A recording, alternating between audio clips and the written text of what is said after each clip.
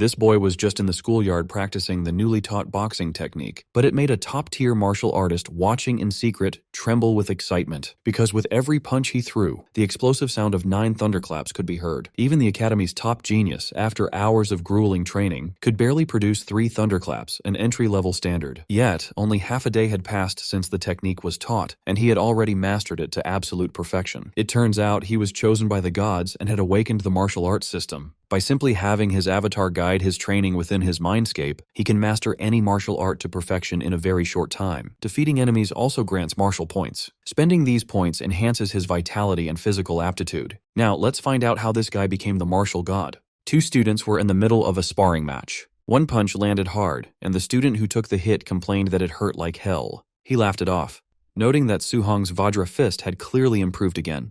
He wondered aloud if Su-hong had already stepped into the micro level. Su-hong stayed calm and replied that he had only broken through to the micro level 2 days ago. In this world, martial arts were divided into specific ranks: basic, proficient, micro level, mastered, and perfect. Reaching the micro level already put someone far ahead of most of their peers. The other student couldn't help but admire him, saying that when it came to the Vajra fist, no one else in their class could even compare. He then asked if Su-hong was done resting so they could continue practicing. But the pain from that single punch was still stinging, and he actually had no intention of taking another hit. Calling Su-hong a cultivation maniac, he waved him off and said he was heading home to eat. Before leaving the training hall, he politely said goodbye to Teacher Lee. Teacher Lee reminded him to straighten up his clothes before walking out. Then, the teacher turned to Su-hong and stopped him. He asked why Su-hong still hadn't paid the 30,000 registration fee for the martial arts department, reminding him that applications were closing next month. Su-hong hesitated for a moment before asking if he could be given a few more days. Teacher Lee sighed, saying he understood Su-hong's family situation. But rules were rules, and there was nothing he could do to change them. After everyone else had left, Su-hong stayed behind and continued to practice alone. No matter how many times he repeated his forms, one thought kept circling in his mind: the 30,000 registration fee. His memories drifted back to the past. When he was 3 years old, his parents had died during a disaster caused by ferocious beasts. Since then, he had lived with his uncle and aunt. After they discovered his talent for martial arts, they had done everything in their power to support his training. In an era where ferocious beasts roamed freely, becoming a martial artist was the best way to earn good money. He had trained hard to give them a better life, yet right now, it felt like he was only making things harder for them. Later, he returned to a quiet corner of the city, arriving at the cramped, worn-down apartment he called home. Inside, his aunt asked softly whether the rent was almost due and how much money they were still short. His uncle said the rent could wait and that little Hong's registration fee needed to be paid first. His aunt agreed, mentioning that with such talent, Su-hong was sure to succeed one day, and they couldn't afford to hold him back. Then she added casually that she would stop taking her medicine. It wasn't curing her anyway, and stopping would save them money. His uncle immediately objected, telling her he would just take on another job instead. He insisted she stay home, rest properly, and focus on her health, assuring her that everything else would work out. Hearing all of this from the shadows, Su-hong felt a tight ache in his chest, and a wave of sadness washed over him. He couldn't help but feel that this was a stupid, messed up world. It had twisted his life into something he barely recognized. Everywhere he looked, people were greedy. Even if someone simply wanted to register for something they were talented at, they still had to pay money for it. Money he had no talent for earning. If he had actually been good at making money, he probably wouldn't have had talent for martial arts at all.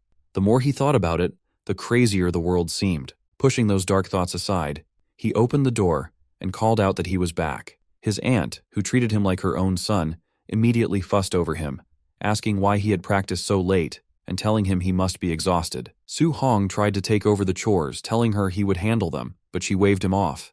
She insisted it was nothing and told him to go rest so he wouldn't be tired the next day. His uncle backed her up, telling him to listen and go to bed quickly. Su-hong returned to his room, but sleep refused to come. He lay there, wide awake, his thoughts running in circles. His uncle and aunt had already sacrificed so much for him. He couldn't keep letting that happen. This time, he would solve his own problem. For a martial artist to earn tens of thousands in just a few days, there was only one place that came to mind. The very next day, a loud announcement echoed through the streets. The crowd was welcomed to the Martial Apprentice Arena Challenge, a place where only victory or defeat mattered, regardless of life or death. It was the underground martial arena. The announcer's voice rose with excitement as she introduced the ring defender for the day, a fighter called Mr. Minotaur. The rules were simple. If he could win 4 matches in a row, he would walk away with 60,000 in prize money. If not, he would get nothing. The crowd was told to watch closely. The audience immediately erupted in whispers. No one recognized him. Some guessed he was a rookie, while others scoffed, saying a newcomer jumping straight into the arena challenge was basically courting death. Off to the side, the announcer leaned over and whispered to the kid to show some passion and heat up the atmosphere. The boy looked confused and asked how he was supposed to do that. The announcer sighed and told him to provoke the crowd or curse a little, muttering that this was exactly why rookies were such a headache. Realization dawned on the Minotaur. Letting out a roar, he shouted that below the level of a formal martial artist, he was invincible, challenging all weaklings to come and fight him. The crowd exploded at once. Some cursed him for being absurdly arrogant, while others laughed and praised his guts. The atmosphere instantly boiled over. Someone in the crowd sneered that this guy wouldn't even know how he died later. That only lit the fuse. Cheers erupted from every direction. Some people shouted their approval, others yelled for blood, and a few just screamed insults at the so-called Minotaur. With the atmosphere at its peak, the announcer declared that the match had officially begun. Behind the Minotaur mask, Su Hong stayed calm. He could clearly feel the heavy killing intent unique to the underground arena. Still, this was the fastest way to gather enough tuition money. As long as he could win a few rounds with his Vajra fist, it would be worth it. His first opponent stepped forward, calling him an arrogant brat and saying he would play with him a little. Su Hong barely paid attention, his eyes calmly sizing the man up.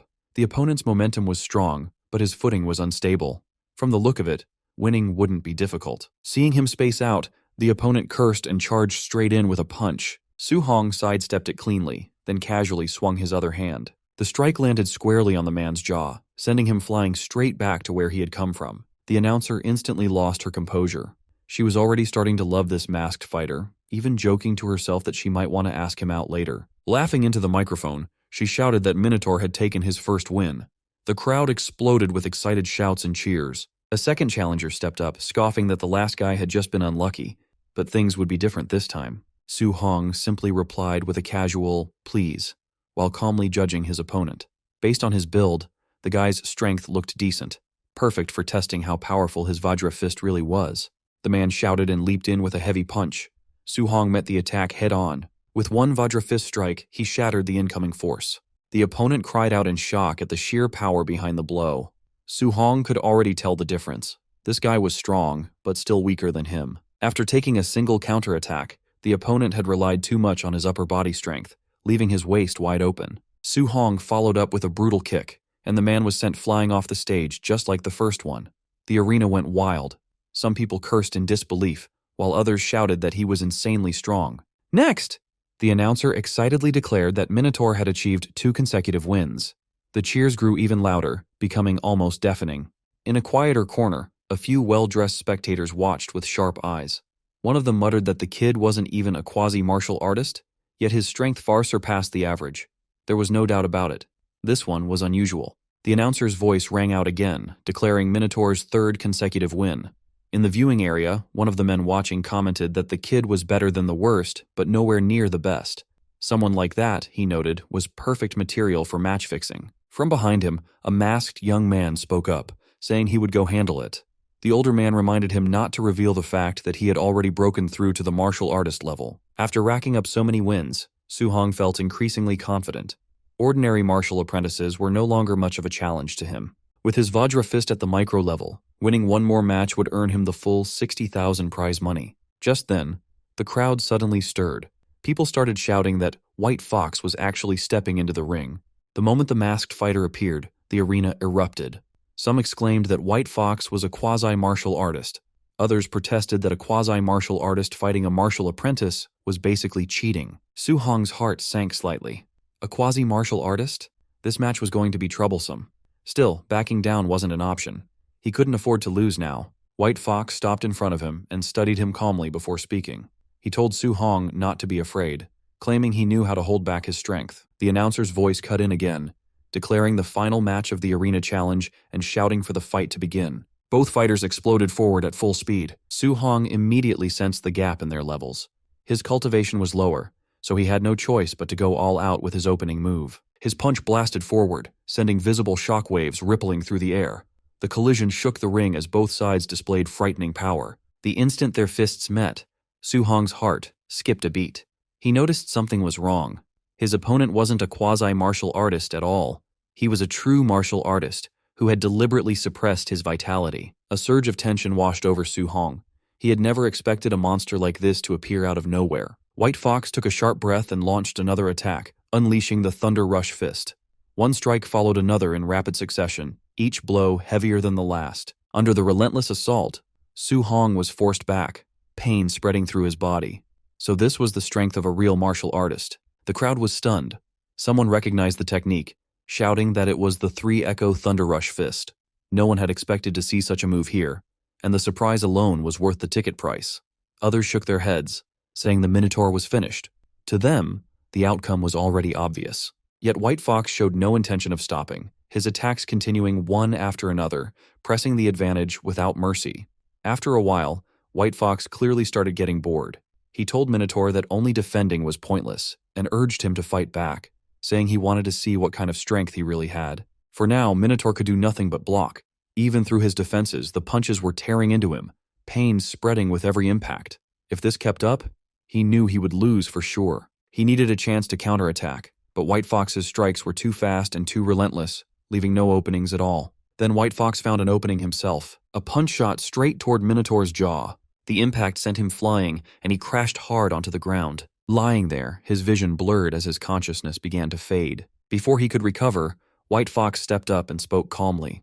He told Su Hong that he wouldn't get a single coin of the prize money from this match, but his teacher was willing to invite him in. If Minotaur agreed to fix matches for them in the future, they would pay him the equivalent of this match's prize money. Even with White Fox's foot pressing down on his face, Minotaur refused without hesitation.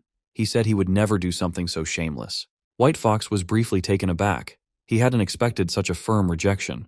Regaining his composure, he warned him to think carefully, saying that refusing them came with a price he couldn't afford. Minotaur shot back, asking whether people who did things like this really deserved to call themselves martial artists. That was enough.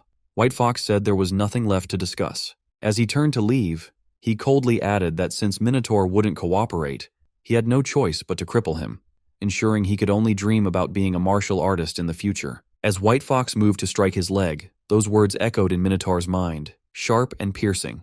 Become a martial artist. A surge of instinct kicked in. He twisted away at the last moment, narrowly avoiding the blow. He couldn't afford to be crippled. Forcing himself back up, Minotaur re-entered the fight. White Fox stared in surprise as Minotaur steadied himself, his eyes burning with determination. He couldn't fall here. Not here.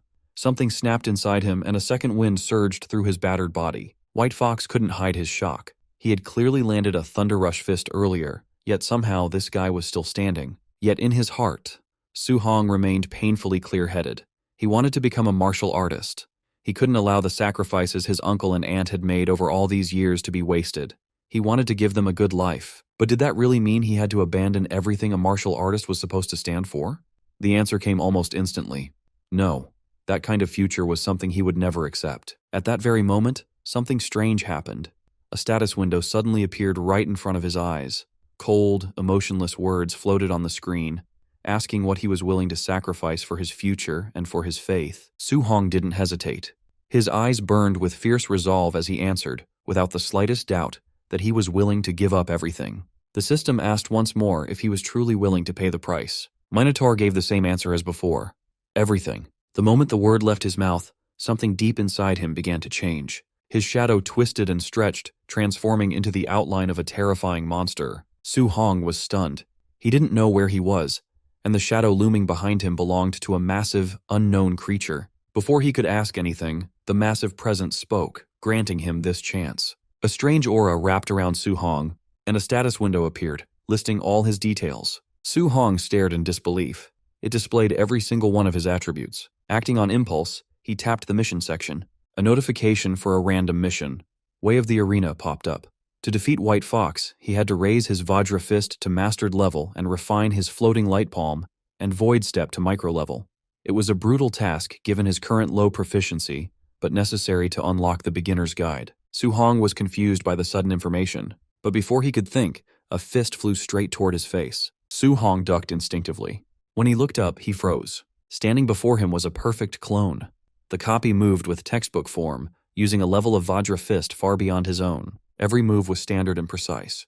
With such a flawless example right in front of him, he couldn't let the opportunity slip. As he exchanged blows with the clone, he realized this wasn't just a fight, it was a lesson. Midway through, he noticed his Vajra fist proficiency had jumped up. It went from 7% to 10% in moments. The improvement was shockingly fast. So this was the trick. This place allowed him to rapidly upgrade his martial arts skills. He kept fighting, learning and adjusting his form with every clash. His proficiency climbed higher until it finally hit 100%. His floating light palm reached full mastery, and he sent the clone flying. His void step followed, reaching full proficiency. Finally, the Vajra fist was perfected. Exhaustion caught up to him. Breathing heavily, Su-hong nodded to the empty air. Thanks a lot. The system congratulated him on completing the mission. Su-hong accepted the rewards and immediately chose to return to reality. Instantly, he was back in the arena wearing the Minotaur mask, standing opposite White Fox. White Fox sneered and unleashed another round of thunderous fist. The blows were fierce, but Minotaur calmly noted they were too slow. He slipped past every strike with ease. Before White Fox could react, Su-hong's fist slammed into his face. The mask shattered and White Fox crashed to the ground. The crowd froze, staring in disbelief. Minotaur calmly asked for his prize money for winning the fourth match. The stunned announcer fumbled for words before finally declaring Minotaur the winner of the 60,000 grand prize. In the audience, the teacher frowned. A mere apprentice mastering the Vajra fist was impossible. Suspicious, he ordered his men to follow Minotaur and investigate his identity. Leaving the arena, Su-hong sensed he was being followed. He burst into motion, his speed exploding as he vanished from their sight. The pursuers stopped in confusion, unable to track him. Hidden safely, Su-hong mocked their clumsy attempt. An hour later, he returned home. His aunt and uncle were stunned by the large pile of money. His uncle asked if he robbed a bank. Su-hong explained he worked as a sparring partner, and the dojo master decided to sponsor his studies. The uncle asked if it was the stingy dojo, but Su-hong simply asked them to trust him. Seeing his serious expression, they smiled. His uncle agreed that little Hong would never lie, and they celebrated his bright future. That night, Su-hong climbed onto the roof. Under the moonlight, he reflected on his situation.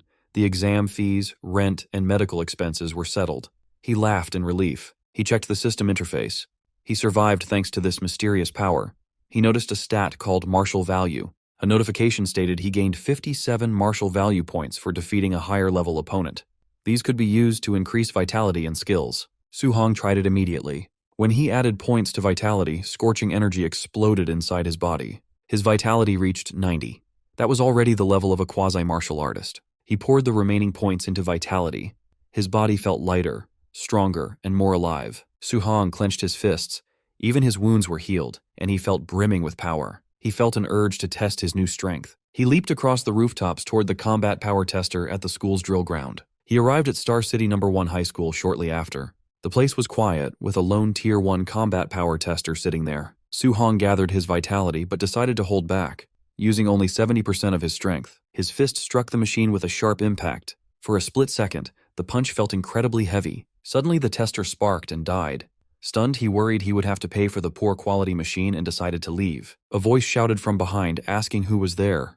Su-hong bolted without explaining. A furious caretaker rushed over to the ruined machine, cursing the vandal. He assumed it was the usual troublemakers, Chun Shan and Li Duo, and swore to educate them when school started. The gymnasium at Star City No. 1 High School was packed. Students crowded every corner of the room, and Su-hong stood quietly among them. While he waited, he heard someone mention that Chun Shan had gotten beaten up. This immediately caught his attention, so he asked what had happened. A student nearby explained that Chun Shan had smashed the combat power tester in the middle of the night and refused to admit it. Because of that, the principal punished him right there. Hearing this, Su-hong felt a bit awkward. It turned out someone else had taken the blame for his mistake.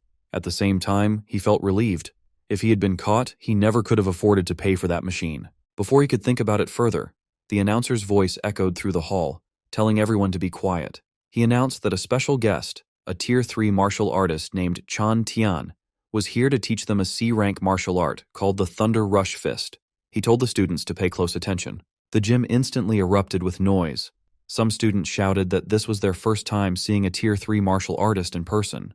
Others talked about how C-rank martial arts usually cost a fortune to learn at outside dojos. But the moment Su-hong heard the name, his eyes lit up.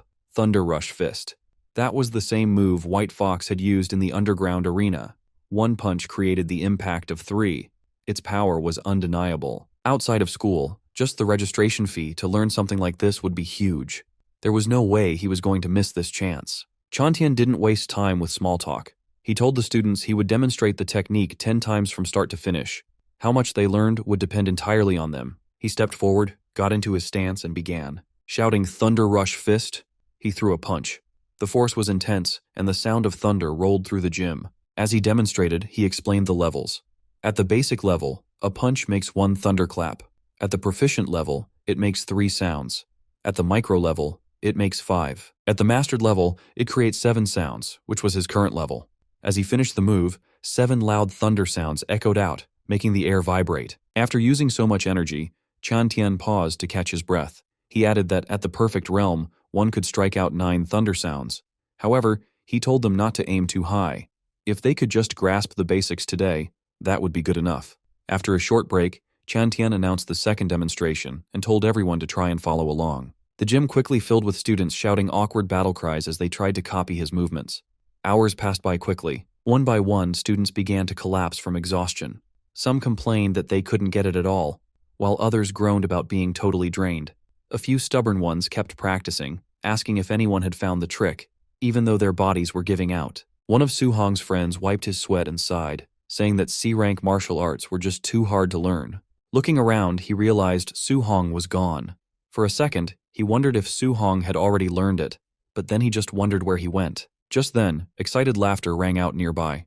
Someone proudly announced that he had reached the basic level. The friend turned and saw Chun Shan looking very pleased with himself. A wave of jealousy hit him.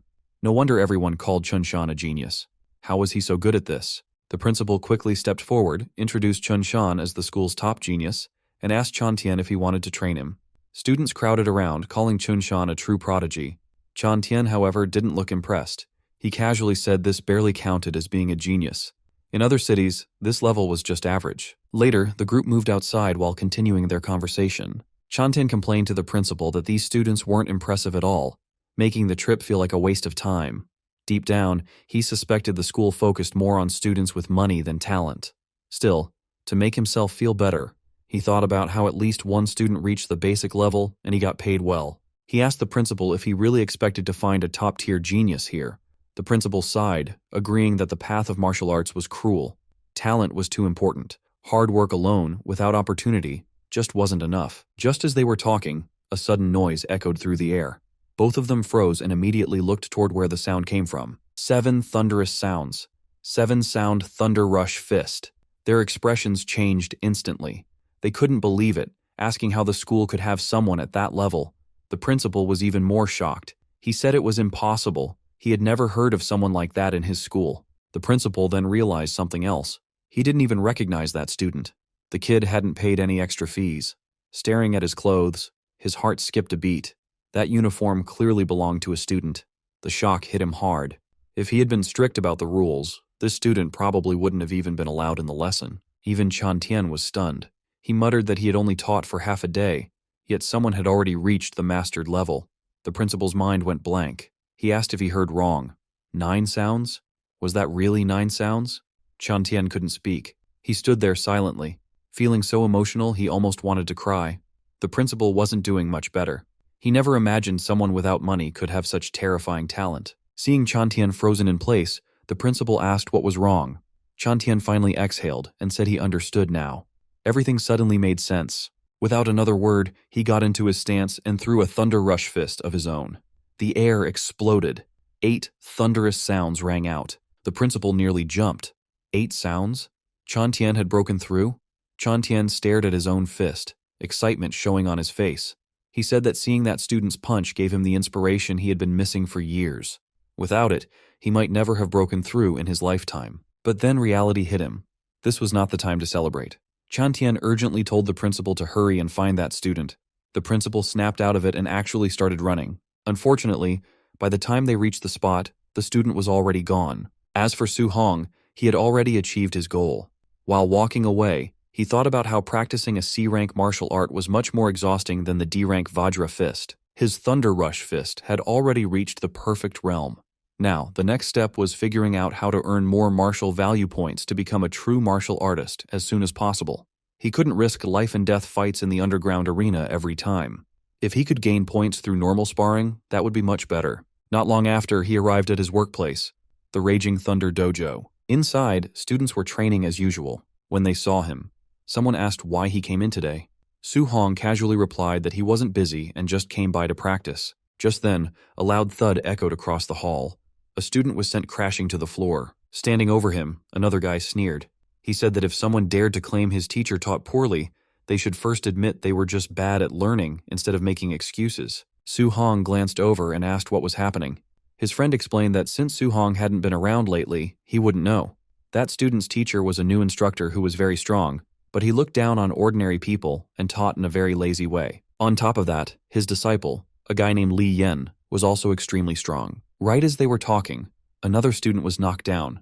Li Yen looked at him and sneered, saying he shouldn't dare to challenge him with such a weak level. Before things could get worse, Su Hong stepped in and grabbed Li Yen's wrist, telling him that was enough. Li Yen immediately glared at him, asking who he was and telling him to let go. He said if Su Hong had the guts, they could settle it properly in the arena one-on-one. Su Hong didn't back down and calmly agreed. At that moment, a voice interrupted, asking what the noise was about and announcing that class was starting. Li Yen pulled his hand back and sneered, telling Su Hong he was lucky this time. Watching him leave, Su Hong thought that this guy was way too arrogant. Soon after, the instructor spoke up. He announced that today was the last day he would teach the Raging Sea Spear technique. As usual, he would only demonstrate it once. As he took his stance, it was clear the instructor didn't believe anyone could learn it from just one demonstration. Still, Su Hong watched with intense focus. For him, once was enough. His eyes followed every movement as the spear swept through the air. When the demonstration ended, the instructor turned to leave, saying that how much they learned was up to them. Complaints immediately broke out. Some students called the one-time demonstration a scam. Others complained that those in the back row couldn't even see clearly. Su Hong, however, had already understood the essence of it. The spear moved like a dragon crashing into the sea, its power rolling forward like endless waves. Picking up a spear himself, he began to move, perfectly copying what he had just seen. For a moment, everyone fell silent. Then, the noise erupted. People stared in disbelief, shouting that Su Hong had actually learned it. Others muttered that this was the first time they'd seen such a prodigy, while some bitterly wondered if they were just too stupid to understand it. Drawn by the noise, Li Yen returned and asked who had supposedly learned the technique. He scoffed at the idea. Then he saw Su Hong. Watching Su Hong's spear flow smoothly, Li Yen's eyes narrowed. It really did look like he had understood it. He felt a spark of interest. Testing someone like this would be fun. Stepping forward, Li Yen called out to him, saying he would give him a few pointers on his spear technique. Li Yen grabbed his spear, twirled it, and pointed the tip at Su Hong, signaling him to come on. He repeated that he would teach him a lesson. Su Hong simply agreed. One of the students hurriedly tried to stop him. He warned that even though Li Yen was a bad person, he was actually very strong, so Su Hong shouldn't be impulsive. Su Hong just smiled and told him not to worry. He stepped forward with his spear and got into position. Facing Li Yen, he politely said he looked forward to his guidance. That sentence completely set Li Yen off. He snapped that Su Hong was being arrogant and declared that he would show him the Raging Sea Spear technique at the micro level. Su Hong remained calm. As he moved his spear, he quietly controlled his power, deliberately suppressing it. Proficient level. He didn't want to reveal everything. He only wanted the guy in front of him to see just how ridiculous he was acting. The moment Su Hong's spear moved, Li Yen froze. That flow, that momentum, it was unmistakable. Proficient level Raging Sea Spear technique. No matter how hard he tried to deny it, the reality right in front of him wouldn't change. Su Hong reached the proficient level with his Raging Sea Spear technique. His movements flowed just like crashing waves. When he unleashed the attack, his opponent just froze. He couldn't trust his own eyes. Su Hong was just a martial apprentice, not even a real martial artist yet. But somehow, he had mastered the Raging Sea Spear to the proficient level. That was something even veterans struggled to do. But it was happening right in front of him. A notification popped up for Su Hong. Defeated a higher level opponent, martial value plus 35. It worked. Even normal sparring gave him points. He didn't have to risk death every time. He could get stronger just by fighting smart. Meanwhile, the opponent was panicking inside. This is impossible. Totally impossible. I trained for years and he did this so fast? Was all my hard work for nothing? He felt completely crushed. Before things got worse, Su Hong pulled back his spear. That's enough, he said calmly. Just then, the instructor showed up. He saw what happened and immediately stepped in to scold his student. The guy tried to argue, but the instructor slapped him hard across the face. If you can't handle losing, he shouted, you aren't a real martial artist. The crowd loved it. That guy was always stuck up, so seeing him get humbled felt great. The instructor turned to look at Su Hong, amazed. Su Hong only showed the move once, but he already mastered it. Even the geniuses in the capital couldn't do that. Your talent is scary, the instructor said. My student is arrogant, but meeting you is good for him. He bowed slightly. Little brother, I failed to teach him manners. Please forgive us. Su-hong was surprised. He didn't expect the man's attitude to change so fast. This guy changes faces faster than flipping a book page, he thought. Leaving the training grounds, he felt tired, but it was a good tired. He got a lot done today. He mastered the Thunder Rush Fist and the Raging Sea Spear. Plus, he earned a ton of martial value. Walking through his high school campus, he thought about his next steps. The entrance exam was coming up fast. Rich kids were already buying high-grade alloy weapons. To compete, he needed one too. He could still feel the spear in his hands. I'll stick with the spear, he decided. He needed to get a real alloy spear and fast, but he was broke. He barely had enough for his aunt's medical bills, let alone a weapon that cost $70,000. But he wouldn't give up. There had to be a way. Suddenly, an announcement played across the city. Ferocious beasts were attacking the wilderness. The city lord was hiring martial artists to hunt them for big rewards. Su-hong knew instantly this was his chance. When he got home later, his aunt was busy working, just like always. She told him not to push himself too hard since he already gave them money. His uncle insisted on working, saying he wouldn't rely on Su-hong as long as he could still move. They greeted him warmly when he walked in. He told them to rest and let him take care of things. He explained that he could make money now. His uncle laughed. He said that sounded nice, but he couldn't just sit around doing nothing. He wanted to keep earning money for their daily needs. His aunt smiled too. She said they needed to save up so Su-hong could focus on his training. Hearing that made Su-hong's chest ache. They had lived simply for so long. Unless he made enough money to secure their future, they would never stop working so hard. That night on the rooftop, he opened his status panel. The wilderness was dangerous, so he needed to be stronger. He dumped all his remaining martial value into his vitality stats. Power surged through him. His blood roared and his muscles tightened. The number climbed until it hit 95.2. He felt like a beast ready to strike. He was now just one tiny step away from being a real martial artist. 2 days later, late at night, he lay on the gym floor, totally drained. But his eyes were shining. He had perfected all his skills: Thunder Rush Fist, Raging Sea Spear, Vajra Fist, and Floating Light Palm. He exhaled deeply. 2 days of non-stop training had paid off. Now it was time to go. The next morning, he headed to the Star City martial artist base. When he got there, he stopped, amazed. He had seen it on TV, but being there was different. The place was packed with strong martial artists. He checked the bounty board. Non-ranked beasts were worth 300 coins. Tier 1 early stage were 1,000. Mid-stage were 3,000, and late stage were 5,000. Su-hong frowned at the rules. They only accepted the left ear as proof for the reward. It seemed pretty old-fashioned. Nearby, a man dropped a bloody sack on the counter. "Miss, count these up for me," he said. The bag was full of ears. Suddenly, there was a commotion at the door. "Move it!" someone shouted. "Young Master Yi is here." The crowd moved aside. Su-hong saw an arrogant-looking guy walking in. He looked familiar. Su-hong frowned. That vibe. It reminded him of someone. People whispered around him. If his uncle wasn't the boss, he'd be dead by now. I heard he got beat up recently. Serves him right. Really? No wonder he's been hiding. Su-hong listened, then looked up. Their eyes met for a second. They recognized each other. The air got tense. Su-hong realized something. The beasts weren't the only danger out here. People were dangerous too. He told himself to stay on guard. As he left, a stranger commented on how young he looked. "First time going out alone?" the man asked. Su-hong just nodded and kept walking. Behind him, the man shook his head.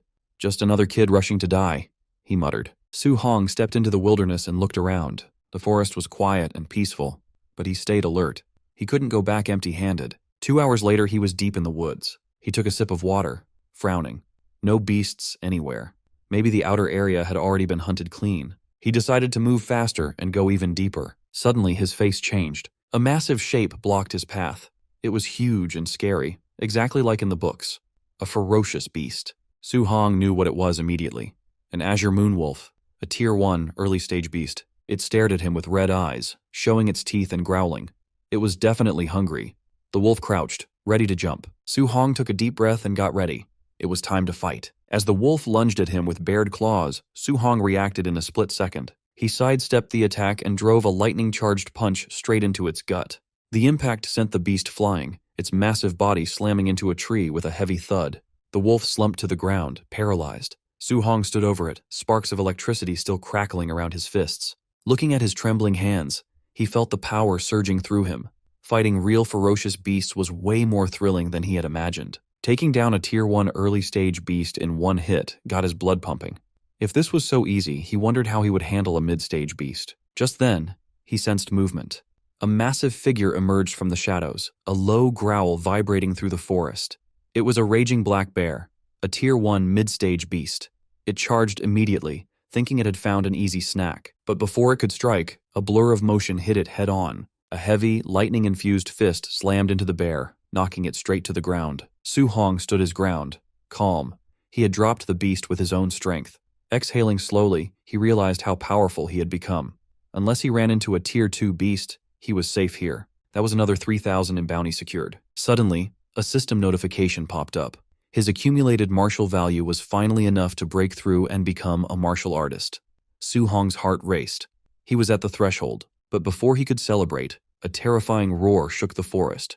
The pressure was intense, making his skin crawl. His expression darkened instantly. He turned toward the noise, narrowing his eyes. Whatever made that sound was much stronger than anything he'd faced yet. Curiosity and caution fought in his mind, but curiosity won.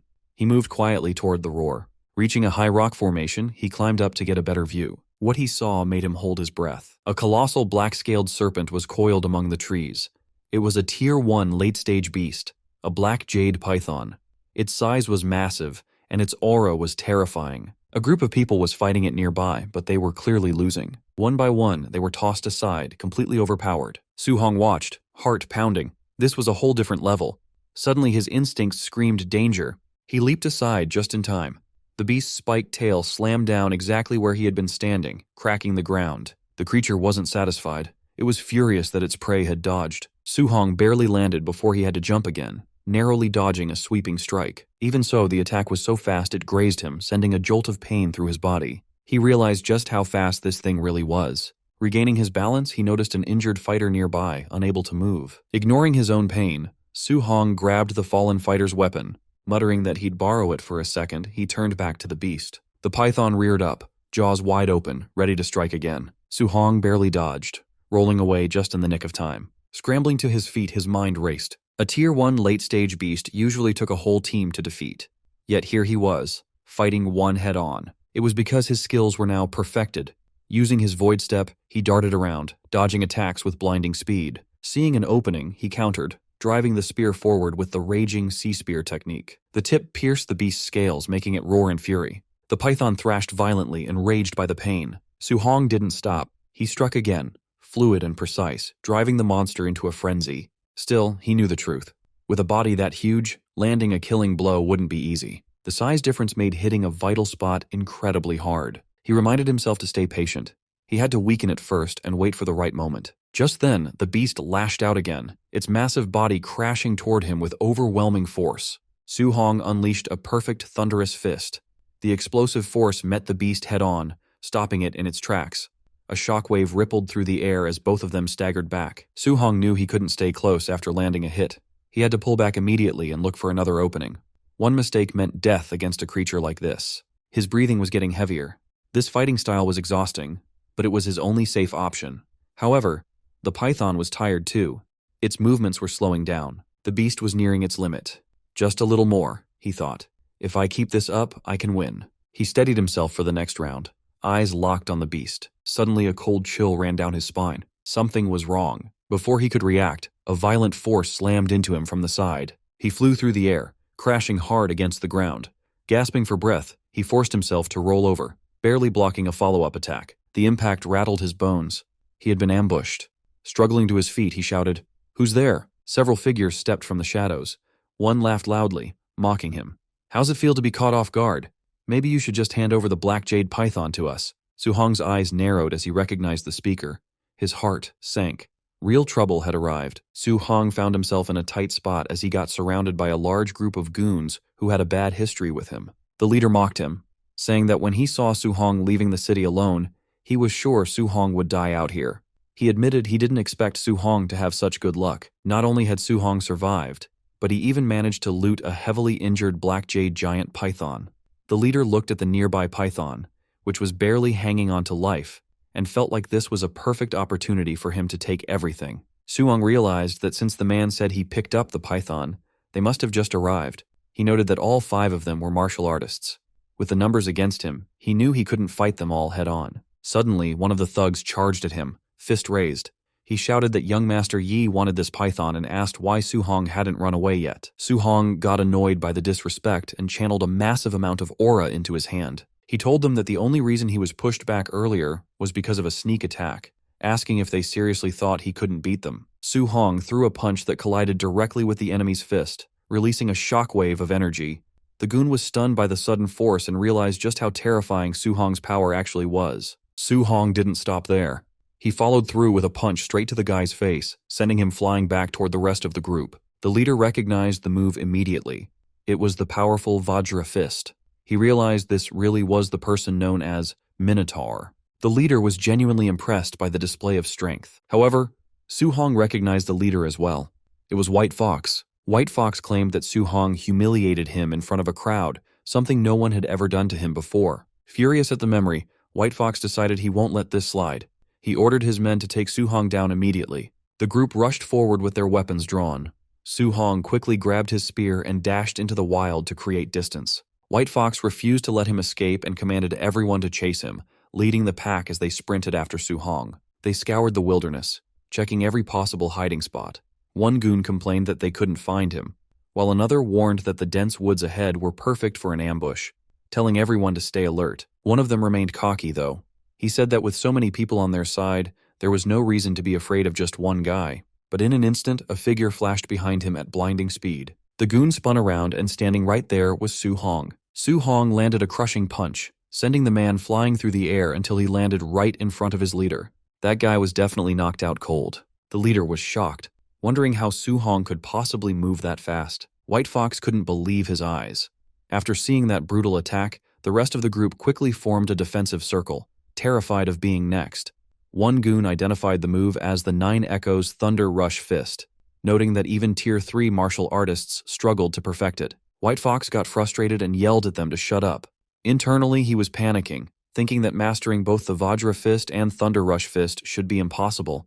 He was starting to feel true fear. His fear would have only grown if he knew that Su Hong was currently hiding in a tree above, watching their every move. To Su Hong, they looked like rats being hunted by a cat. He thought that if he hadn't wasted so much energy fighting the python earlier, he would have crushed them head-on.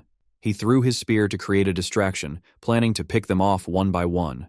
The spear slammed into the ground nearby, startling the whole group. While they were distracted by the spear, Su Hong dropped down, grabbed one of the goons, and attacked. After the instant strike, he vanished back into the shadows. The remaining goons were now completely terrified. They felt like even sticking together won't save them against someone this intense. They begged young Master Yi to leave, saying the kid was too strong, but the leader refused to listen. White Fox's ego wouldn't let him run. He wanted to prove his power, even though he was scared deep down. He declared that he had to kill Su Hong today. Meanwhile, Su Hong was darting around them at such high speeds that they could barely track him. Suddenly, while White Fox was still talking, Su Hong rushed past. Before the leader could react, another goon was grabbed and slammed into the ground. Just like before, Su Hong disappeared immediately after the attack. White Fox's panic turned into frustration. He couldn't understand how this kid became so much stronger in just a few days. It felt unreal. Then, a blur rushed right behind him. White Fox whipped around but saw nothing. He cursed, refusing to believe Su Hong could catch him off guard. But the moment he turned back around, Su Hong appeared right in front of him, ready to strike. White Fox reacted instantly, spinning around and shouting that he hadn't been beaten yet. He gathered magic aura into his hand and struck, shouting that this was the void-breaking finger. Su Hong dodged the attack with a smooth movement. The tree behind him took the hit instead.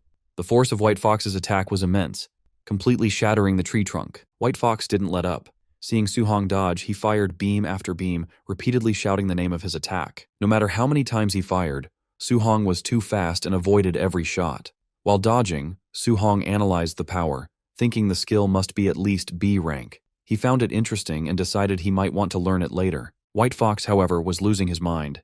His finger glowed with blue aura as he screamed that Su Hong had made a permanent enemy. He threatened that once he got back, he would wipe out Su Hong's entire family. The moment Su Hong heard the threat against his family, something snapped inside him. Threatening his family was completely unacceptable. Filled with rage, he stopped dodging and rushed straight toward White Fox. White Fox tried to intimidate him by bragging about his background, mentioning that his uncle was a supervisor at the martial artist base, and his father was a VIP. Before he could finish his sentence, Su Hong was already right in front of him, radiating a terrifying pressure. Su Hong stayed silent at first, letting his power speak for itself. As he charged a massive punch, he finally spoke, telling White Fox that he looked better when he was acting arrogant. He said this begging didn't suit him, but he was going to enjoy ending this. Su Hong punched White Fox squarely in the face, sending him launching backward. The power behind the blow was overwhelming. White Fox was sent flying deep into the forest, crashing through trees before hitting the ground hard. Dust and smoke filled the air from the impact. When the dust settled, Su Hong walked over with a furious expression, a red aura coating his body. He told White Fox that he should never have used his family as a threat. Lying on the ground, broken and bleeding, White Fox asked in disbelief why Su Hong was so strong. He insisted this was impossible since Su Hong wasn't even supposed to be a martial artist yet. Suddenly, the giant python behind him heard the noise and locked its eyes on White Fox.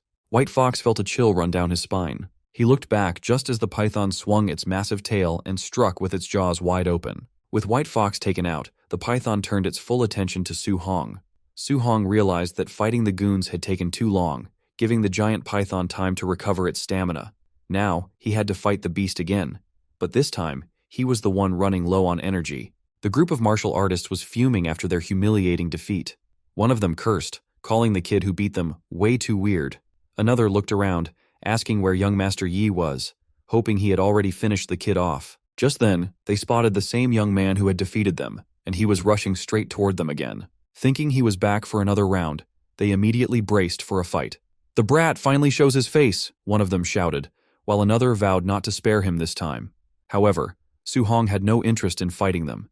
He kept running, calmly telling them to get out of his way. A moment later, they saw exactly why he was running. A massive, enraged giant python was hot on his heels. The sight left them all speechless with terror. The python lunged at Su Hong, but with his spear in hand, he deftly leaped aside, dodging the deadly strike. Unfortunately, one of the other martial artists wasn't as quick. The python snatched him up instead. A system notification popped up for Su Hong. Opponent martial artist indirectly taken down. +30, martial value. The python struck again, catching another man who failed to escape.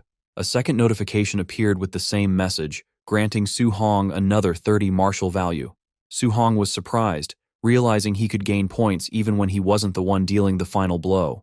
The python immediately turned its attention back to Su Hong, lashing out with its powerful tail. He leaped over the attack, continuing to evade the beast's clever, full-body strikes.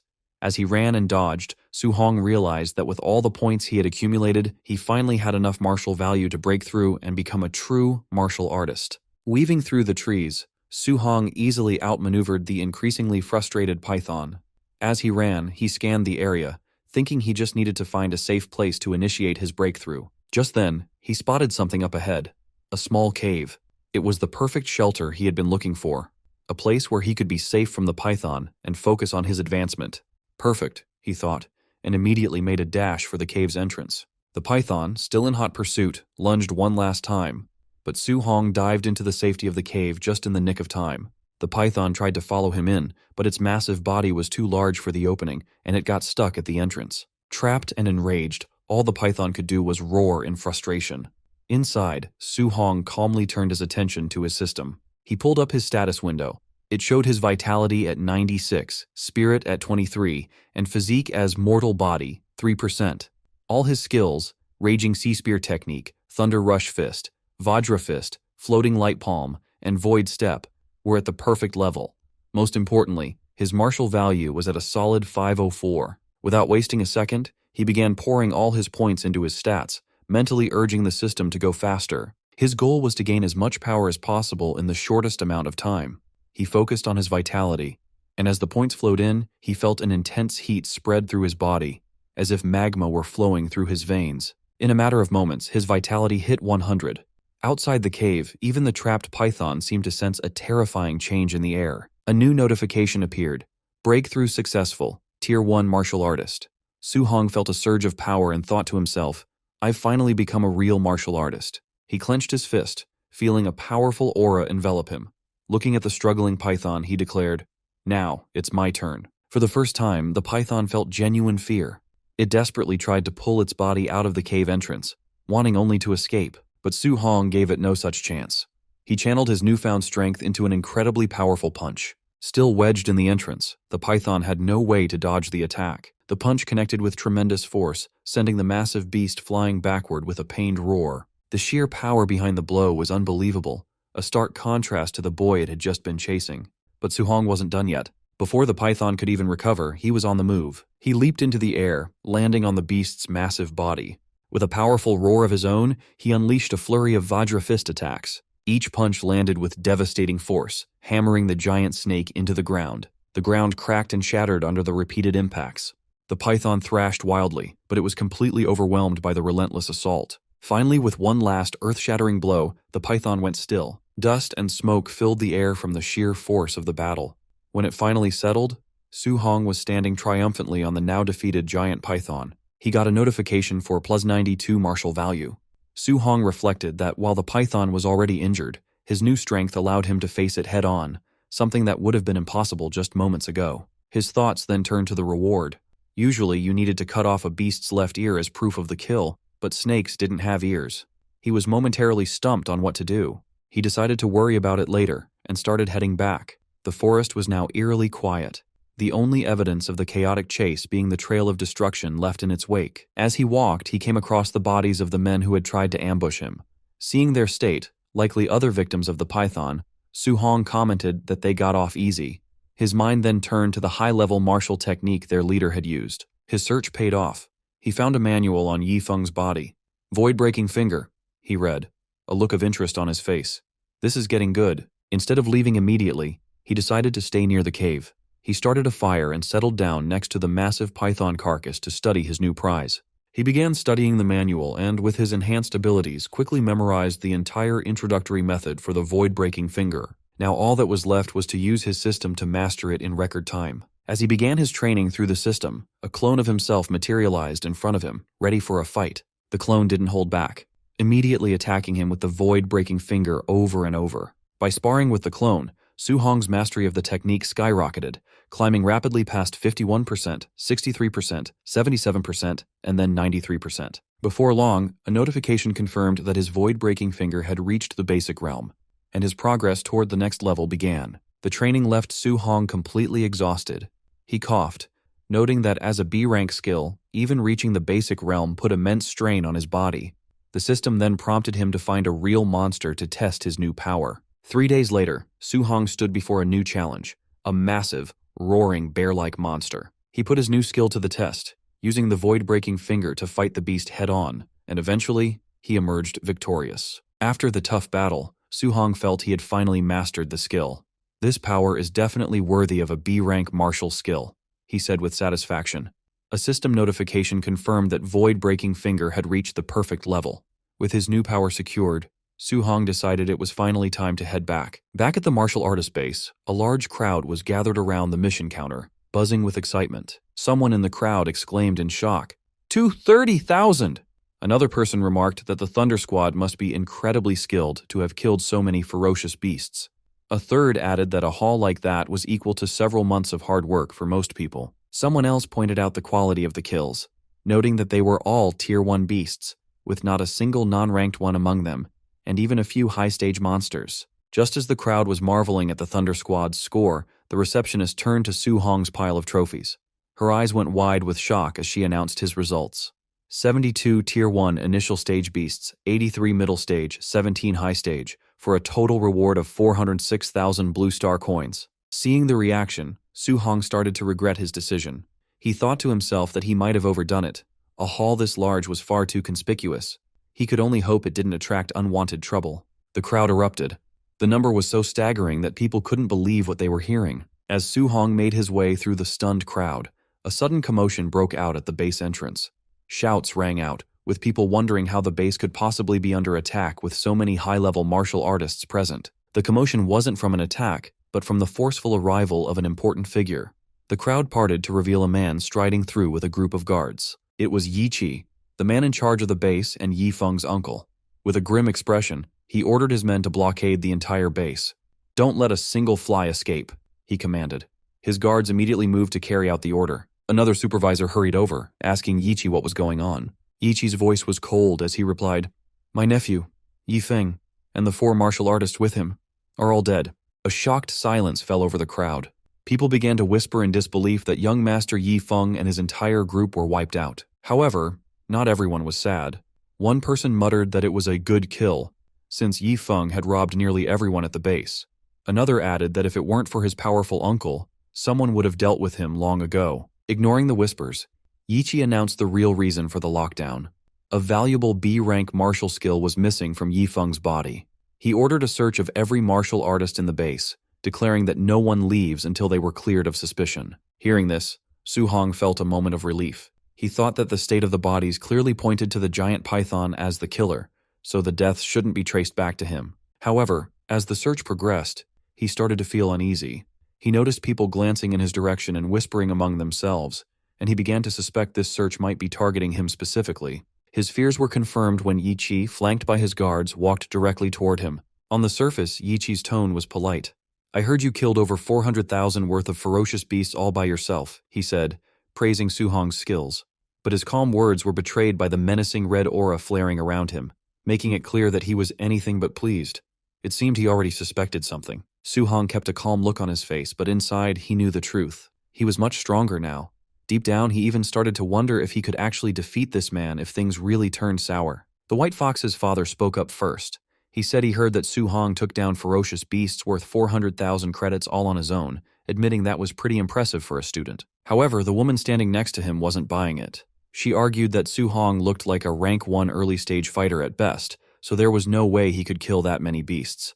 She accused him of stealing from young Master Ye's pack and immediately ordered her men to search him. As soon as the order left her mouth, 2 large men with flames burning in their hands started walking towards Su Hong. One of them gave him a sharp warning: "Do not resist, or this would get ugly." But in the blink of an eye, the situation flipped. One of the men suddenly found a spear tip pointed right at his face. The guard froze and asked what Su Hong thought he was doing. Su Hong calmly said it was nothing, keeping the spear steady. The man was completely shocked because he didn't even see Su Hong draw the weapon. It was just too fast. Su Hong then announced that he was a student of Star City High No. 1. He looked at them and asked if they really wanted to force a search on a student from that school. Hearing the school's name, the White Fox's father hesitated. He knew the principal of High School No. 1 was famous for being extremely protective of his students. That was not a person he wanted to offend over a small issue. Ye Chi still thought the whole thing smelled fishy. If this kid really hunted all those beasts, he was a genius. But if they were wrong and they offended a genius student, it wouldn't be worth the trouble. He signaled his men to stop and stepped forward himself. He explained that his nephew was attacked and a secret family technique was stolen, so he had no choice but to find the culprit. He added that he hoped Su Hong would cooperate. Su Hong simply replied that he just hoped they weren't accusing the wrong person. Ye Chi then offered 10,000 credits as payment for the trouble of searching him and asked if that sounded fair. Su Hong countered immediately, asking for 30,000. In his head, he knew Yi Feng was technically killed by the giant python. As long as they didn't find the stolen technique on him, they couldn't prove anything. Ye Chi agreed to the price. Su Hong opened his arms and let them search him. While the men checked his pockets, the woman dug through his bag. Su Hong told them to look closely because he didn't want any false rumors following him later. When they finished, the men reported that they found absolutely nothing. Ye Chi nodded, told them to pay Su Hong the 30,000 credits, and let him leave. Walking away, Su Hong thought to himself that it was a good thing he cleaned up the scene properly.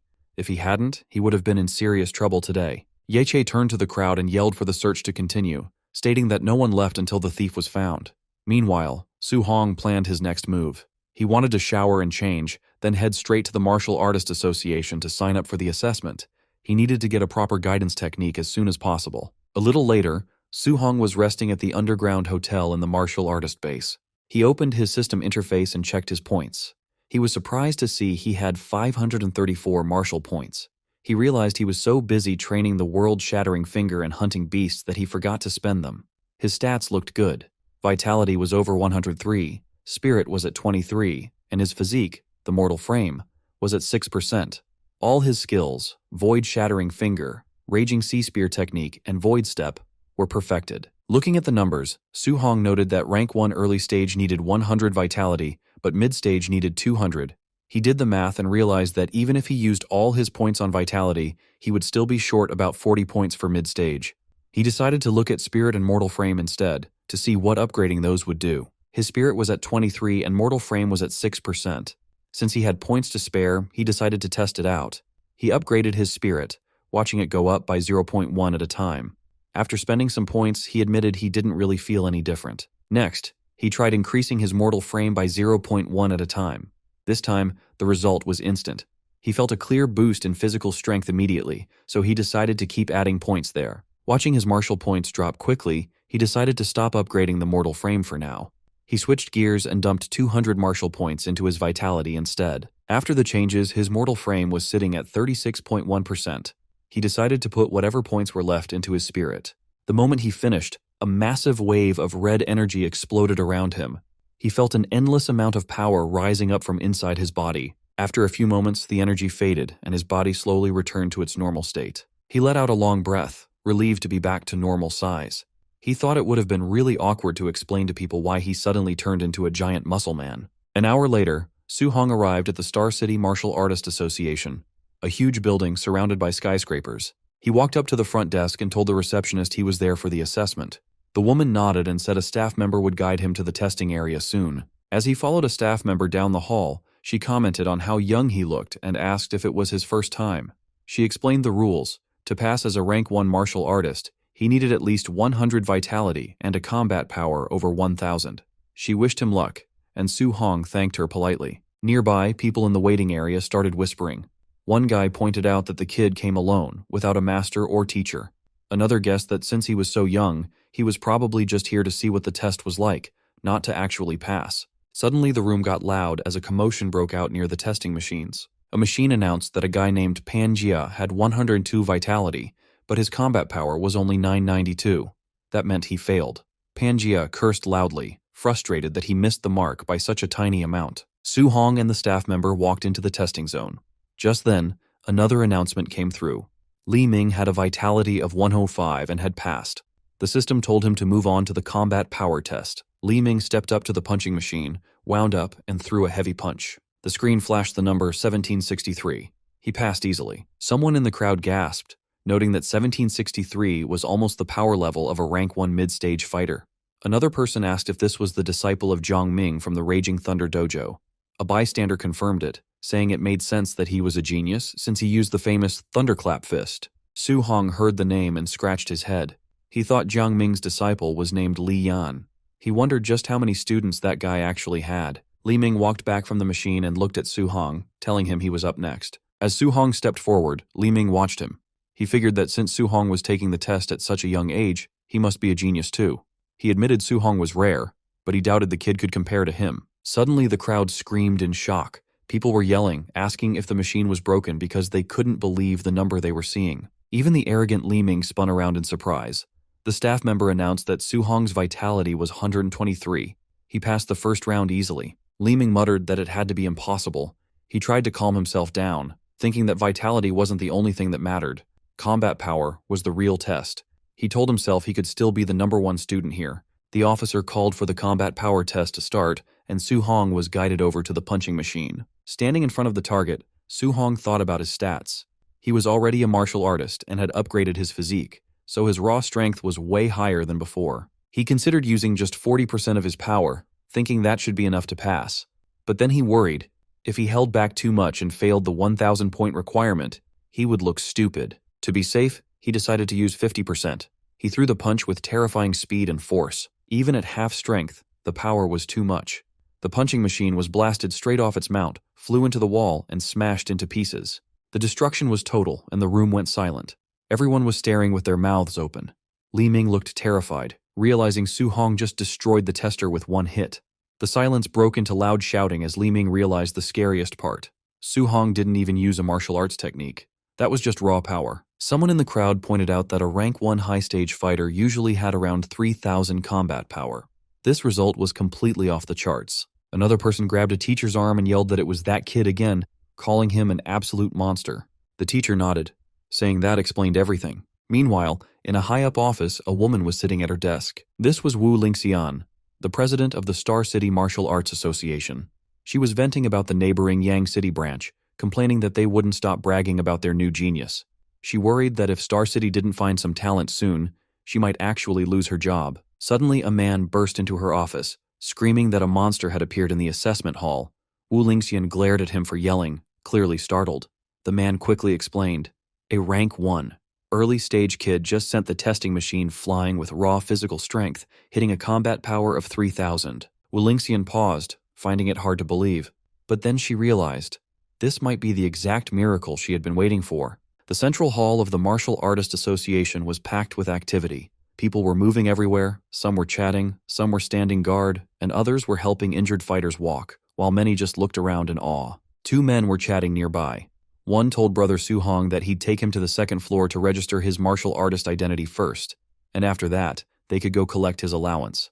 Su-hong politely thanked him for the help. Suddenly, someone interrupted, stating that Su-hong was done with the basics and that she would handle him personally. The guide was shocked, realizing it was the president herself. He couldn't believe she would come down to handle this in person. To her, this matter was crucial, and she didn't want any mistakes. She turned her gaze to the young man and confirmed that he must be Su-hong. She introduced herself as Wu Lingxian, the president of the Star City branch of the Martial Dao Association, and simply told him to follow her. Su-hong agreed, addressing her as president.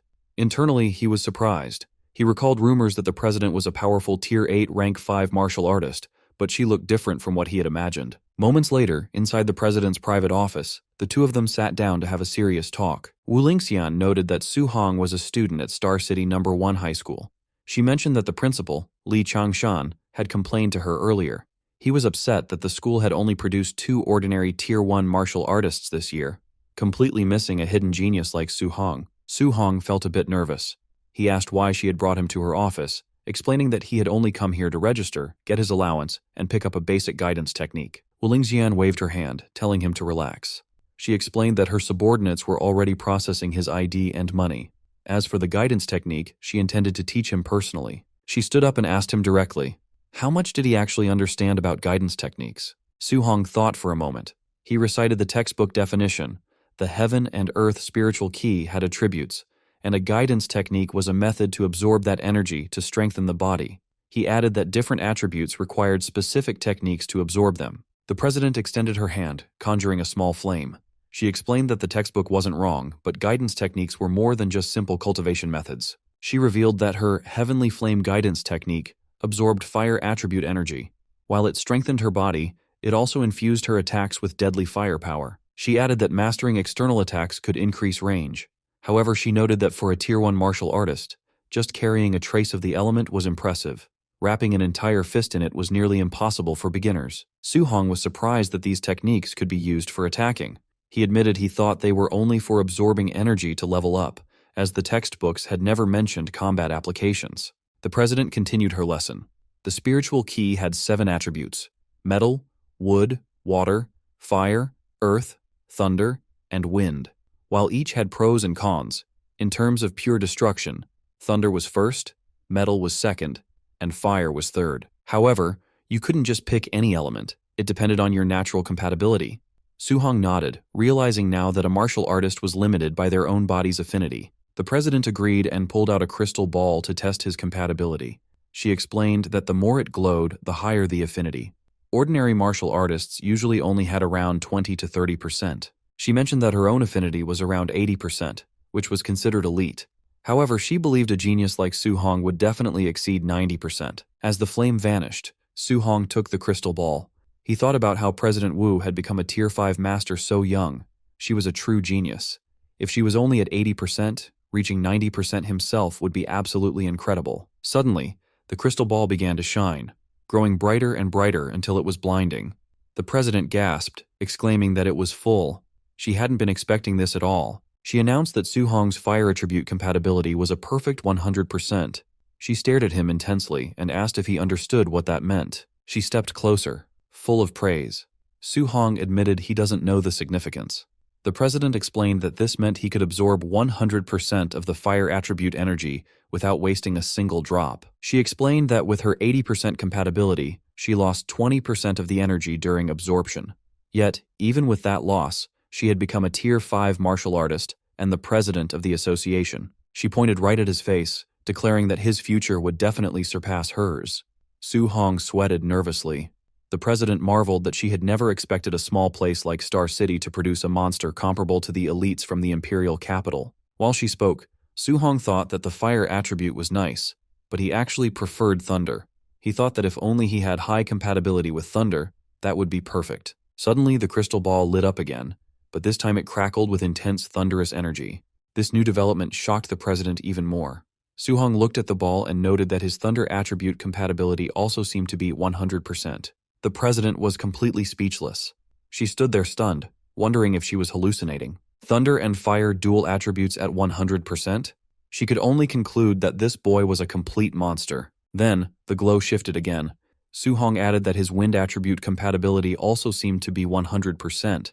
The president stared in disbelief, wondering how something this outrageous was even possible. A few minutes later, she slumped back onto the couch, totally defeated, while Su-hong quietly watched her spiral into shock and panic. She muttered that this wasn't right. Every single element was full, all at 100%. She convinced herself she must be dreaming. She reflected that she once considered herself a top-tier genius. After all, a 30-year-old Tier 5 martial artist was incredibly rare. But after meeting someone who defied all common sense, she realized she was just an ordinary person in comparison. She realized that only another monster could ever hope to understand or defeat a monster like him. She muttered to herself about existences that ordinary people simply could not comprehend. Su-hong broke the silence, noting that all 7 attributes were at 100%. He complained that if he only cultivated thunder and ignored the other 6, it felt like a huge waste. It was actually quite distressing for him. He then boldly asked the president if she could just give him the guidance techniques for all 7 attributes. The president fell silent.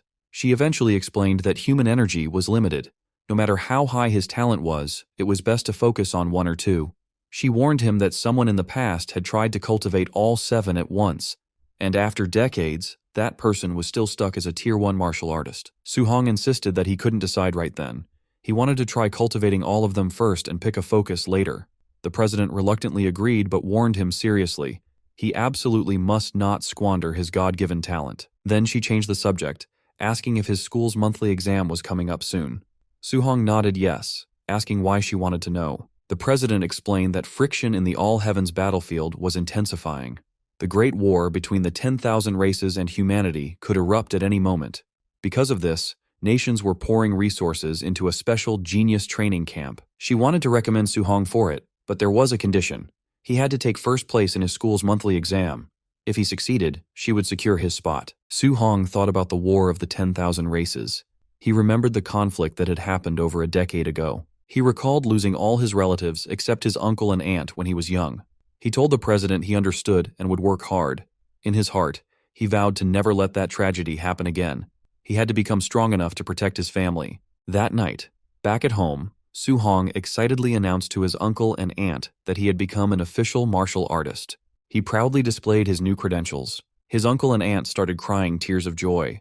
They exclaimed that little Hong had really succeeded. His aunt added that he had truly made something of himself and she was so proud of his capability. Su-hong revealed that a Tier 1 martial artist got a monthly allowance of $10,000, so his uncle didn't need to work so hard anymore. His uncle smiled, saying that little Hong was now the pillar of the family, and he'd listen to whatever he said from then on. Su-hong silently promised himself that from this moment on, he would carry the weight of the entire family on his shoulders. Later that night, alone in his room, Su-hong sat down to meditate intensely. When he snapped his eyes open, they were glowing with a deep red light. He clenched his fist, and smoke slowly drifted out from his fingers. He wondered if this was the basic level of the guidance technique. It seemed weak. He questioned why it felt like it had no power at all. Then he noticed a new entry on his system panel.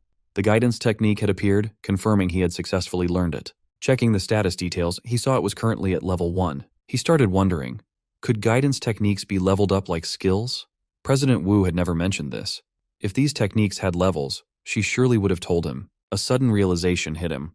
What if he was the only one who could level them up? What if he could solo level his cultivation technique? If you are excited to see just how powerful he becomes, hit that subscribe button right now and turn on notifications so you don't miss the next episode. Su-hong stared seriously at the glowing blue panel. He wondered how to upgrade guidance techniques and if they improved the same way as martial value. As he touched the window, a red warning flashed. Insufficient martial value. Su-hong sighed. He decided to cultivate the other guidance techniques first and figure out how to earn more martial value later. He sat cross-legged on the rooftop, surrounded by books. Flames of spiritual energy burst around him, lighting up the area. Hours later, Su-hong's inner view showed 7 glowing points of spiritual qi. Each point represented a different technique, like thunder, water marsh, thick earth, and spirit wind. The 7 different attributes pushed against each other. Su Hong gritted his teeth, sweating. He understood why President Wu said a genius cultivating 7 techniques stayed Tier 1 for decades. He continued to channel the power, trying to control the energy as flames rose around him. He noticed that while all 7 types of qi existed in his body, he could only use one at a time. A ball of fiery qi formed in his hand as he breathed heavily. The flames swirled in his hand. He realized that if he forced a second attribute, the forces would collide and cause a violent explosion. A huge explosion of energy shook the rooftop, making both attributes disappear. Su Hong narrowed his eyes. Could thunder and fire not be combined? Their natures felt similar, so why did they reject each other? He tried again. Thunderlight and fire sparks wrapped around his fingers. When the forces touched, another explosion burst out, scattering the energy. Sweating, Su Hong clenched his teeth and refused to give up. He yelled to try one more time. Flashes burst from the rooftop all night as he tried to fuse the attributes. At dawn, the building still glowed faintly from the sparks of Su Hong's nonstop training. Breathing heavily with sweat running down his face, he told himself he just needed a little more. Lightning and flame flickered in his hand. He stared at it, insisting he only needed a tiny bit more. Gritting his teeth, he shouted for the power to fuse. Lightning and fire wrapped around his arms as he forced the energies together. A bright flame exploded in his palm. After trying all night, he finally succeeded. He looked at the flame with relief. Straightening his clothes, he decided it was time to go out and test the power. At Star City's Citizen Martial Arts Square, a large plaza with a clock tower, training robots stood ready. Su Hong stood before a spider-shaped combat tester. He noted that he had switched to a Tier 3 tester, hoping this one wouldn't break. Remembering that 50% power reached 3,000 previously, he decided to try 30% power first. He struck with his glowing fist. The result went above 2,300. He was surprised. At 30% strength, it should have been around 1,800, but it had increased by 500. He looked at the lightning in his hand. The power of thunder alone was already very strong. Then he clenched his hand to aim. He wondered how strong the fused thunder and fire would be, then released the combined force. His punch smashed into the tester with overwhelming speed and power. The screen flashed 3041. Su Hong stared in surprise. It was far higher than expected. He muttered in shock, wondering how it passed 3,000. Rubbing his hands beside the damaged tester, he realized that 30% of his fused power already surpassed a Tier 1 high-stage martial artist. He glanced at his status and sighed. His vitality was only 123, making the result even more terrifying. If the power was this strong with 2 attributes, what kind of strength would he have fusing all 7? The thought filled him with excitement. Watching the flames and lightning in his hand, he smiled. He decided to try fusing 3 attributes next time. Later, he lay flat on the rooftop, exhausted, shirtless and sweating. He breathed heavily as small lights floated around. Fusing 2 attributes was hard, but fusing 3 felt much harder. He had rearranged all 7 patterns repeatedly, but made no progress. Still, he imagined the power if he succeeded. He checked the system, wondering if leveling up his techniques would help. The screen listed his level 1 techniques like thunder, flame, and water. He remembered the monthly exam was tomorrow, and he needed to earn martial value. The next day, students gathered at Star City No. 1 High School. The principal walked onto the stage. The principal announced this exam was different. Due to frontline pressure, a special training camp would now be held yearly to select geniuses. He explained the camp had resources like powerful arts, rare pills, and grandmaster instructors. The top 3 students in the exam would join the Star City training camp. The students became excited, shouting about the genius training camp. Others were shocked that a Tier 7 grandmaster might teach, since their principal was only Tier 3. Su Hong stared ahead tiredly. President Wu had said if he got first place, she would give him a spot. But didn't the top 3 all receive spots anyway? A friend told Su Hong that Chen Shan and Li Tu were now Tier 1 martial artists, and others had learned Thunder Rush Fist. Su Hong looked confused. He had only missed 10 days, yet they had already broken through. He explained that the principal asked instructor Chen Tian to give private lessons. Now Chen Shan and Li Tu's vitality exceeded 100, and their Thunder Rush Fist could echo 3 times. Suddenly, Chen Shan and Li Tu walked forward. One said he wanted everyone to know who the real genius was. The other replied that he hoped he would stay confident after being beaten down. As the principal left the stage, instructor Chen Tian asked if he found the genius who used the 9 Echoes Thunder Rush Fist. Principal Li said he searched everywhere but didn't think the person was from his school. While talking, they heard noise behind them and turned. A man in a black suit approached with 2 others. It was Jiang Ming, Su Hong's spear teacher, with Li Ming and Li Yan. Jiang Ming joked, asking Principal Li why he looked so sad. The principal asked why Jiang Ming was there. Jiang Ming smiled, saying the students looked weak. He brought 2 disciples and suggested letting the first-place student spar with them after the exam. Principal Li's expression tightened. Jiang Ming had come to embarrass him. If he refused, it would admit his school had no talent. Jiang Ming said the students looked weak, so he would understand a refusal. Instructor Chen Tian snapped back, asking if Jiang Ming was looking for trouble. Nearby, Jiang Ming's student Li Yan pointed at the crowd. He told his teacher there was bad news. Su Hong was here. Jiang Ming was confused and asked which Su. Turning toward the students, he recognized Su Hong standing at the back. Jiang Ming shouted in surprise, realizing it was that same little monster. Su Hong looked at them calmly with a faint smile. Jiang Ming stared in shock, sweating. He realized the kid they talked about was actually from No. 1 high school. He looked at his disciples, troubled. If Li Yan and Li Ming fought Su Hong, they would lose. He needed to avoid the match to save face. He quickly smiled, telling Principal Li not to be angry.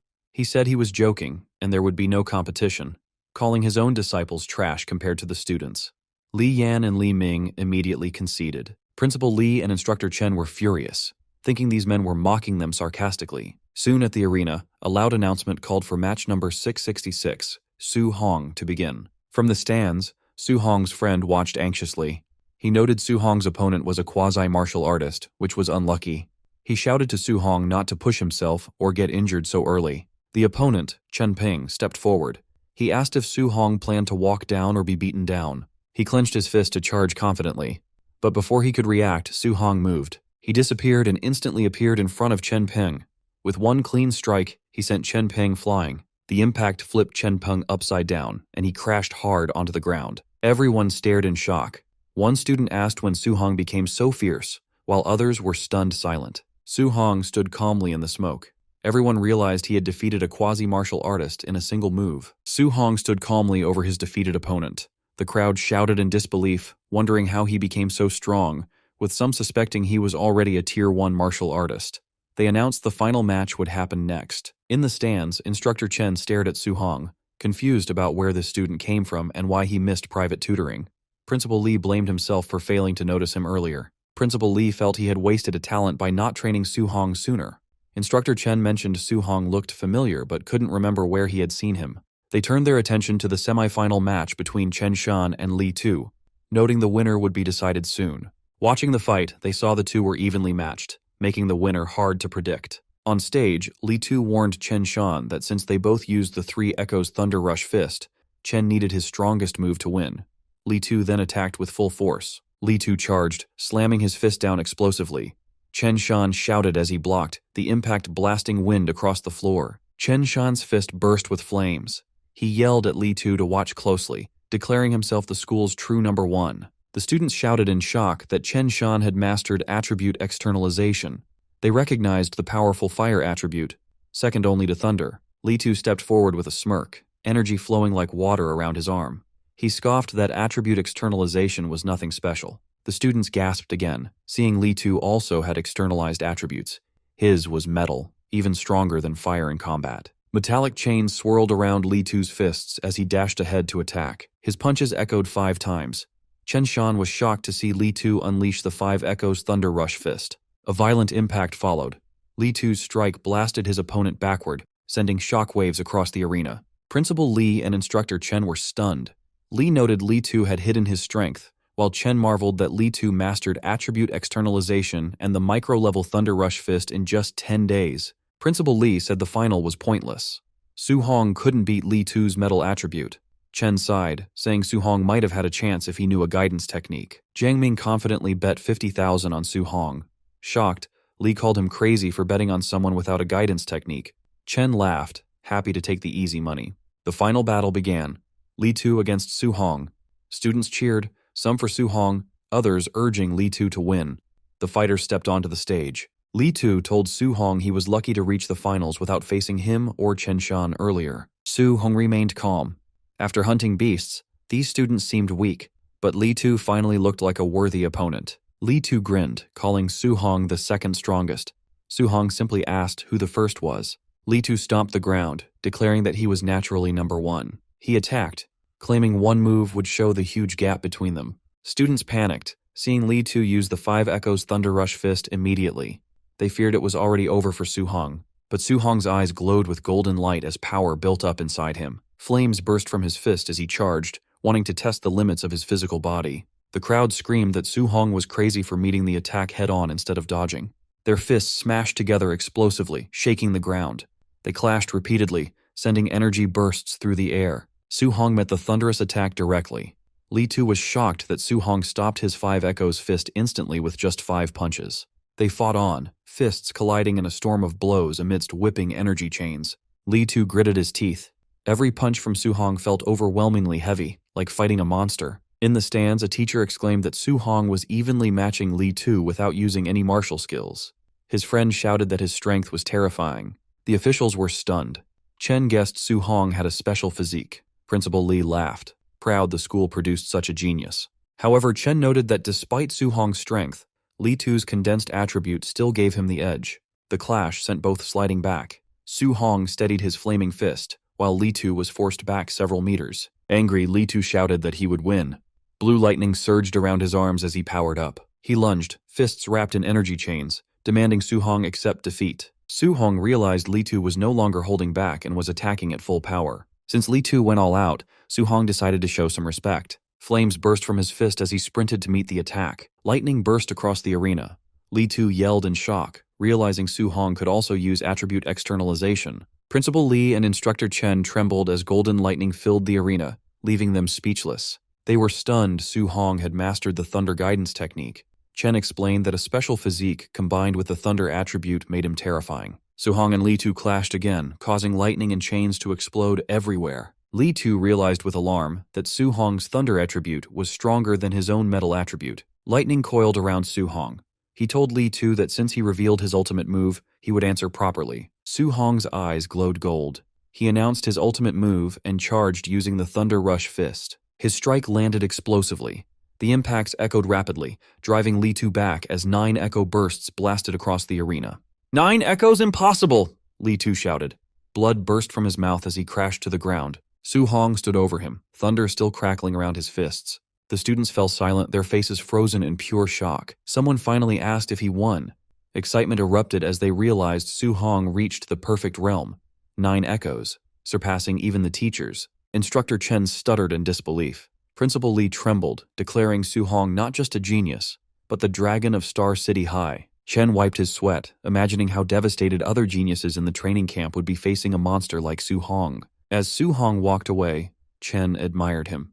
He said a golden carp transforms into a dragon when it meets the wind.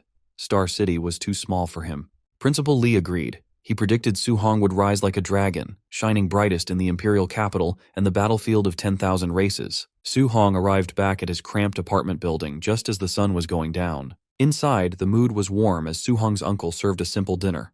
Su Hong said he was home, and his uncle immediately asked how the exam went that day. Smiling, Su Hong told them he had taken first place in the monthly exam. His uncle was shocked and overjoyed, while his auntie realized this ranking meant he could finally go to the special training camp he had mentioned before. Suddenly, loud knocking on the door interrupted their celebration. A woman's voice shouted rudely from the hallway, demanding to know if this was Su Hong's house. Su Hong opened the door looking confused, while his uncle and aunt peeked out nervously from behind him to see who the stranger was. A wealthy-looking woman stood there, wearing expensive clothes and jewelry. She introduced herself as the mother of a student named Lin Nian.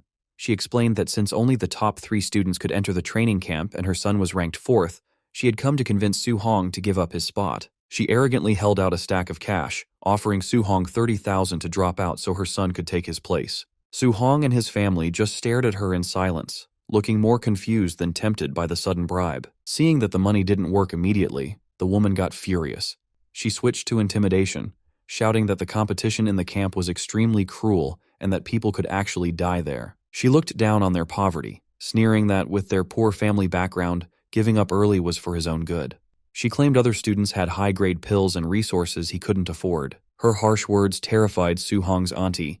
She looked at her nephew with fear in her eyes, asking if what the woman said was true, and if it was really that dangerous. Su Hong's uncle placed a hand on his wife's back to calm her down, while Su Hong stood there silently. Finally, the uncle looked at Su Hong with a serious, sweaty face, asking if Su Hong could truly guarantee his safety if he went. Su Hong stepped forward confidently, declaring that he could guarantee his own safety. The rich woman scoffed, asking the uncle if he really believed the promise of a child. However, the uncle immediately defended his nephew. He shouted that he trusted Su-hong because he was an adult now, and he certainly wasn't going to trust a stranger over his own family. Defeated, the woman was forced to leave and the door slammed shut behind her. Outside in the hallway, she was furious. She looked back at the apartment and cursed them, shouting that they were just waiting to be eliminated from the training camp. Inside, things calmed down. Su-hong's uncle asked if Su-hong had hidden the danger of the camp from them on purpose. Su-hong tried to reassure them that it was fine. His uncle smiled broadly and gave him a thumbs up. He admitted that he was a simple man, but he understood that if Su-hong had the determination to face such difficulties, the family had to support him fully. Suddenly, his aunt slapped his uncle on the back to break the tension, surprising both Su-hong and his uncle. She told him they didn't care about his ranking. They only wanted him to stay safe. Su-hong smiled warmly and nodded, relieved to have their blessing. Later that night, Su-hong stood alone on the rooftop, looking out over the city skyline. He thought about his uncle and aunt, knowing that despite their supportive words, they were secretly worried. He promised himself that he would not let them down and needed to become stronger to protect their new life. He opened his system interface. He saw that he had gained 285 martial value points from the monthly exam, but felt it wasn't enough. He looked at his mortal body stat, which was currently at 36.1%. Knowing he would face geniuses with powerful secret moves at the camp, he decided to focus on upgrading his physical body to compete with them. He began adding points into the mortal body stat. Red energy flashed around him as the percentage slowly climbed up, point by point. After the upgrade, steam rose from his body. His mortal body had reached 64.6%. He realized he was still a long way from 100% and wondered what kind of special body type he would unlock once he finished it. Suddenly, he noticed a surprise on his status screen.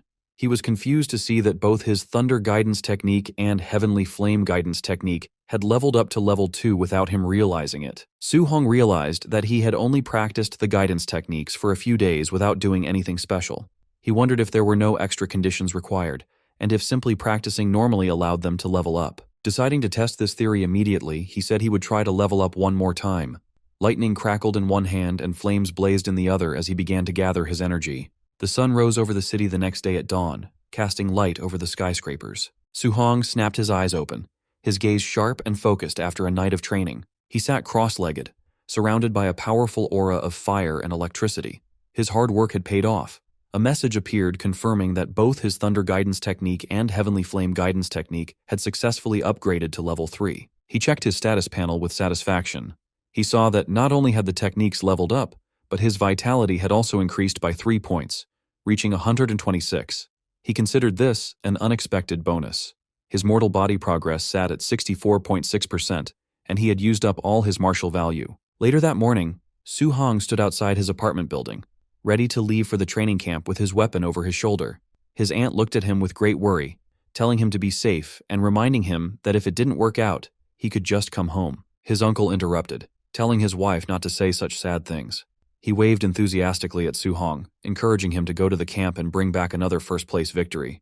Su-hong smiled, agreed, and turned to walk away. As Su-hong walked down the empty street, his uncle's brave act began to break. He stood there trembling, watching his nephew's back. Tears ran down the uncle's face as he finally let his emotions show. His aunt joked with him, asking if he wasn't just as worried as she was. The uncle admitted he was, but he had held it in because he was afraid that if he showed his fear, Su-hong would worry about them. As Su-hong walked down the street carrying his weapon, his senses picked up something approaching. He looked up just as a red sports car sped around the corner and screeched to a stop right next to him. The window rolled down to reveal President Wu Lingxian wearing sunglasses. She simply ordered him to get in. Soon they were speeding down the highway. Su-hong asked the president why she had come for him personally. Wu Lingxian kept her eyes on the road and explained that she had some important reminders about the training camp. She turned to him, her expression serious, and revealed that as the president, she knew the details of the other participants. She warned him that among the students there were a few monsters who were already Tier 1 high-stage martial artists and were very close to reaching Tier 2. She emphasized that these monsters had martial skills that were at least B rank. Su-hong listened and thought about the situation. He knew a Tier 2 martial artist required 200 vitality points, which was a big gap. However, he wasn't afraid. He thought to himself that even if they had B rank skills, his system would allow him to learn those high-level skills quickly. Wu Lingxian continued, telling him that while his talent was the best she had ever seen, he lacked the resources the other wealthy students had. She comforted him, saying that even if he faced failure in the camp, He shouldn't feel bad because surpassing them was only a matter of time for him. Su-hong smiled with genuine confidence and thanked her, calling her Sister Wu. Wu Lingxian watched him silently. She noted that even though he knew his stats and skills were currently lower than the others, he remained completely calm. She thought to herself that she didn't need to worry about his mindset causing any problems. The black van carrying the students wound its way through the scenic roads of the Tianlin Mountains. Inside, the students panicked. Li Tu and Li Ming were shocked the camp was in a place famous for fierce beasts. President Wu Lingxian tried to calm them, saying a grandmaster was presiding, so their lives weren't in danger. Su-hong sat quietly, analyzing the situation. He knew this range spanned multiple cities and held dense spiritual energy, but also beast kings comparable to Tier 7 grandmasters. It was a place governed by the law of the jungle, where beasts fought cruelly. The danger was high. Even a standard Tier 2 martial artist would not dare to tread here easily. As the car sped through the forest, the local wildlife began to take notice. From the shadows, the glowing red eyes of bears and monsters glared at the intruders. Sensing killing intent from the woods, Li Tu and Li Ming sweated nervously, fearing a beast might suddenly attack their vehicle. However, Su-hong felt excited. He realized the camp competition would be as cruel as the beast's slaughter, and he actually liked that intense feeling. Eventually, they arrived at the campsite and joined the gathering crowd. Standing there, one student wondered aloud how strong the other participants would be.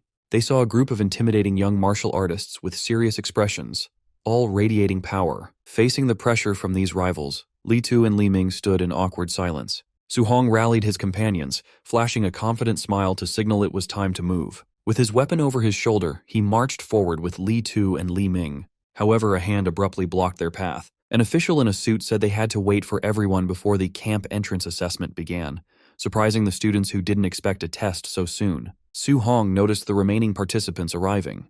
He watched with annoyance as luxury cars drove through mud, thinking how wealthy families made everyone wait. Bodyguards opened the doors of the expensive vehicles, and the atmosphere shifted immediately. 3 prominent figures stepped out, drawing admiration. Students whispered about Xiao Nan, an orange-haired woman, Lin Xingge in white clothes, and Wang Tiantuo, the city lord's muscular son, known as the barbarian god. The elites walked with superiority, while ordinary students parted ways to let them pass. As they took their places, the tension in the air increased. Su-hong recognized them as the geniuses the president mentioned, but instead of fear, he was eager to see their skills. The assessment began with the official addressing the assembled students. He announced that the true training camp was 30 kilometers deep within the Tianlin Mountains. To enter, each student needed a special token. These tokens were surgically placed inside local beasts, meaning they had to hunt to earn their place. This caused anxiety. Li Ming and Li Tu whispered nervously, realizing a 30-kilometer journey was dangerous. Deep in the mountains, a single mistake with high-level beasts could be fatal. Su-hong remained unfazed. He saw the 8-hour limit as a chance to kill extra beasts and earn more martial value. One student asked what if they met a beast beyond their level. The official coldly replied they would be eliminated, though a rescue team would save them from death. The crowd protested that the rules were unfair and relied on luck, risking the strong being eliminated by a chance encounter. The official snapped. He said the world isn't fair, comparing their complaints to protesting on the real all-heavens battlefield. He shouted that battlefield rules were simple: avoid risks, bully the weak, and use numbers. If they feared strong beasts, they needed more caution. A young man in a suit agreed with the official. He sneered at the complainers, calling them trash and telling them to quit if they were afraid. This provoked a rugged student who challenged him. The man in the suit called him a coward and threatened to cripple him. The official interrupted, stating violence was banned at base camp but allowed in the mountains. Snatching tokens or attacking others was acceptable. The 2 students glared at each other, marking one another as future targets. Su-hong realized the camp encouraged fighting. He guessed half the people would be eliminated early. A new opportunity crossed his mind. If fighting was encouraged, this assessment was a gold mine.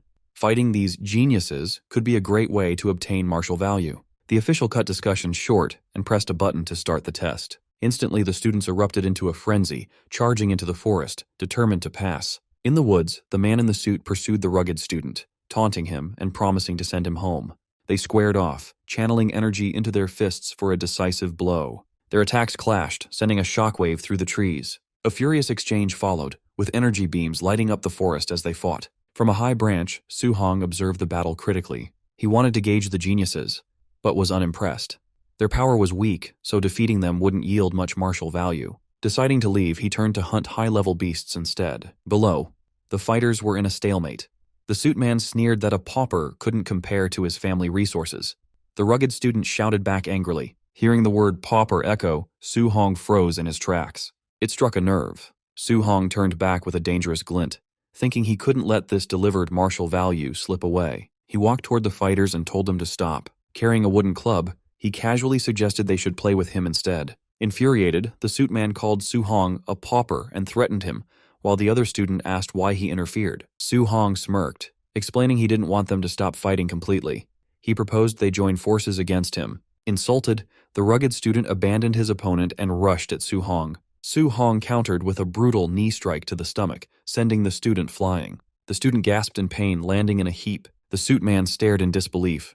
He couldn't comprehend how a student of similar strength was defeated so easily. Before he could process it, Su Hong appeared in front of him with blinding speed and said, "Your turn." Paralyzed with fear, the man watched Su Hong swing the club. The strike connected, sending the man to the ground and ending the fight. The man in the suit flew through the air and crashed hard into a tree. He screamed as his eyes rolled back, completely overwhelmed by the force. On the ground, Su Hong stood calmly with the wooden stick on his shoulder. Looking at the two defeated men, he said, "This is what they get for underestimating ordinary cultivators." In the monitoring room, instructors watched the fight on a large screen. One wondered where the newcomer came from, complaining that he just walked in and one-shotted both men during their duel. Another asked if the two were now eliminated. The supervisor shook his head, explaining that since they hadn't called for rescue, the assessment would continue. A staff member bowed and acknowledged the order. Back in the forest, the man in the suit groaned as he opened his eyes. Holding his aching face, he muttered about how much it hurt. As he got up, he panicked upon seeing the wooden stick nearby and scrambled back, yelling for Su Hong to stay away. The defeated man screamed in rage, shouting that he'd never been so humiliated in his life and swore Su Hong had better not let him find him again. The other man also woke up against a tree, clutching his chest. He muttered in frustration, blaming himself for underestimating Su Hong and insisting he wouldn't have lost if he'd been serious. The two men sat in awkward silence for a moment, sharing the same bruised pride. Then, one of them apologized, admitting the other was truly strong. The man in the suit agreed and apologized for mocking him. They shook hands as their hostility faded. Soon they walked through the forest side by side like brothers. They agreed to find Su Hong and get revenge, with the man in the suit determined to hit him with the stick to vent his frustration. Meanwhile, Su Hong sprinted through the forest with a spear in hand, leaving trails of blue energy behind him as he ran. Su Hong's eyes narrowed as he sensed movement ahead. Though his expression was calm, he knew trouble was coming. Moments later, a herd of giant tusk boars burst from the trees, their red eyes glowing as they charged. Su Hong complained that it was another group of low-tier boars, wondering how many he had already encountered in the beast-filled mountain range. The boars snorted and kicked up dust as they approached, their massive tusks cutting through the air. The herd roared in unison and rushed straight at him, their steps thundering across the ground. As they approached, Su Hong's eyes sharpened with a golden flash, his focus intensifying. Instantly, golden lightning erupted around him. He swung his spear in a wide arc, and glowing lines of lightning cut through the charging boars, lighting up the area. With golden light wrapping his arm, Su Hong's spear slammed into the boars, sending them crashing to the ground amidst dust and shockwaves. After the fight, Su Hong stood among the fallen beasts as system screens displayed his martial Dao points. He noted that since he became stronger, the points he earned from weaker beasts had greatly decreased. Sighing, he said he needed to hurry and find a token, then began cutting open a boar's stomach with his spear. Searching the bodies, he muttered that the previous dozen low-tier beasts he killed had no tokens. Hoping this batch was different, he searched each boar one by one. Every corpse was empty. As he expected, there were no tokens. He concluded that only higher-level beasts must carry them. Half an hour later, he was dashing swiftly through the forest again, his spear cutting through the wind. As he ran deeper, he recalled how he used to find over 10 low-level beasts per hour in this area. Now he couldn't find a single one. Suddenly, a roar shattered the silence. A massive black tiger with glowing red eyes leaped from the trees, pouncing at him with incredible speed. Su Hong's eyes glowed blue, and he smiled, recognizing the creature. He had finally found a Tier 1, upper stage Dark Knight black tiger. Blue energy gathered at his fingertips, swirling and brightening before it burst outward. He thrust his glowing finger down, and a piercing blue beam shot into the tiger, splitting the ground beneath it. The Dark Knight black tiger roared in pain, spraying blood from its wide-open jaws. The tiger crashed to the ground, cracking the earth. It twitched and struggled as dust scattered around it. Without slowing, Su Hong gripped his spear and lunged forward at an incredible speed. Spinning through the air, his glowing spear struck the tiger's head.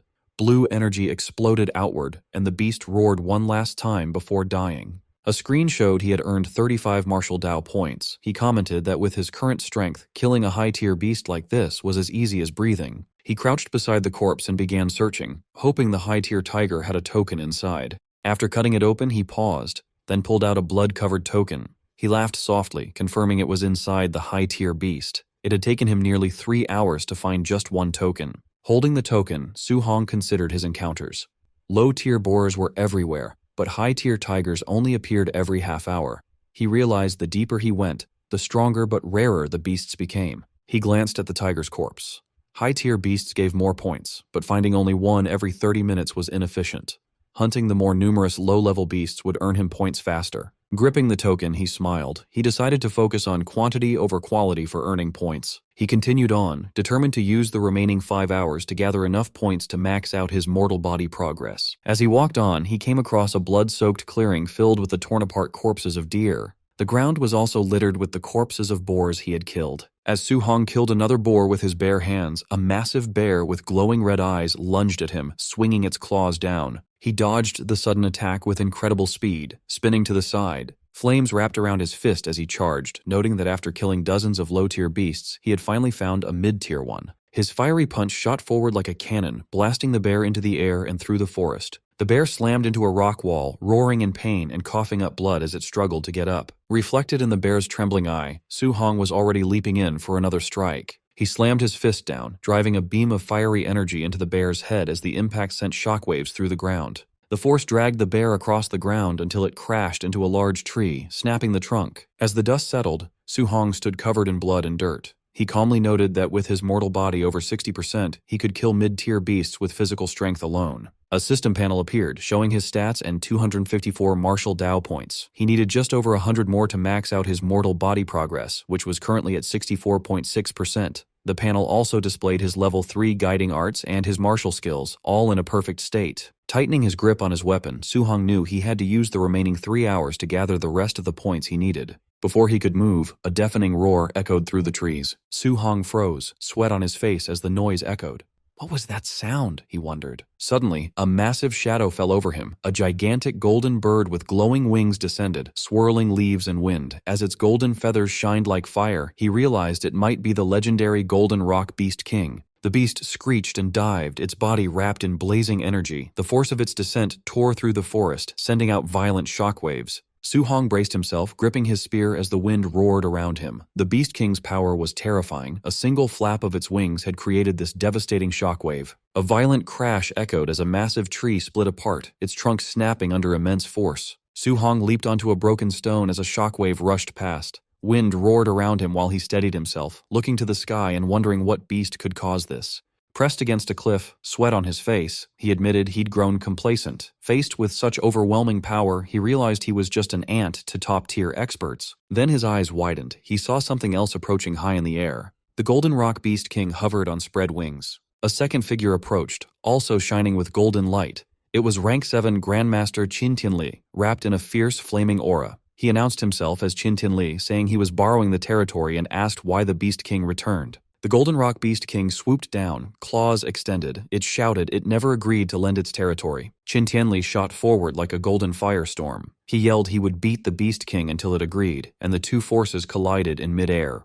The rock's wings flashed gold as it twisted. Qin Tianli's punch exploded against its feathers, and the beast beat its wings again with a sharp cry. Light spiraled around it, forcing Qin Tianli back with a shockwave. He steadied himself, irritated by the noise. Yelling the rock was too noisy, he rushed in again. A rapid series of impacts followed. Explosions of golden force repeatedly struck the beast, lighting up the sky as they clashed violently in mid-air. Qin Tianli's punch smashed into the Beast King's head, sending feathers and blood scattering. The impact forced the massive beast backward. Floating calmly in his golden aura, Qin Tianli spoke with an icy voice. He declared he was borrowing this land and ordered the beast to leave, warning it not to make him repeat himself. The beast screeched angrily as it flew away, yelling for Qin Tianli to wait. Qin Tianli waved dismissively, telling it to get lost. As the beast disappeared, Qin Tianli took a slow breath, golden light swirling around him. His voice echoed across the area. He announced he was Rank 7 Grandmaster Qin Tianli and told the trainees not to panic as the assessment would continue. Far below, Su Hong looked up in shock, watching golden rings of power spread through the sky. He wondered if this was the true strength of a Rank 7 martial artist, clenching his jaw.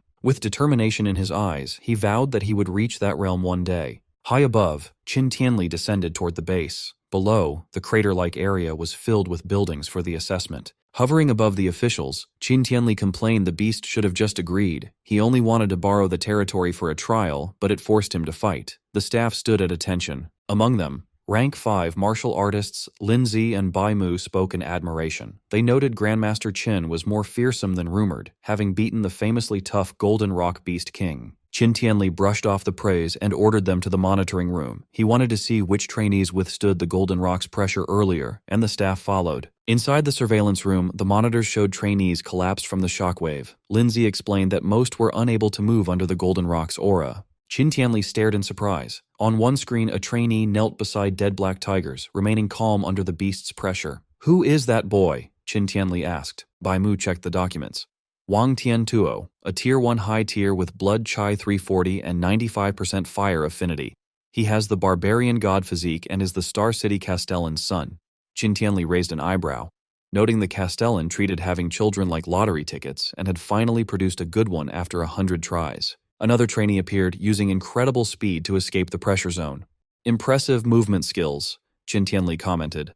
Bai Mu identified him as Lin Xing He, a Tier 1 high tier from the Lin family with Blood Qi 325 and 96% wind affinity. The footage showed a girl using a glowing barrier to shield herself. Qin Tianli noted she was a spiritual telekinetic, skillfully using her power to resist the pressure. Bai Mu identified her as Xiao Yan, a Tier 1 mid-stage telekinetic from the Xiao family with Blood Qi 290 and 95% wood affinity. Qin Tianli nodded, noting these three easily handled the pressure and outmatched their peers. He asked for other talents. Bai Mu listed more names from the Lin and Wang families, hesitating as she realized all the top performers were from Star City's famous families. Qin Tianli frowned. Bai Mu explained the dozen on the list all had Tier 2 combat power and withstood the aura. He questioned why every standout was from a major family, asking about the students from the schools, especially number 1 high. Bai Mu explained the school students were only Tier 1 early stage, with the 3 from number 1 high having just broken through. Qin Tianli waved his hand dismissively, saying he wouldn't bother looking and that number 1 high was unworthy of its reputation. Then Lin Zi shouted in shock, pointing at one person on the screen. All three looked up. The screen showed Su Hong cutting down a beast. They were shocked he still had the strength to hunt after experiencing the Golden Rock's pressure. Bai Mu trembled and stuttered. "That's Star City number 1 high's monster." Lin Zi scolded her, telling her not to make a fuss in front of the Grandmaster. Qin Tianli was silent, but after Lin Zi glanced at the report, he also began shaking and repeated with wide eyes, "Monster." Qin Tianli glanced at them, reminding the two rank 5s they should have seen plenty of geniuses. He asked why they were making such a fuss, awkwardly adding that their temperaments weren't steady yet. But when Qin Tianli read the report, his own eyes widened in shock. He screamed internally, wondering if the boy was even human. The report showed Su Hong's profile, 18, from number 1 high, Tier 1 early stage, Blood Chai 123. He had perfected a C-rank art, and his physical strike produced 3004 combat power, rivaling a Tier 1 high level. He also likely had a special physique, a 100% affinity for all 7 elements, and was cultivating all 7 simultaneously. Qin Tianli trembled, muttering in disbelief that such a freak came from a place like Star City. He wasn't a once-in-a-century talent, he realized, but a once-in-a-millennium rarity. His shock turned to joy. Clenching the paper, his eyes glowing red with excitement, he shouted, "I've struck gold!" Then he paused, confused. He demanded to know why someone so talented was only Tier 1 early stage with Blood Qi 123. Bai Mu quickly explained that Su Hong was cultivating all 7 guiding techniques at once. Grandmaster Qin erupted in frustration. "No wonder he's so low," he said. Cultivating 7 techniques at once was a doomed path, even for an immortal. He questioned how Su Hong could advance at all, growling that the local martial arts association president should have stopped him. Just then, a staff member reported that trainees were arriving at the camp. Qin nodded and said they would go take a look. Outside, the first 3 trainees greeted him. Wang Tiantuo saluted, addressing himself as a junior. Qin praised the 3 of them as very good. 6 hours into the assessment, more students staggered toward the camp. Some complained they nearly died, but another reminded them they had faced the Golden Rock Beast King. After 7.5 hours, more trainees gathered. As Qin watched, some early arrivals said there was no one left and suggested ending the assessment. Another scoffed that anyone still out there must be weak. But Grandmaster Qin wondered where Su Hong was. He worried his newly discovered freak was lost, a hint of panic on his face at the thought his precious treasure might be eliminated. A few minutes later, Qin finally spotted a figure leaving the forest. He sighed in relief, thinking the brat had finally shown up. He stepped out of the woods, dragging his spear, his clothes covered in dirt and blood. He muttered that he'd made it in time, having been so focused on earning martial value he almost forgot the deadline. As he entered the camp, trainees stared in shock. One whispered Su Hong was ruthless, another noted he wasn't injured and wondered how many beasts he had killed to get so dirty. The two men Su Hong had embarrassed earlier glared at him. One shouted he'd been waiting for him, but the other stopped him. "Don't rush," he said. "We'll have plenty of chances inside the camp." Nearby, the three elite trainees watched Su Hong. One called him an expert for passing at the deadline, another found it interesting. Wang Tiantuo, eyes closed, simply nodded. As the sun set, Instructor Lin Zi stepped forward and announced the 8-hour limit was over. Anyone not present was eliminated. He then began to introduce the camp's facilities and rules. Instructor Lin introduced the major facilities, which included a gravity room, a movement skill training room, and a ferocious beast combat room. He pointed to a large building, the Martial Arts Pavilion. There, trainees could use contribution points to buy martial arts, pills, and weapons, some as high as a rank. Hearing this, a blood-covered but calm Su Hong sat among the trainees. He thought that coming here was the right decision. But Instructor Lin then explained the rules. All facilities required contribution points to use. The only way to earn points was by passing training subjects. Outstanding performance would earn extra rewards. As the sun set, he dismissed them.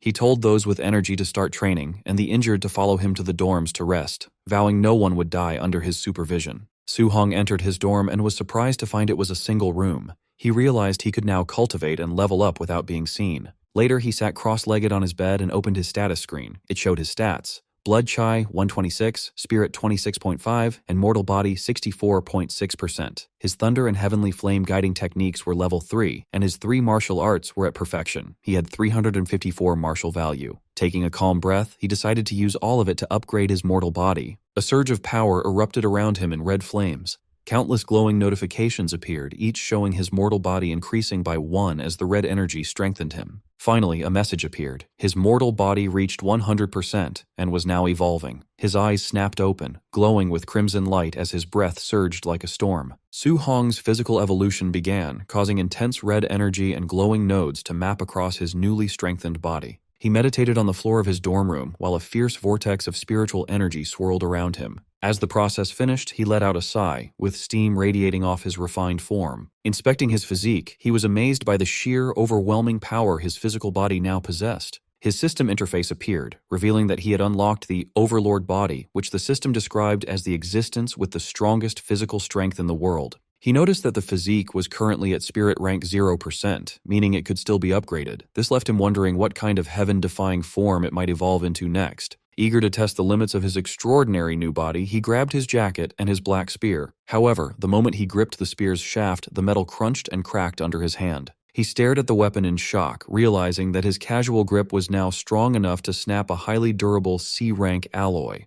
He briefly panicked, lamenting that C-rank spears were incredibly expensive and that he had just ruined a fortune. Fortunately, he quickly remembered that he had actually looted this spear for free during his time in the wilderness. Knowing his old equipment could no longer handle his strength, he decided he must gather camp contribution points as soon as possible to exchange for an A-rank alloy spear. Striding confidently out of his room into the hallway, he planned his next move, contemplating if he could easily earn those points by training with a weight vest of a few hundred kilograms. Inside the camp warehouse, a crowd of trainees gathered in awe around Wang Tiantuo. Despite carrying a massive 3,000-kilogram weight, Wang Tiantuo effortlessly leaped into the air. Watching from the sidelines, Lin Xinghe and Xiaonan were amazed by his monster-like strength, noting that an ordinary Tier 1 martial artist could only handle a fraction of that load. Observing the warehouse feed from the monitoring room, Grandmaster Qin Tianli praised Wang Tiantuo's barbarian god body. The conversation then shifted to Su Hong. Bai Mu asked how they should address Su Hong's flawed path of cultivating 7 guidance techniques simultaneously. Knowing that directly confronting a proud genius would likely backfire, Qin Tianli decided to make Su Hong realize his mistake the hard way. Qin Tianli asked instructor Linze about the progress of a secretly planned night raid meant to ambush the trainees. Linze smiled wickedly, anticipating the despair of the students who mistakenly believed they could finally relax after the entrance exam.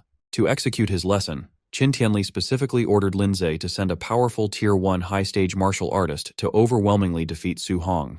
Once Su Hong was utterly crushed, Qin Tianli planned to step in, explain the impossibility of his cultivation method, and force him to give it up. The staff worried that pitting Su Hong against an opponent with over 400 vitality and 5,000 combat power might permanently break his spirit, given his much lower vitality stats. However, Qin Tianli coldly dismissed their concerns, stating that if Su Hong's resolve collapsed that easily, he was nothing but trash. Meanwhile, outside in the camp, Su Hong overheard other trainees rushing to the gravity room to watch Wang Tiantuo train. Preferring to avoid the crowd, Su Hong headed into the now-empty equipment warehouse, planning to check out the commotion later. Inside the equipment warehouse, Su Hong picked up his smart scoring bracelet, confirming it was the device used to calculate his contribution points. As he explored the room, he walked past the lighter equipment racks and stopped in amazement at a rack holding 10-ton weight vests forged from super-heavy alloy, wondering who could possibly wear something so heavy. Curious about his own limits, he tried on a 10-ton vest, but quickly realized the immense weight severely hindered his speed and stamina, making it impractical for long-term training.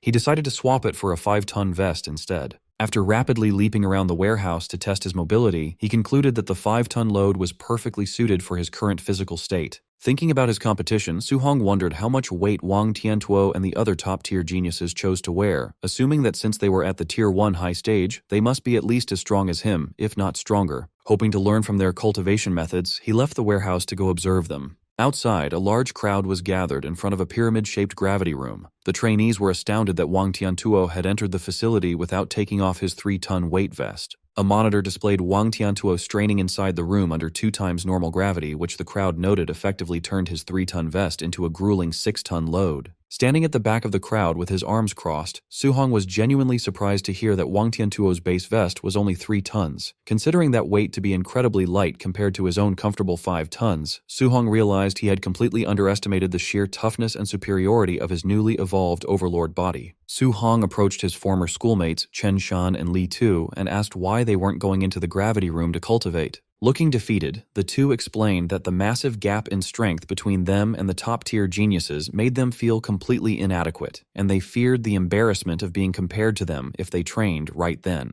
Su Hong sighed and patted one of them on the shoulder, disappointed that they would let their pride and fear of comparison stop them from improving. Ignoring their warnings to wait until the crowd left, Su Hong confidently walked toward the brightly lit, pyramid-shaped gravity room. The gathered onlookers immediately began to mock him. Assuming he was trying to arrogantly surpass Wang Tiantuo's record, they called him brainless and shameless, especially since he didn't appear to be wearing a weight suit. Unbothered by their taunts, Su Hong stepped through the entrance, reflecting that such expensive, heavily funded facilities were usually restricted to elite aristocratic families, making this a rare opportunity he refused to let slip by. Inside the high-tech room, Su Hong evaluated his limits. He calculated that because he was secretly wearing the 5-ton weight vest under his tracksuit, setting the room to double gravity would subject his body to 10 tons of force, a crushing load he could only endure for about 10 minutes. Deciding to pace himself so he could train for a longer period, he adjusted the control dial to 1.5 times normal gravity instead. Instantly, the increased pressure hit him and he grunted as his body strained to brace against the heavy, invisible force. Completely unaware of his hidden 5-ton vest, the crowd outside watched his struggles on the monitor and laughed. They mocked him for barely being able to handle a mere 1.5x gravity without any extra weights, cementing their belief that he was just weak, since he had been the last to finish the entrance assessment.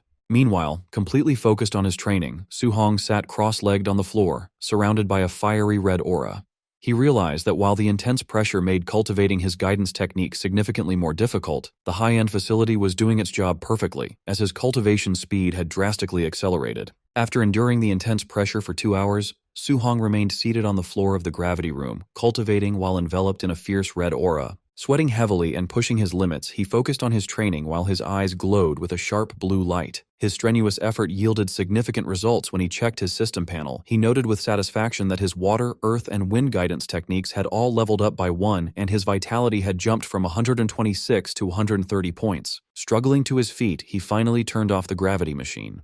Impressed by the room's effectiveness, he eagerly considered how beneficial the camp's movement technique and ferocious beast rooms would be. Utterly exhausted, he stumbled out of the facility, wiping the thick sweat from his face. Waiting outside, 2 other trainees immediately began to mock him. Still under the false impression that he had been training without weights at a mere 1.5x gravity, they laughed at his worn-out state, with one arrogantly boasting that he could easily sleep overnight in those conditions. Ignoring their baseless taunts, Su Hong simply complained about the boiling heat and terrible breathability of his gear before unzipping his tracksuit, casually revealing the massive 5-ton weight vest he had been wearing the entire time. Seeing the heavy equipment hidden underneath his clothes, the 2 mocking trainees were left completely paralyzed in shock. The 2 trainees were surprised when Su Hong removed his weight vest, assuming it only weighed around 500 kilograms. Despite acknowledging that his strength was passable for lasting 2 hours, they still looked down on him as he dropped the vest to the ground, insisting that he was nothing compared to the camp's top genius, Wang Tiantuo. Suddenly, a commotion broke out as the crowd noticed Wang Tiantuo finally exiting the gravity room. The trainees marveled that he had withstood 6 tons of heavy pressure for over 2 hours. Sweating profusely and panting, Wang Tiantuo stepped out while the crowd praised his physical strength as the absolute best in the training camp.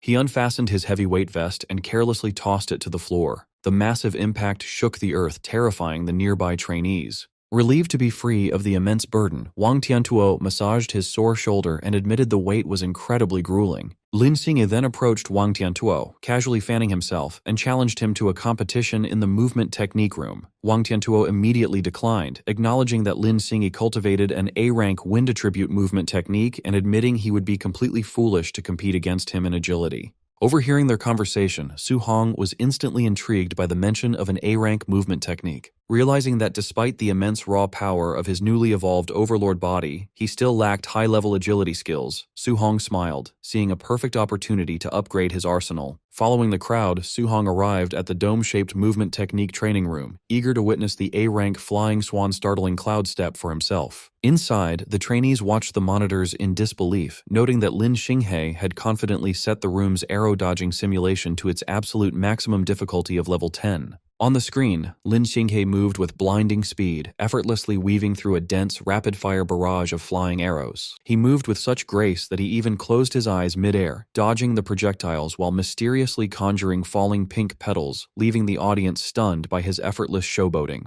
Watching the spectacular display, Su Hong calmly praised the technique. Almost instantly, his system interface appeared in front of him, revealing that merely by observing the skill in action, he had successfully copied the flying swan startling cloud step and unlocked it at 1% proficiency. Su Hong carefully analyzed Lin Xinghe's graceful movements. He stepped forward to test the technique himself, drawing the attention of nearby bystanders. The crowd immediately began to laugh and mock him, finding it ridiculous that he believed he could master a complex A-rank movement technique simply by watching it once. Ignoring their taunts, Su Hong's consciousness entered his system's virtual training space, where he battled against a simulated clone of Lin Xinghe.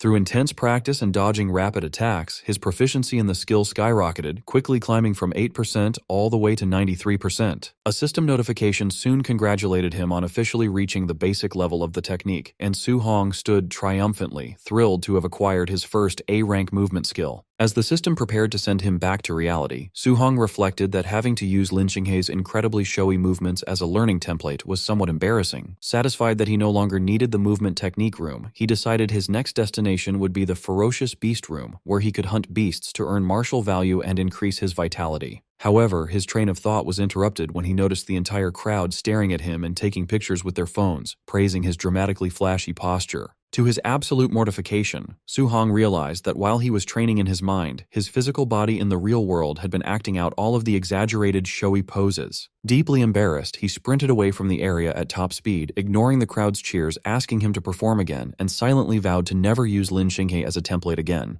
As he dashed off, Su Hong's sharp senses picked up the feeling of being followed. Trailing a short distance behind him were the student in the suit, now armed with a wooden club, and the rugged student he had defeated during the entrance assessment. Having tracked Su Hong's path toward the ferocious beast room, the two vengeful trainees plotted to block the exit and ambush him the moment he came out. Arriving at the large facility known as the ferocious beast room, Su Hong noticed a large crowd gathered outside. Near the entrance doors, he overheard a tense exchange between Wang Tiantuo and Xiao Nan. Wang Tiantuo laughed, noting that Xiao Nan wanted to compete with him in hunting beasts to determine who was truly the #1 trainee in the camp. Wang Tiantuo arrogantly asked if she genuinely believed her spiritual telekinesis could defeat his barbarian god body, feeling underestimated. In response, Xiao Nan confidently retorted that he was the one underestimating the true power of a spirit master. Intrigued by the mention of a spirit master, a fighting style he had never seen before, Su Hong decided to delay earning his own martial value so he could observe her techniques first. Looking through the observation window into the simulated forest environment, Su Hong was completely shocked to see Xiaonan gracefully walking down from the sky toward a pack of black tigers. He marveled at this, knowing that walking on air was a miraculous feat typically restricted to high-level grandmasters, and realized this must be the unique power of a spirit master. With a simple, glowing motion of her outstretched hand, Xiaonan summoned her power. Instantly, several streaks of blinding golden light shot forward, simultaneously piercing the skulls of 3 Tier 1 high-stage black tigers. Su Hong watched in awe as the beasts were killed instantly, wondering what the mysterious flowing light was made of. Suddenly, a massive, terrifying bear-like beast enveloped in a red aura roared and attempted to ambush Xiaonan from behind. However, the beast was instantly stopped in its tracks, its eyes widening in shock. Xiaonan used her spiritual telekinesis to forcibly lift and paralyze the giant creature in midair, leaving Su Hong amazed by her ability to effortlessly bind such a massive enemy. With a swift wave of her arm, Xiaonan directed the golden light to cleanly pierce straight through the suspended beast's head, executing it on the spot. Observing the battle closely, Su Hong finally realized that the deadly streaks of light were actually daggers being manipulated remotely by her mind. Trembling with a mix of excitement and realization, Su Hong concluded that a spirit master's ability to walk on air, bind enemies, and telekinetically control weapons from a distance made them ridiculously overpowered, allowing them to easily crush ordinary martial artists. The crowd of trainees, along with Su Hong, watched the observation monitor in disbelief as someone questioned the sudden appearance of a colossal weapon on the screen. The feed showed Xiaonan standing before a massive snake beast, effortlessly summoning a giant, glowing golden sword out of thin air. With a swift, commanding downward swing of her arm, the enormous golden blade dropped, slicing the giant snake cleanly in half. Observing this impossible feat, Su Hong was completely bewildered. He noted that she wasn't carrying any weapon earlier, and reasoned that a physical sword of that magnitude would weigh several tons, making it far too heavy to wield so easily. Stepping into the conversation, Lin Xingyi casually approached the group while fanning himself. He calmly clarified that the giant sword wasn't a physical weapon at all, but rather a highly advanced A-rank martial skill exclusive to spirit masters. Hearing this, the crowd was astounded that yet another A-rank skill had been revealed.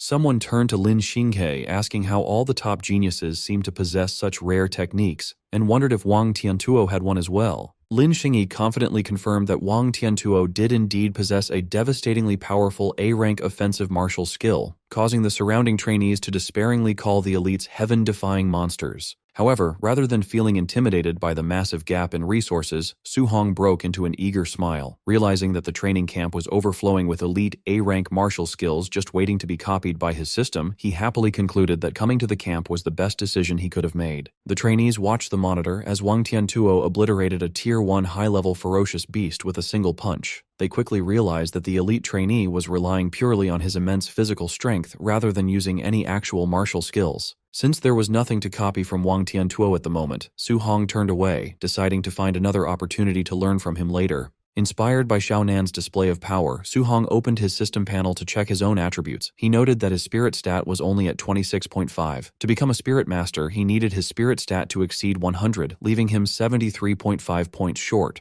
Calculating that he needed exactly 735 martial value points to bridge this gap, he gathered blue energy in his hand and eagerly resolved to go on a massive monster-killing spree to farm the necessary points. Meanwhile, the student in the suit and the rugged student were still secretly tailing him. They watched as Su Hong entered one of the testing arenas inside the ferocious beast room. Noticing that the rest of the camp was completely distracted by Wang Tiantuo and Xiaonan's training, the two vengeful trainees concluded that no one would interfere. They decided this was the perfect opportunity to corner Su Hong inside and ruthlessly beat him up. As they prepared to ambush him, the rugged student suddenly cried out in alarm, prompting the suited student to nervously shush him so they weren't discovered. The rugged student pointed up at the large observation monitor mounted above the facility's entrance. The two stalkers were absolutely horrified by what they saw on the screen. Su Hong was casually standing in the arena, surrounded by a towering red-eyed bear monster, giant armored scorpions, and massive stone-skinned beasts. They realized in utter disbelief that Su Hong had simultaneously challenged more than 10 Tier 1 high-stage ferocious beasts at once, leaving them wondering if he had completely lost his mind.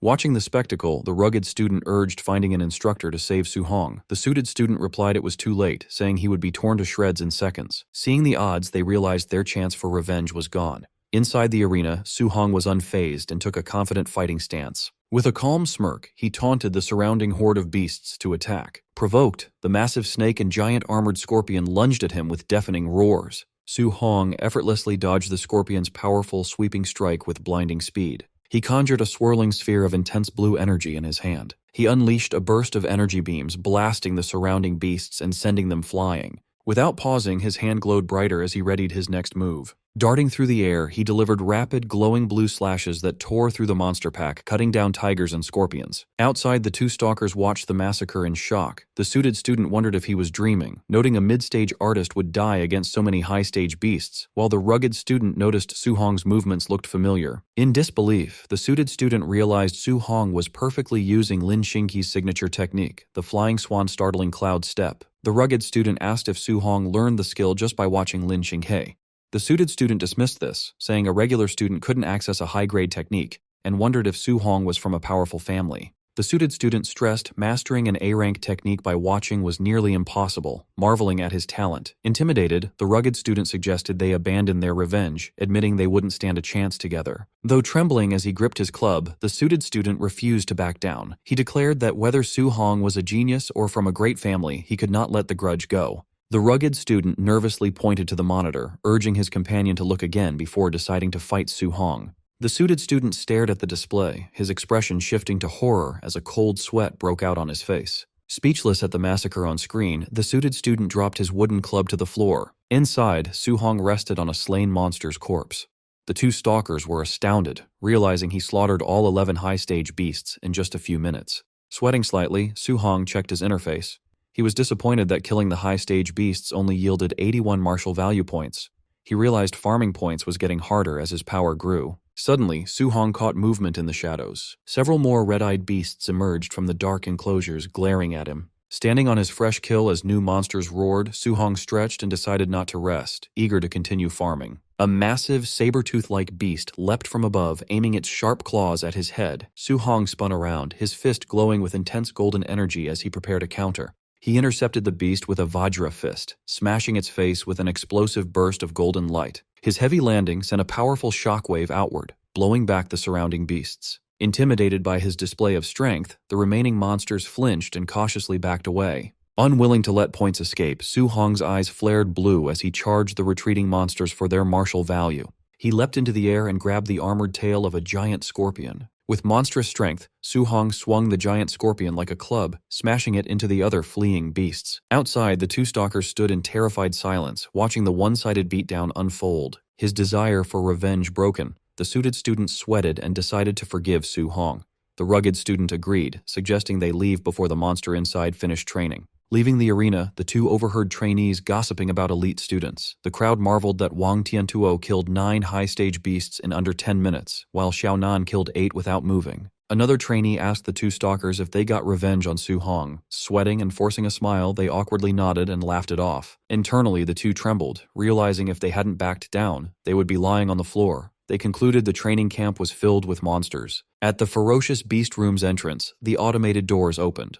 Wang Tiantuo and Xiaonan emerged, looking exhausted. The crowd praised them, asking how many contribution points they earned. Checking his smart bracelet, a panting Wang Tiantuo revealed he earned 280 points, while Xiaonan announced 270. The trainees were shocked by the high numbers. One calculated they must have slaughtered 50 to 60 beasts each. Wang Tiantuo added that his weight vest gave him an extra 100 points. Xiaonan sighed, noting she only got 50 points from her weight training. Hearing this, the crowd checked their devices in despair. Some complained about getting only 20 or 30 points, while another cried over earning just 10. Lin Xinghe asked the pair who won their competition. Xiaonan begrudgingly pointed at Wang Tiantuo. Watching the elite trio, other trainees sweated nervously, concluding they could only hope to compete for 4th place. Overhearing the crowd, the two stalkers smirked. They mocked the crowd's ignorance, knowing a more terrifying monster who surpassed the top 3 was still inside. An hour later, inside the testing arena, the walls were heavily cracked and covered with fresh blood. The floor was a slaughterhouse, piled high with the mutilated corpses of countless beasts. In the center of the carnage sat a lone figure. Su Hong rested on a slain monster, panting and covered in sweat, dirt, and blood from the long battle. Even with his overlord body's stamina, fighting for over an hour had left him exhausted. Checking his interface, he was frustrated to still be short of the 735 martial value points needed for his next upgrade. However, his smart bracelet showed his camp rewards. He earned 700 contribution points, 400 from hunting and 300 from his vest, and perked up, wondering what he could buy at the martial arts pavilion. Under the starlit sky, Su Hong arrived at the martial arts pavilion, a grand traditional building glowing with warm light. Inside, Su Hong stood at the counter, flipping through an inventory ledger. Across from him, a female receptionist in a pink suit sat with a bored expression. Scanning the catalog, Su Hong noted that basic Tier 1 pills cost between 10 and 50 points. However, A-rank techniques were incredibly expensive, costing 2,000 to 3,000 points. Realizing A-rank skills were out of his budget, Su Hong focused on medicinal items. The pill prices were more acceptable, and the catalog had spirit-gathering pills, which he needed for his spirit stat. The receptionist asked if he had decided what to exchange his points for. She secretly judged his Tier 1 cultivation level, assuming he was too poor to afford anything worthwhile. Ignoring her, Su Hong asked if the spirit-gathering pills permanently increased spiritual power.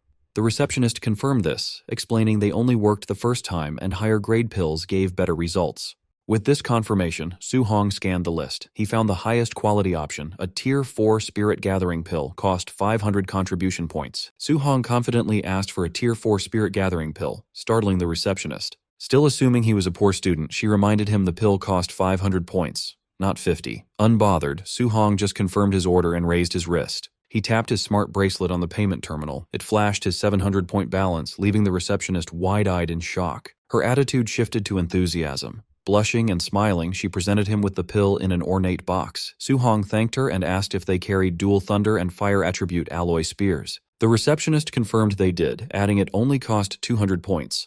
She flirtatiously thanked her handsome customer for his business. Later that night, the moon shone over the quiet camp dormitories. Inside his room, Su Hong's new weapon, a C-rank Thunderfire spear, leaned against the wall. On his bed, Su Hong reviewed his glowing interface. He saw his vitality and elemental techniques had leveled up, and he had 490 martial value points. He was satisfied, as his progress today exceeded a normal week's. Opening the box, he revealed the glowing spirit gathering pill. He calculated his stats, noting his base spiritual power was 26.5. Even converting all 490 martial value points, he'd still be 25.5 points short of the 100 needed to become a spirit master. Holding the pill to the light, he hoped the Tier 4 medicine would provide the remaining 25.5 spiritual power points he needed. With a determined smile and a fierce glint in his eyes, Su Hong swallowed the pill, resolved to become a spirit master. The glowing green, pearl-like medicine activated. Vibrant green energy flowed through Su Hong's body, lighting his energy pathways. He felt immediate comfort as the pill soothed his exhausted nerves. Sitting cross-legged on his bed, his mind cleared and his senses expanded to perceive his entire room. Su Hong opened his eyes, which glowed bright blue.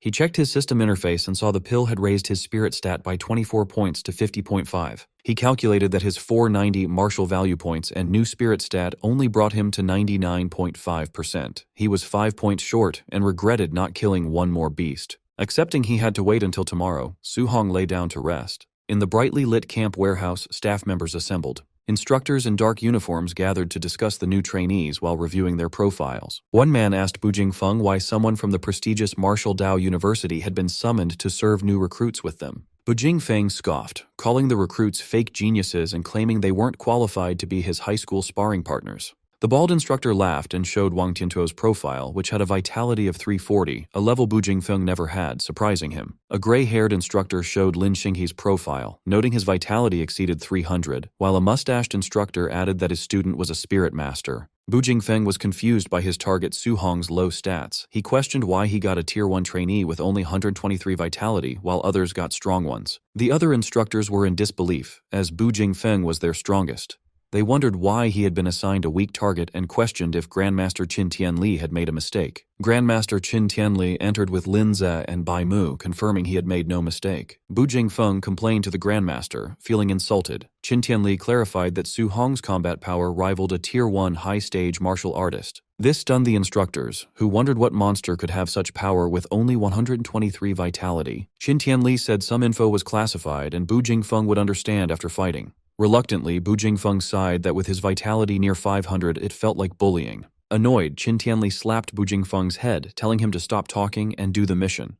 He ordered him to go all out and beat Su Hong until he questioned his life. Rubbing his head, Bu Jingfeng asked if the Grandmaster had a grudge, warning he wouldn't be responsible if he accidentally crippled Su Hong. With a dark grin, Qin Tianli encouraged him to beat Su Hong ruthlessly, promising rewards even if he was crippled. Seeing this, Bu Jingfeng pitied Su Hong. Qin Tianli ordered the operation to begin, and the instructors dashed out to execute the ambush. Late at night, the scene was the quiet, snow-dusted exterior of the training camp. Chaos erupted in the dorms as masked instructors breached doors, launching a violent ambush on the trainees. Panicked shouts echoed from the dorms as trainees screamed in confusion, some begging for time to get dressed. Alerted by the commotion, Su Hong sat up, deducing the camp was under a sneak attack. He stared at his locked door as two massive slash marks tore through the wood from outside. The door shattered as Bu Jingfeng burst in, wielding a sword coated in purple energy with a confident smirk. Bu Jingfeng unleashed a cross-shaped strike that shattered the floor, but Su Hong reacted instantly, leaping backward to evade it. As debris flew, Su Hong recalled rumors of assassins and wondered if his attacker was from that hostile faction.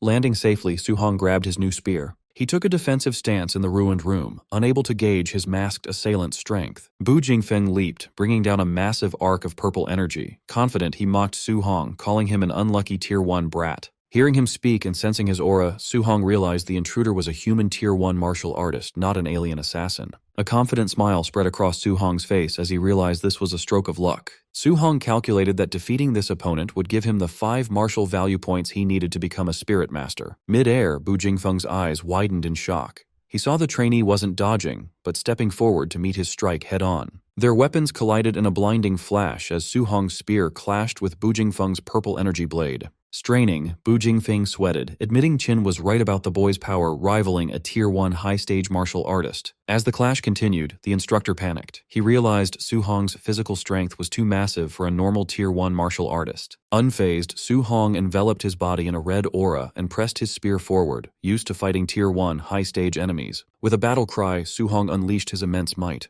He swept his spear upward, shattering Bu Jingfeng's defense and sending the stunned instructor flying. Bu Jingfeng skidded backward, trembling as he struggled to hold his sword. Terrified, he wondered if the trainee was a monster. Regaining his footing, Bu Jingfeng channeled purple fire into his blade, declaring that fights weren't won by strength alone as he readied his elemental skills. Su Hong watched the glowing blade with interest, his first time seeing a fire attribute art. Golden lightning then crackled around his spear. The purple flames on Bu Jingfeng's sword intensified as he gathered power. Leaping high, Bu Jingfeng conjured a glowing purple cross around his blade. He taunted Su Hong, challenging him to withstand a B-rank martial art. With a shout, Bu Jingfeng brought his weapon down, unleashing the flame slash technique. Su Hong braced himself, channeling golden lightning through his spear. He realized the strike's might exceeded his own B-rank void-breaking finger technique. Instead of dodging, Su Hong thrust his spear up, using his lightning energy to block the purple energy blade. The clash of elemental energies caused a massive explosion, shattering the floor and sending concrete flying.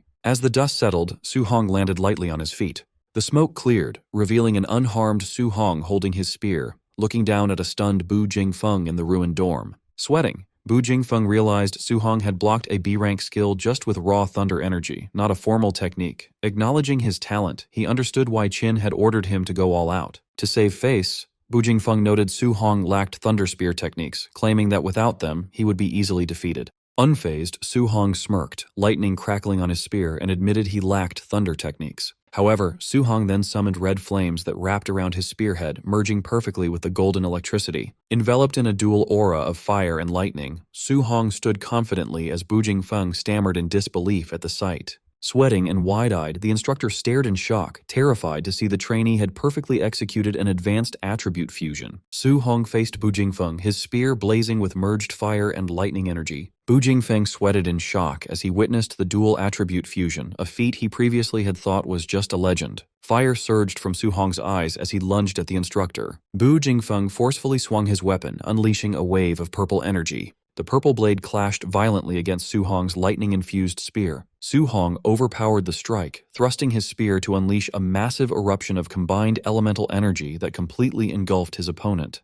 The sheer force of the attack shattered Bu Jingfeng's defense, causing him to cough up blood, astounded by the destructive power. The overwhelming blast violently launched Bu Jingfeng backward, sending him crashing through the building's exterior wall in a burst of debris. As the dust settled, Su Hong stood victorious and unharmed amidst the rubble. The system notified him he had earned 7 martial value points. Su Hong smiled as he realized he finally had enough points to become a spirit master. He reviewed his system interface, confirming his updated stats and new total of 497 martial value points. Outside in the courtyard, loud crashes and sounds of battle echoed from the dorm building. Grandmaster Qin Tianli and Bai Mu arrived, observing the commotion. Unaware of Su Hong's victory, Qin Tianli assumed enough time had passed for Bu Jingfeng to crush the young trainee. He confidently told Bai Mu he had prepared speeches to correct Su Hong's cultivation path and force him to abandon his flawed method of practicing multiple techniques. His lecture was cut short by a massive explosion as Bu Jingfeng was violently blasted through the upper wall of the dorm. He plummeted from the sky and slammed heavily into the ground at the feet of the Grandmaster and Bai Mu.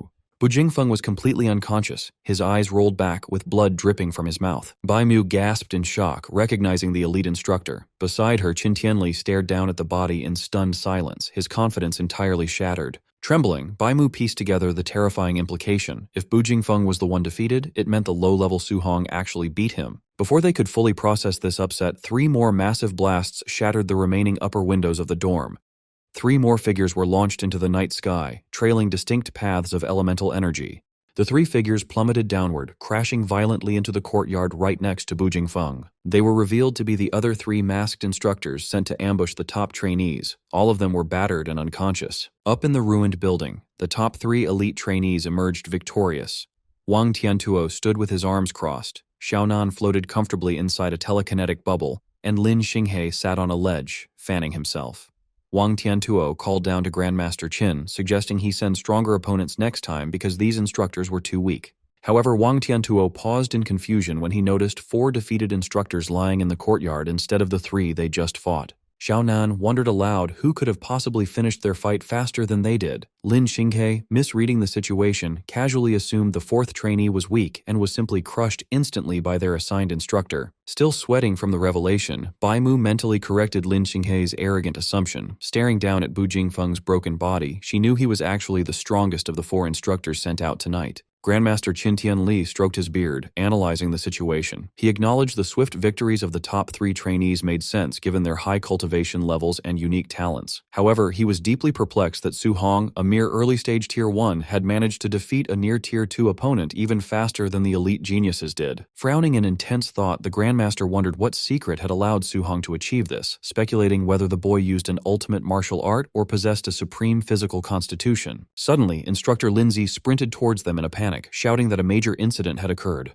Qin Tianli calmly closed his eyes and waved a hand dismissively. He casually assumed a trainee was accidentally killed in the ambush, stating that a few casualties were a normal part of harsh training. Sweating and frantic, Lindsay loudly corrected him, revealing the crisis wasn't a death, but rather that Su Hong had used an elemental attribute fusion technique during his fight with Bu Jingfeng. Qin Tianli casually nodded, noting a fused technique perfectly explained how the boy had won against a superior opponent. A split second later, the sheer impossibility of what he just heard fully registered, and the Grandmaster was shocked. Erupting in a blazing golden aura, Qin Tianli violently grabbed Lindsay by the shoulders, demanding he repeat himself and warning the instructor not to make up ridiculous lies about Su Hong achieving a dual attribute fusion. Lindsay nervously defended his claim, recalling seeing the monitor feed of Su Hong wielding a spear cloaked in both fire and lightning. He urged the Grandmaster to ask Bu Jingfeng if he still had doubts. Qin Tianli looked down at the defeated Bu Jingfeng, the reality of the thunder and fire fusion finally sinking in. Shaking Linzhou with wild enthusiasm, the Grandmaster noted that the only human genius in history to successfully research dual attribute fusion had taken over a decade to do so. Yet, according to Star City's records, Su Hong had been practicing his guiding techniques for less than a month. Overjoyed to the point of ecstatic laughter, Qin Tianli praised Su Hong as a heaven-sent prodigy and a true dragon among men. He completely ignored the exhausted Lin Ze, who slumped over and had to be awkwardly supported by Bai Mu.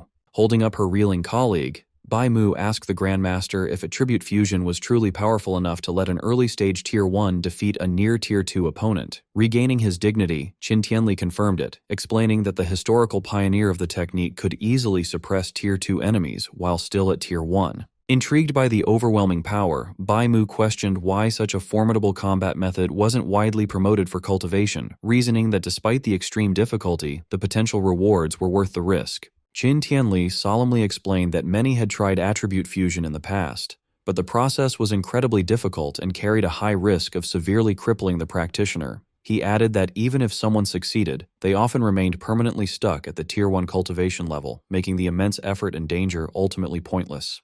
However, his demeanor shifted back to intense excitement as he clenched a fiery fist, emphasizing that Su Hong had managed to master this fusion in less than a month.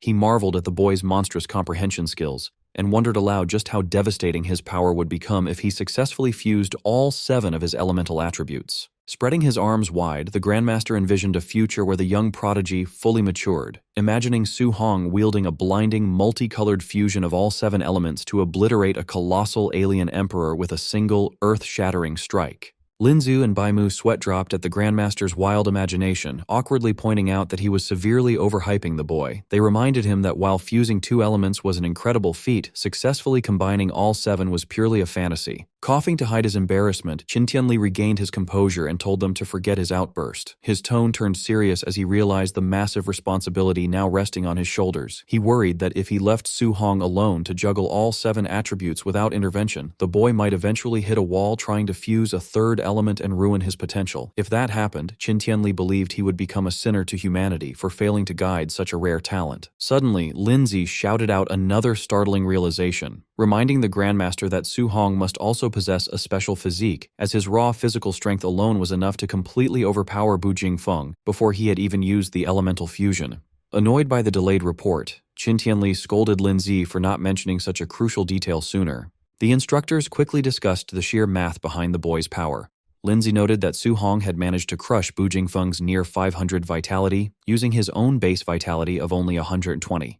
They concluded this massive physical amplification far surpassed even Wang Tiantuo's elite barbarian god body, solidifying their belief that Su Hong's physical constitution was truly monstrous. Staring toward the battered dorm building, Grandmaster Qin Tianli formulated a new plan. He declared that tomorrow he would organize a formal combat tournament to thoroughly test Su Hong's true combat power and vitality limits. To do this, he planned to pit the camp's top 3 elite trainees, Wang Tiantuo, Lin Xinghe, and Xiaonan, directly against Su Hong.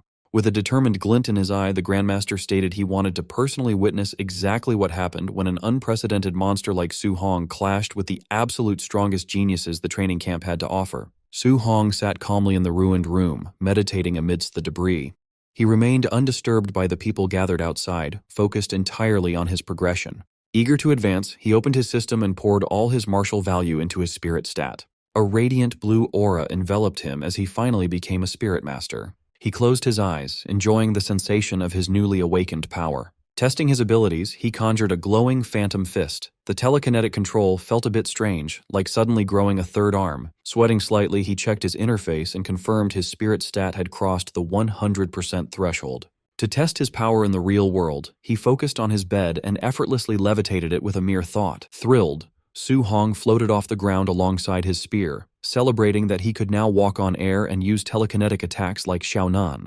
With his new status, he firmly resolved to copy Xiaonan's A-rank spirit martial art and Wang Tiantuo's offensive technique. The next morning, an urgent announcement ordered everyone to gather within 1 minute, threatening point deductions for anyone who was late. Trainees rushed downstairs in a panic. They loudly complained that the camp's schedule was outrageous after enduring the entry assessment, heavy training, and a brutal night raid all in one day. The trainees formed a large crowd in the courtyard. Su Hong arrived casually, stretching his arms and looking completely unfazed by the previous night's events. Instructor Lin Ze stood before them, glad that no one was late to the sudden assembly. With a cheerful smile, he admitted he expected many to be too beaten up to stand, praising their resilience. The rugged student complained that he only lost because of a dirty sneak attack. He argued he wasn't even given time to put on his underwear, and the attacker aimed for his crotch. Lin Ze sarcastically asked if a real alien assassin would wait for him to get dressed before an ambush. His friend laughed and teased the rugged guy, calling him Bro Underpants.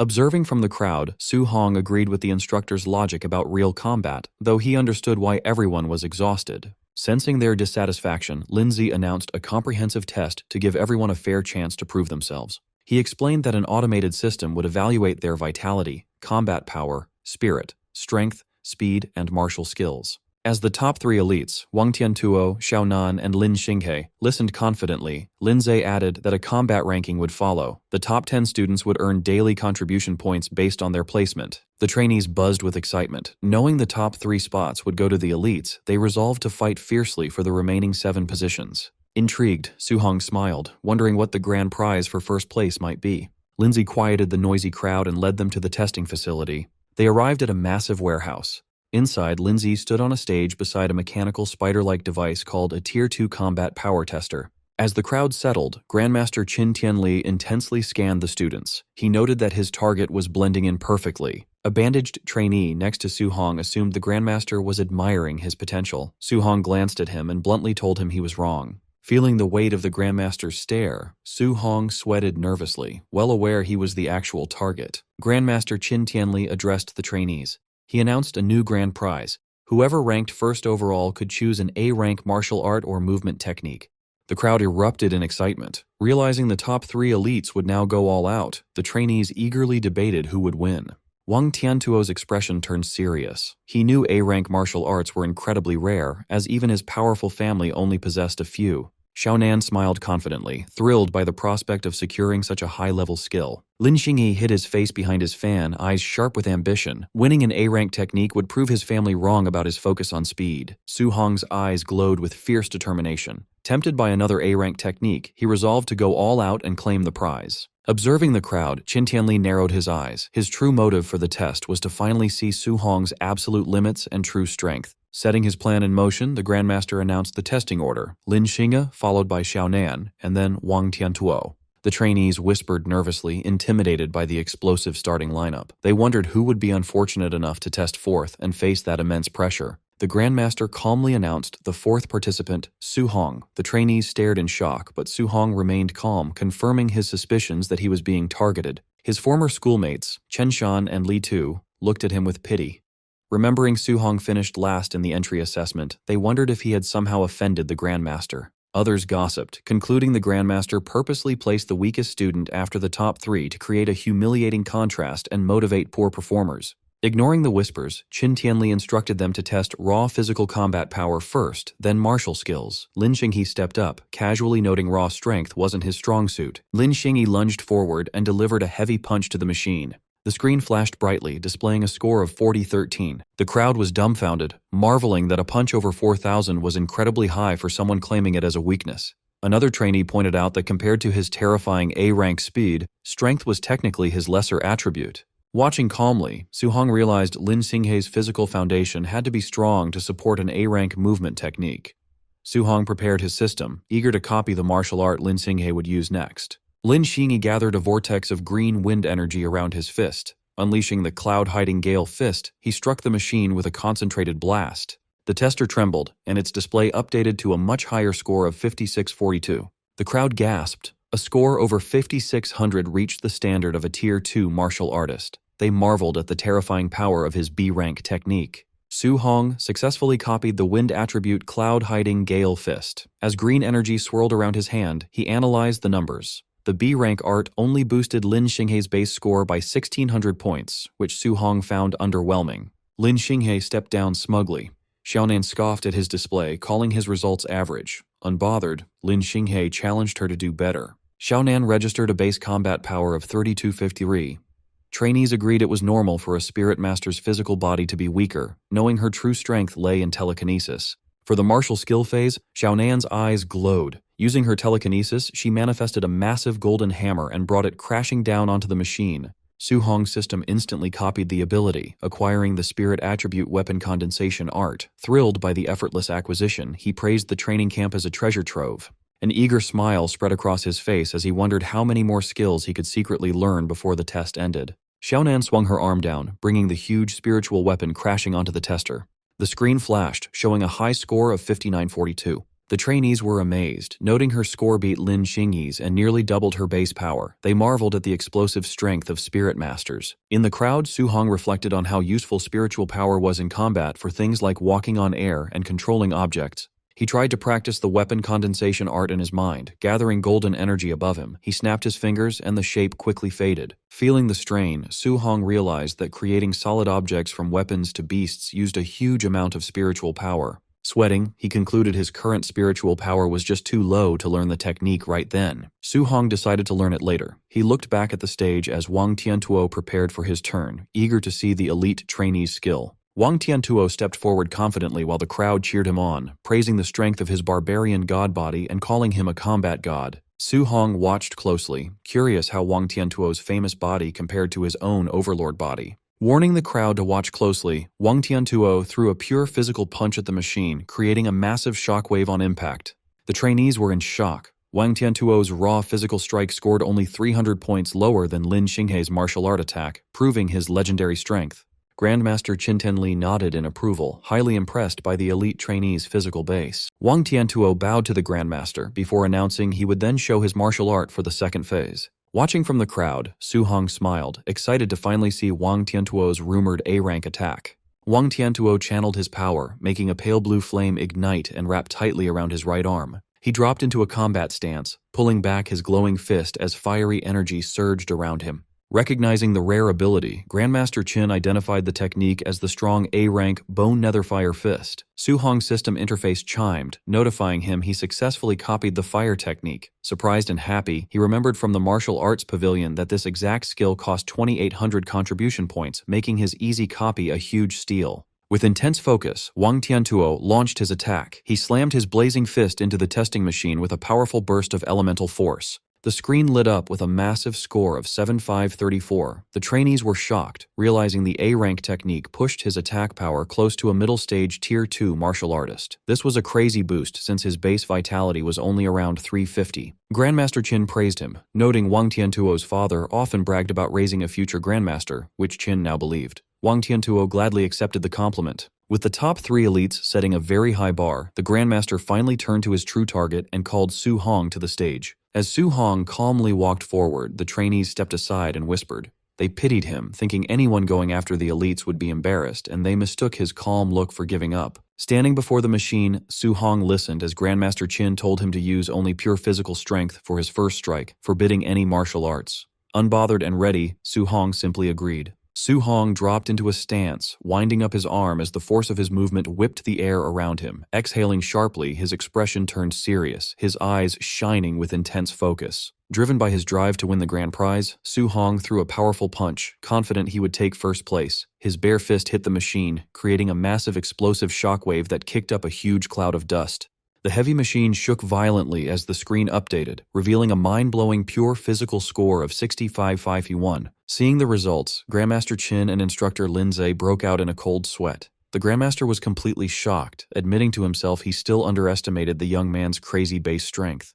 The entire crowd of trainees fell into a stunned silence, their eyes wide and jaws dropped in shock. Chaos quickly erupted as the trainees screamed in disbelief, wondering if the machine was broken. They were confused how the student who placed dead last in the entry assessment was now putting out numbers that shattered their belief that Wang Tiantuo was the camp's king. The top 3 elites were also shaken. Lin Xinghe dropped his arrogant act, thinking such huge physical power was impossible for a Tier 1 martial artist. He wrongly concluded that Su Hong must have secretly reached Tier 2. Breaking the tension, Su Hong turned to the instructors and calmly asked if he should proceed with the martial arts test. Still recovering from the shock, Grandmaster Qin gave him the okay. Su Hong stepped back into the testing area, taking a firm stance for his next attack. His system rapidly processed the newly acquired skill. The mastery percentage ticked up fast as a pale blue fiery aura identical to Wang Tiantuo's attack ignited around his body. As the proficiency shot past 80%, Su Hong realized mastering the A-rank Bone Netherfire Fist was much faster than his previous A-rank movement technique. He felt the explosive skill perfectly suited his fighting style. Watching Su Hong gather power, instructor Lindsay wondered out loud how high the final score would go.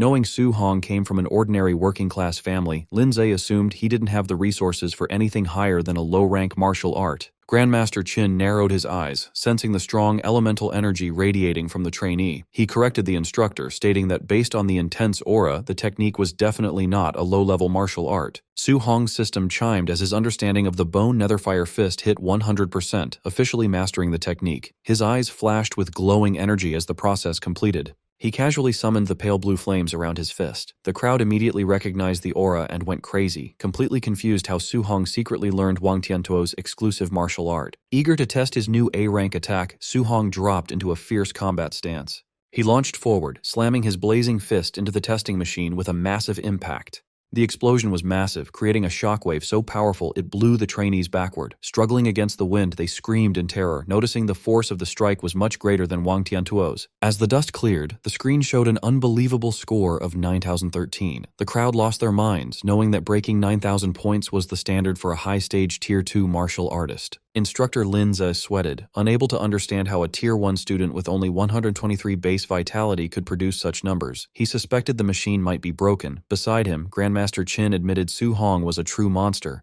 Desperate for an answer, Xiaonan concluded Su Hong must be hiding his true stats and that his vitality definitely exceeded 500. Hearing this, a stressed Wang Tiantuo comforted himself, thinking losing to a secretly high-level expert wasn't shameful since his own vitality hadn't reached 400 yet. To settle the debate, Su Hong took a vitality test. However, the crowd got more confused when the machine read his vitality at a mere 137. They yelled that the tester must be broken. Su Hong sat calmly inside the glowing pod as the screen confirmed the 137 score. Outside, even the highly experienced Grandmaster Qin muttered that the situation was completely crazy. The trainees panicked, joking the machine must have missed a zero. They were terrified by the reality that Su Hong was just a Tier 1 martial artist, making his 9,000-point output a crazy miracle. As the pod opened and Su Hong stepped out, Grandmaster Qin gave him an intense stare, very curious about the boy's secrets. Restoring order, the Grandmaster told the stunned crowd to back away from the machines and announced the start of the final phase, the Practical Combat Tournament. He explained the rules with a smirk, stating it would be a challenge system where trainees could pick their opponents. The final winner would secure first place and the grand prize of an A-rank martial art. Instantly, an eager shadow fell over Lin Xinghe's face as he called out to the Grandmaster. Holding his closed folding fan, Lin Xinghe stepped forward and pointed his finger at Su Hong, boldly declaring his intent to challenge him. Smug and confident, Lin Xinghe reasoned that despite Su Hong's monstrous combat output, his low vitality was a critical weakness. He planned to use his superior movement technique to evade attacks and exhaust Su Hong. Startling Lin Xinghe, Grandmaster Qin Tianli rejected the one-on-one challenge. Instead, he proposed that the top 3 elites face Su Hong together.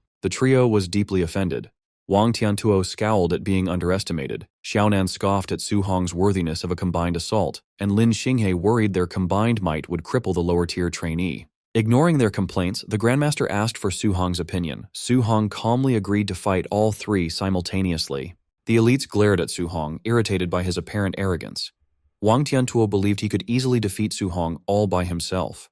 Grandmaster Qin Tianli announced the start of the match, and the 3 elites squared up against Su Hong in the testing facility. As the fight commenced, Wang Tiantuo and Xiaonan charged forward while Lin Xinghe leaped backward to create distance. Lin Xinghe intended to hang back and wait for Su Hong to be fully engaged before using his high-speed movement skill for a devastating sneak attack. His plan shattered when Xiaonan and Wang Tiantuo screamed in panic, warning him to dodge. Caught off guard, Lin Xinghe turned in shock. Moving with blinding speed, Su Hong slid effortlessly past his line of sight, appearing directly behind him. Su Hong unleashed a glowing blue punch, calmly bidding him farewell. Just before landing, the crushing blow was brought to an abrupt halt inches from Lin Xinghe's face. Given a split-second reprieve, a terrified Lin Xinghe frantically leaped backward to escape. Landing safely, Lin Xinghe thanked Xiaonan for her telekinetic intervention, warning his teammates about Su Hong's dangerously unnatural speed. Restrained by a faint telekinetic aura, Su Hong looked at his hand with mild intrigue. He remarked it was his first time experiencing spiritual telekinesis in combat, unaccustomed to his movements being controlled. Realizing he needed to eliminate Xiaonan first, Su Hong unleashed an explosive burst of speed, shattering the floor as he rushed toward her. Xiaonan's eyes widened in shock, realizing he was perfectly executing the elite flying swan's startling cloud step. Lin Xinghe and Wang Tiantuo charged to intercept. Baffled by how a fire attribute user could perform his wind-based technique, Lin Xinghe concluded Su Hong possessed dual attributes and yelled for Wang Tiantuo to stop him. Wang Tiantuo stepped into Su Hong's path, his arm igniting with a fiery aura. He instructed Xiaonan to focus on her spiritual control while he physically blocked the advance. Wang Tiantuo unleashed his A-rank bone netherfire fist. Instead of dodging, Su Hong mirrored the attack perfectly, his own fist violently erupting with the exact same pale blue flames. Before the strikes connected, Xiaonan amplified her telekinetic hold, freezing Su Hong in his tracks. Straining against the intense pressure, his feet cracked the concrete. He noted the spiritual control was more troublesome than anticipated. Taking advantage of Su Hong's immobilized state, Lin Xinghe leaped and brought down a fierce kick aimed at his head. Observing from the sidelines, Grandmaster Qin Tianli mused it might have been premature to let Su Hong fight all 3. He acknowledged that escaping a spirit master's crowd control required either overwhelming physical strength or counteracting spiritual power. Despite the intense combined attacks and telekinetic hold, a confident smile spread across Su Hong's face. The Grandmaster noted with shock that he didn't seem panicked at all.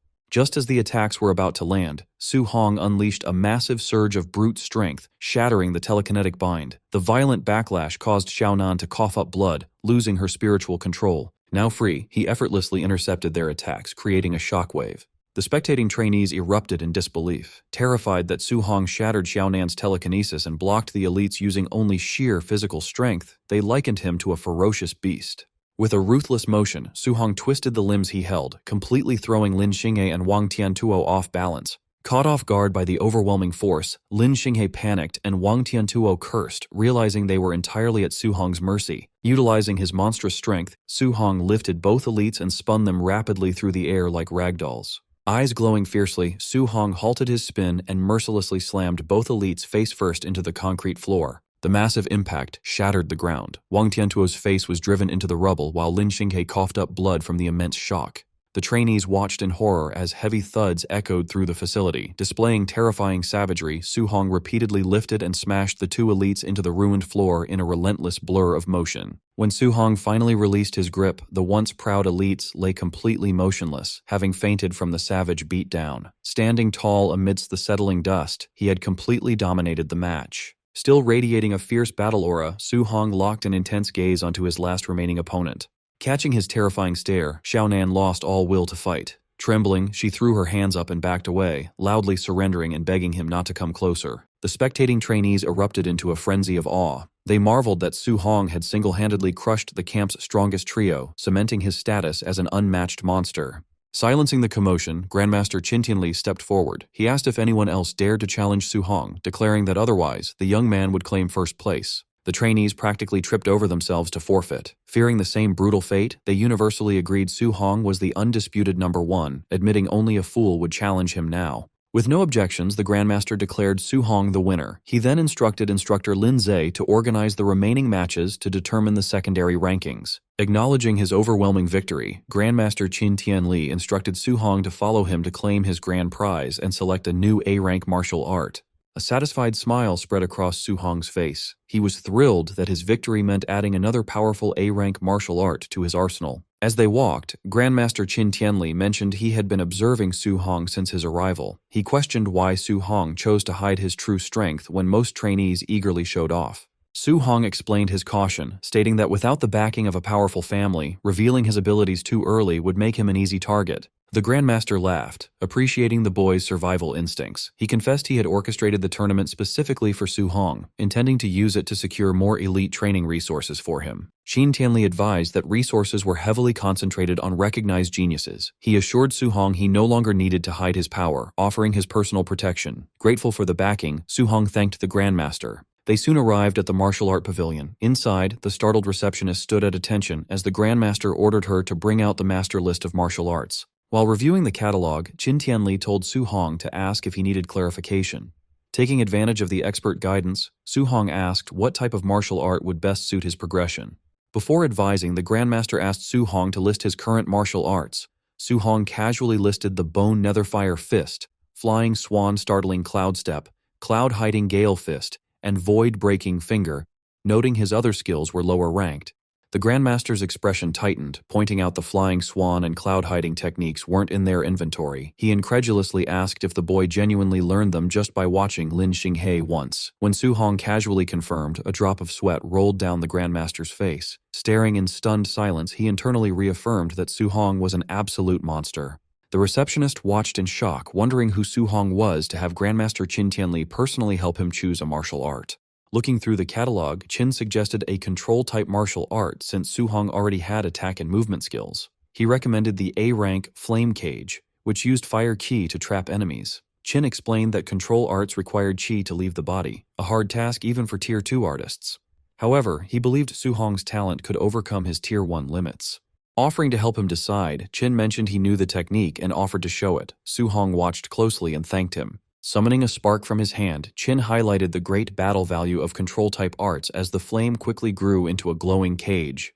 He explained the battle plan, showing how to trap an enemy in the cage and then launch another attack like an energy arrow for a quick kill. However, Qin warned that keeping the cage active while attacking would be impossible for Su Hong right now. Qin admitted he only mastered that level of control at Tier 3. Hearing this, Su Hong immediately shook his head and gave up on the technique. Surprised by his quick surrender, Qin silently praised him. He noted that unlike arrogant geniuses, Su Hong listened to good advice, proving his true potential.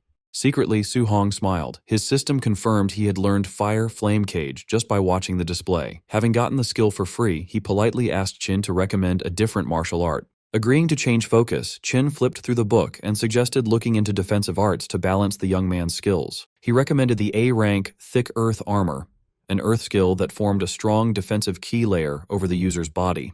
Su Hong thought about it carefully. Realizing that adding a defensive art to his already strong body would give great results, Su Hong gladly accepted the recommendation. While finalizing the choice, Qin asked about Su Hong's special body type. Su Hong confidently made up the name Overlord Body. In his head, he got excited, imagining Qin praising this rare constitution and giving him a mountain of A-rank skills. Qin admitted he had never heard of that physique. Su Hong awkwardly confessed he just made the name up. The Grandmaster guessed it must be an entirely unrecorded physical type. Despite the fake name, Qin noted the huge strength boost it gave. He pointed out that Su Hong easily blocked a full-power strike from Wang Tiantuo's famous barbarian god body. He admitted he had never seen a Tier 1 fighter with such crazy raw power. A phone call interrupted them. Qin answered, planning to say he was busy, but instructor Bai Mu urgently reported a system error. She revealed that the point system showed Su Hong had worn his training weight vest during the whole tournament. Shocked, Qin asked if Su Hong really fought the top 3 elites while wearing the heavy vest. Su Hong casually agreed, explaining he kept it on to earn passive points. Hearing this, Qin clutched his chest, trying to stay calm while accepting that this boy was a total monster who defied logic. Calming down, Qin ordered Su Hong to take off the vest immediately. He promised that challenging the training camp later would earn him plenty of rewards, so he did not need to worry about minor points. Su Hong agreed. As Su Hong took off the black vest, the receptionist cheerfully offered to return it to the warehouse. Handing it over, Su Hong warned her that it was a bit heavy. The receptionist proudly stated she was a Tier 2 martial artist and could handle it. But the moment she took it, her eyes widened in shock. Unable to hold it, she dropped the vest, shattering the wooden floorboards under its huge weight. Staring at the broken floor, the shocked receptionist asked how heavy the vest was. Su Hong casually replied it weighed 5 tons. Watching him, Qin sweated nervously, amazed that a beginner Tier 1 trainee carried a 5-ton weight while beating 3 late-stage geniuses. Deeply impressed, the Grandmaster put an arm around Su Hong's shoulder. Calling him a little monster, Qin excitedly said he had another A-rank martial art in mind to teach him. Curious, Su Hong asked what art it was. Qin recalled Su Hong liked using the spear and mentioned a man named Grandmaster Jiang Lin from Yang City, a famous spear master. Qin explained that Jiang Lin had an A-rank thunder spear art with amazing destructive power. Smiling slyly, Qin proposed a plan. He would take Su Hong to Yang City to fight Jiang's student, using the duel to trick his rival into giving up the prize technique. Su Hong pointed out that tricking someone was not very nice. Irritated by an old grudge, Qin complained that Jiang Lin constantly called the Star City camp trash. Qin wanted to use Su Hong to humiliate his rival. He told Su Hong to rest, as they would leave early the next morning. Su Hong agreed.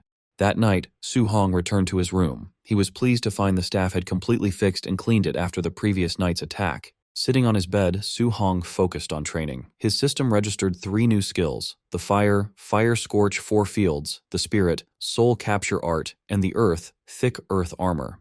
Determined, he trained through the night to reach basic mastery for all 3 before morning. Meanwhile, Grandmaster Qin was on the phone with his rival. He confidently told Jiang Lin to prepare his Thunder Spear art, declaring he was bringing his student tomorrow to challenge the Yang City camp. Over in Yang City, Grandmaster Jiang Lin smugly brushed off the challenge. He bragged that his camp recently found a rare wood spirit body genius who was already a Tier 2 fighter. Jiang continued boasting, claiming his student learned the A-rank wood prison in just 2 days, reaching a level where his QI could leave his body. He proudly watched his student train. The student, a green-haired young man, strained as a green aura covered his body. Channeling his power, he unleashed the technique, summoning a massive tangle of thick wooden vines to form the wood prison. However, the skill quickly grew unstable.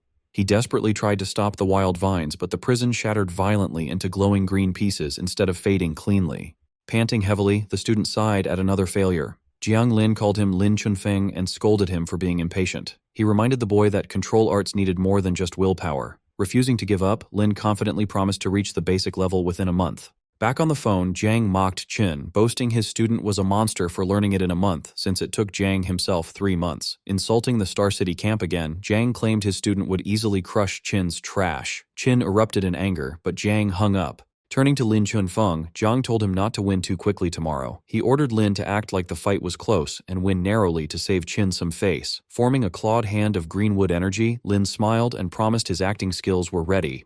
The next afternoon, high above the Yang City training camp on a flattened mountain peak, Grandmaster Qin used his power to fly himself and Su Hong toward the base. Glancing down, Su Hong smiled nervously, saying he never expected his first flight to be like this. With a strong gust of wind, they landed right in the center of the courtyard, facing Jiang Lin and his men. Wearing a smug grin, Jiang Lin greeted his old rival and asked to see the genius Qin brought to challenge them. Qin presented Su Hong as a beginner Tier 1 fighter who also used a spear. Planting his weapon on the ground, Su Hong politely greeted the rival grandmaster. Jiang Lin's smug look vanished into annoyed disbelief. He asked if Qin was crazy for treating a beginner Tier 1 rookie like a genius. Internally, Jiang began to sweat. Pitting his Tier 2 student against a Tier 1 beginner would usually mean an instant kill. He worried Lin's acting skills would be heavily tested to make this fight look fair. Ignoring the insult, Qin confidently urged Jiang Lin to start the match, casually adding that he and Su Hong needed to get home in time for dinner. A large crowd of trainees gathered at the Yang City Training Camp's arena, waiting in excitement. Some wondered about the visiting genius from Star City, joking that they hoped the challenger wouldn't be too weak. Grandmaster Jiang Lin introduced the famous Grandmaster Qin Tianli and his supposed genius student, Su Hong, to the crowd. Smiling smugly, Jiang Lin revealed to everyone that Su Hong was only a beginner at the Tier 1 stage. The local trainees erupted in disbelief, insulted that someone so weak dared to challenge them. They mocked Su Hong, pointing out that their champion, Lin Chunfeng, was a Tier 2 martial artist who could crush him instantly. Hearing this, Lin Chunfeng started sweating nervously. His master had ordered him to make the fight look close to save Qin's pride, but he panicked over how to fake a fair battle against such a weak opponent. Ignoring the noise, Jiang Lin confirmed the bet with Qin Tianli. If his student won, Qin had to teach him an A-rank martial art. Pretending to be generous, Jiang Lin told Su Hong that if he somehow won, he could choose an extra A-rank martial art as a prize. Su Hong politely thanked him. Amused, Qin Tianli slapped his rival's back and sarcastically called him a nice guy. Meanwhile, Jiang Lin was fully confident that a Tier 1 beginner could never defeat a Tier 2 student with a rare wood spirit body. The competitors stepped into the arena while the grandmasters watched. Jiang Lin subtly reminded Lin Chunfeng to hold back his strength. Gripping his sword, the anxious student assured his master that he would. Drawing his blade, Lin Chunfeng continued to worry about his acting. He was terrified of accidentally hurting the beginner with a single careless strike. Noticing his opponent was unarmed, Lin Chunfeng asked why Su Hong wasn't using the spear he brought to the camp. Su Hong casually stretched and replied that he wouldn't use his weapon just yet. In reality, Su Hong chose to go unarmed because his only spear skill was a basic C-rank technique. This was much weaker than his new A-rank fist and movement skills, making the spear a clear disadvantage. Misunderstanding this practical choice as pure arrogance, Lin Chunfeng grew annoyed. Eager to test this supposed confidence, he leapt into the air and charged at the unarmed trainee with his sword. Covered in a green aura, Lin Chunfeng swung his sword down. Su Hong easily dodged the heavy slash, stepping aside as the blade smashed into the stone floor and sent debris flying. Using his A-rank movement skill, Su Hong gracefully glided backward across the arena. He left a trail of wind behind him as he casually kept his distance. Lin Chunfeng was shocked to see a beginner use an A-rank wind movement technique. Watching from above, the grandmasters smirked in amusement at the impressive display. Refusing to let him escape, Lin Chunfeng charged forward. He declared that movement skills were useless now and unleashed his wood prison technique. Thick green vines shot from the ground and tightly wrapped around Su Hong's leg. Surprised to face a rare control-type skill, Su Hong briefly praised Lin Chunfeng's talent. Still, he remained calm and flared his aura, preparing to use his raw physical strength to break the vines. Before Su Hong could even try, the weak green vines suddenly shattered and vanished into thin air. Confused and disappointed, he wondered how such a powerful technique could fall apart instantly. Using this brief distraction, Lin Chunfeng appeared mid-air behind Su Hong. Swinging his sword down, he confidently claimed that stopping his opponent for just a second was enough to win. Unfazed, Su Hong calmly looked over his shoulder. Gathering glowing green wind energy around his fist, he prepared a quick counterpunch. As Su Hong threw the wind-infused strike, Lin Chunfeng's eyes widened in shock. He realized Su Hong's attack was so fast that the punch would hit before his own sword could land. He desperately used his wood escape technique, creating a thick wooden barrier to shield himself just as the fist struck. The defense was completely useless. Su Hong's punch violently shattered the wooden shield into splinters, launching Lin Chunfeng backward with immense force. Sent flying through the air, a battered Lin Chunfeng was completely baffled by the overwhelming physical power of this lower-level beginner. The local trainees watching were equally shocked. Seeing their champion's A-rank defense easily broken, they fearfully realized the beginner's raw strength was greater than a wild beast's. Above the arena, Grandmaster Qin laughed loudly, teasing his rival about the sudden turnaround. Sweating but stubborn, Grandmaster Jiang Lin argued that raw strength alone wouldn't defeat his genius student and told Qin to keep watching. Pressing his advantage, Su Hong launched himself forward at high speed to chase down the retreating Lin Chunfeng. Su Hong delivered a fierce kick, but his leg passed right through the target, shattering it into shadows. He quickly realized he had hit an afterimage. Using his own A-rank movement skill, Lin Chunfeng appeared directly behind him. Boasting about his own footwork, he unleashed an explosive sword slash, but Su Hong easily dodged it. As the dust cleared, a panting Lin Chunfeng looked across at Su Hong. Acknowledging the boy's immense power, Lin Chunfeng urged him to give up. He humbly admitted that if they were at the same level, he would definitely lose. Surprised by this shift in tone, Lin Chunfeng watched as Su Hong knelt and extended a hand toward him. Bright orange flames violently erupted from Su Hong's fist. Before Lin Chunfeng could question this new element, a massive cage of fire roared to life, instantly trapping him in a fiery control skill. Sweating from the heat, Lin Chunfeng was amazed that a beginner had mastered such a skill. However, he figured Su Hong's energy wouldn't last long, so he decided to wait inside for the flames to collapse on their own. On the platform, Qin Tianli lost his composure, shocked that Su Hong had already mastered the flame cage. Confused, Jiang Lin asked why he was so surprised by a move he supposedly taught his own student. Qin awkwardly stammered for an excuse. Jiang Lin then demanded to know how a wind attribute student was suddenly using fire. Masking his own ignorance of the boy's abilities, Qin coughed and casually claimed that having multiple elements wasn't a big deal. Desperate to change the subject, Qin pointed back at the fight. He loudly wondered why the flame cage hadn't collapsed yet and pointed out the new glowing energy on Su Hong's hand. Su Hong stood calmly outside the cage, gathering a swirling pale aura around his fist. Trapped inside, Lin Chunfeng stared in horror. He realized Su Hong was multitasking by preparing an attack while maintaining the cage, a feat incredibly difficult even for advanced fighters. Confirming his worst fears, Su Hong launched himself forward and drove his glowing fist right through the flames toward the trapped student.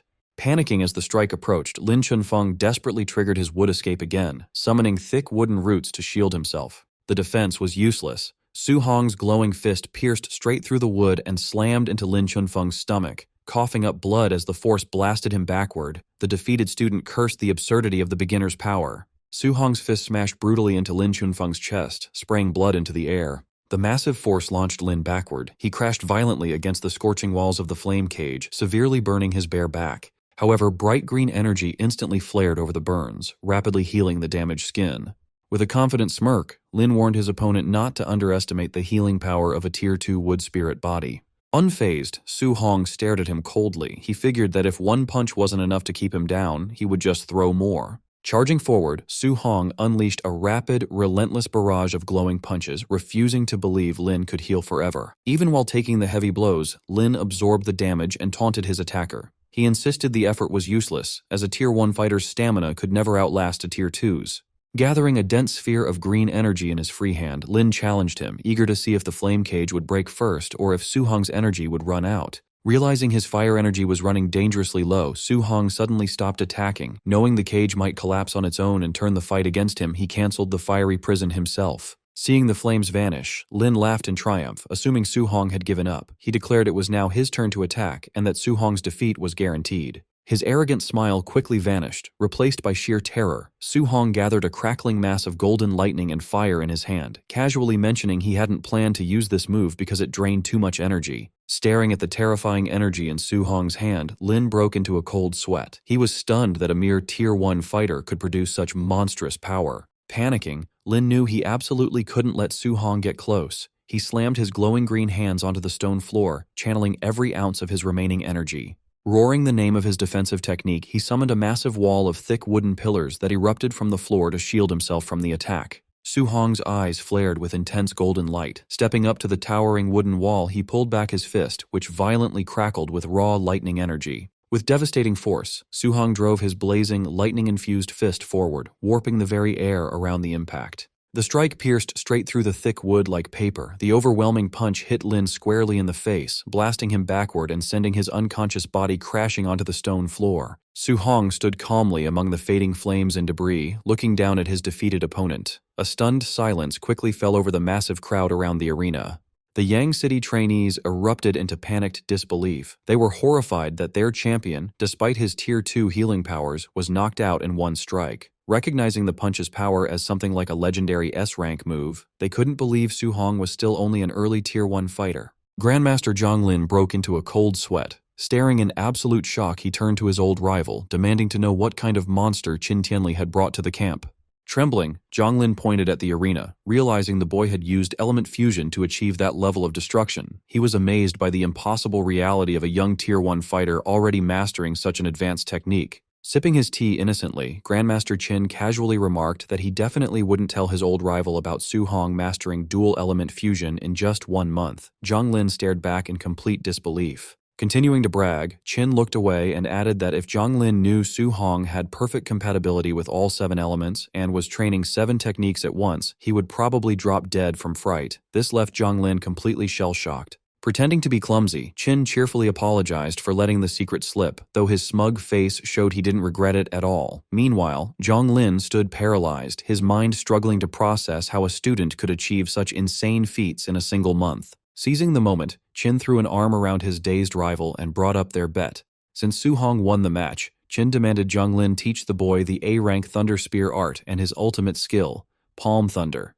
Still overwhelmed, Zhang Lin mindlessly agreed. Sometime later, inside a massive dome-shaped training room, Su Hong and Grandmaster Zhang Lin stood across from each other in a high-tech arena, holding practice spears. Zhang Lin stared at the young trainee, still amazed by the boy's monstrous potential. He admitted to himself that he had never met anyone like Su Hong in his entire life. Pushing aside his shock, Zhang Lin introduced the technique he was about to show, an A-rank Thunder Spear art called the 9 Heaven-Breaking Spears. As blue lightning violently crackled around his grip, Zhang Lin explained the technique. The art had 3 stances, each with 3 unique moves. He warned that both the destructive power and the difficulty increased heavily with each stance. Noting the move's extreme difficulty, Zhang Lin said he would normally never teach it to a fighter below Tier 4. However, given Su Hong's rare talent, he was confident the boy could learn the first stance without issue. Telling Su Hong to watch closely, Zhang Lin's eyes glowed with electricity. He unleashed the first stance, River Overturning, sending a massive wave of pure lightning crashing down vertically through the arena. Moving smoothly to the next attack, Zhang Lin announced the second stance, Sea Inverting. Sweeping his spear, he summoned a huge wave of lightning that surged across the arena like a raging ocean. Gripping his own weapon tightly, Su Hong watched the incredible display. Caught in the simulated storm, he felt like a tiny boat lost at sea, knowing even a single stray bolt could obliterate him. Without pausing, Zhang Lin leaped high to perform the third stance, Heaven Breaking. He drove his spear downward, releasing a piercing blast of lightning that struck the center of the room with explosive force. The leftover energy from the strike created a massive, terrifying tornado of swirling electricity. Watching the fierce storm, Su Hong realized the Grandmaster had held back to avoid destroying the reinforced training room. Even though he felt like a mere ant against such overwhelming power, Su Hong's eyes shone with determination. He firmly resolved that one day, he too would have that level of devastating combat power. As the storm finally faded, Zhang Lin handed Su Hong a small manual explaining the 9 heaven-breaking spears. He told the trainee to practice on his own first, offering to answer any questions later. Su Hong respectfully thanked the Grandmaster for his guidance. Smiling warmly, Zhang Lin said he was just honoring their bet. He promised that once Su Hong mastered the first stance, he would teach him the second martial art, Palm Thunder. Zhang Lin casually added that while the spear art was strong, its power still fell short compared to his ultimate Palm Thunder. Holding the manual tightly, Su Hong's eyes lit up with excitement. Amazed that Palm Thunder could be even more destructive, he eagerly resolved to master the spear art as quickly as possible. Waving his hand, Zhang Lin turned to leave the dome. He mentioned he had things to discuss with Grandmaster Qin and promised to return later to check on Su Hong's progress, leaving the eager trainee alone to begin his training. An hour later, Grandmaster Zhang Lin returned to the training room. He asked Su Hong if he understood the technique, telling him not to rush since it usually takes months to learn. But when he looked inside, he saw Su Hong surrounded by a swirling vortex of golden lightning. Su Hong then unleashed a powerful blast of electricity from his spear. As the lightning faded, Su Hong turned to the Grandmaster and complained that the spear art was too hard, saying he had only reached a basic level. He then immediately asked to learn the ultimate skill, Palm Thunder. Zhang Lin, dumbfounded, could only wonder if this was the talent of a monster. Later, as the sun set, Grandmaster Zhang Lin sat outside the training room, looking completely defeated. Grandmaster Qin Tianli approached, asking why he looked so dazed and if he had taught the boy Palm Thunder. Still in shock, Zhang Lin just said he was done teaching and told Qin to see for himself. Skeptical, Qin Tianli went to the door, wondering if Zhang Lin had held back. He noted that Palm Thunder required careful instruction and was impossible to learn otherwise. His words died as he opened the door. Inside, Su Hong stood crackling with electricity, holding a perfect ball of lightning. He then cheerfully announced that he had learned Palm Thunder. Both Grandmasters sat in the doorway, stunned. Even Qin Tianli, who expected a lot, was shocked by Su Hong's speed. Zhang Lin despaired, remembering it took him 3 months to master the same skill, for which he had been called a genius. Recovering, Qin Tianli declared the boy had a limitless future and would reach Tier 9. He then offered to take his rival out for a meal. Qin contacted Su Hong, telling him to rest in a temporary dorm for the night, as they would leave the next day. Su Hong agreed. That night in his dorm, Su Hong reviewed his system interface. He had earned 230 martial value points from his recent victories against Wang Tiantuo's group and Lin Chunfeng. He saw his vitality was too low, and with everything else also needing upgrades, he knew 230 points wasn't nearly enough. Since his core cultivation was the most important, Su Hong decided to spend all his new points on upgrading his vitality. After spending his points, he knew he needed more martial value. Since no one would spar with him anymore, his only option was to hunt monsters in the ferocious beast room. Meanwhile, the two grandmasters were drinking. Zhang Lin complained that Qin had scammed him out of 2 A-rank martial arts, but Qin just brushed it off, saying he'd heard it 100 times. They were interrupted by a staff member who announced that the camp's night raid event was ready to start, awaiting Grandmaster Zhang's command. Zhang Lin casually approved the raid, telling the staff not to go easy on the trainees. The man immediately relayed the orders, and the raid began. Xin Tianli sobered up instantly, panicking. He reminded Zhang Lin that Su Hong was in those dorms. Realizing their mistake, Zhang Lin also sobered up and tried to stop the raid, but it was too late. The instructors were already on their way. Outside, a team of instructors assembled. Bu Jingfeng, who Su Hong had humiliated before, asked his brother Jinglong why a high-level Tier 2 was on a basic raid. Jinglong explained Grandmaster Jiang sent him to deal with a resilient wood spirit body trainee. Bu Jingfeng remarked that attacking a low-level Tier 2 felt like bullying, then paused, feeling a strange sense of déjà vu. Jinglong smirked and teased his brother about being beaten by a trainee in Star City. A flustered Jingfeng defended himself, claiming he underestimated his opponent and vowing to eliminate Su Hong if they met again. Jinglong mockingly questioned if beating a Tier 1 was worth bragging about, and warned him not to underestimate the wood spirit body trainee. Jingfeng scoffed, confident he wouldn't fail again. Jinglong then ordered his squad to put on their masks. With a final shout, they charged toward the dorms to begin the ambush. The dorm's peace was shattered by breaking doors and screams as the masked instructors launched their surprise attack. The chaos alerted Su Hong, who peeked out of his room and realized a night raid was happening. An instructor punched a student who yelled at him for having no martial virtue. The instructor saw Su Hong and lunged, surprised they had missed a student. Before he could react, Su Hong's uppercut sent the instructor smashing into the ceiling. With the instructor stuck in the ceiling, an annoyed Su Hong ignited a flame in his hand, complaining that as a guest he shouldn't be attacked. Looking at the instructor's mask and uniform, Su Hong had an idea. He could steal the disguise, attack students during the raid, and earn martial value points without consequence. A sly smile spread across his face. Down the hall, a naked student begged a masked instructor to let him put on his boxers. The raider just laughed and told him to accept being knocked out. Suddenly, a disguised Su Hong burst in, announcing he was there to help. The real instructor turned, confused, and asked why a newcomer was interfering with his area.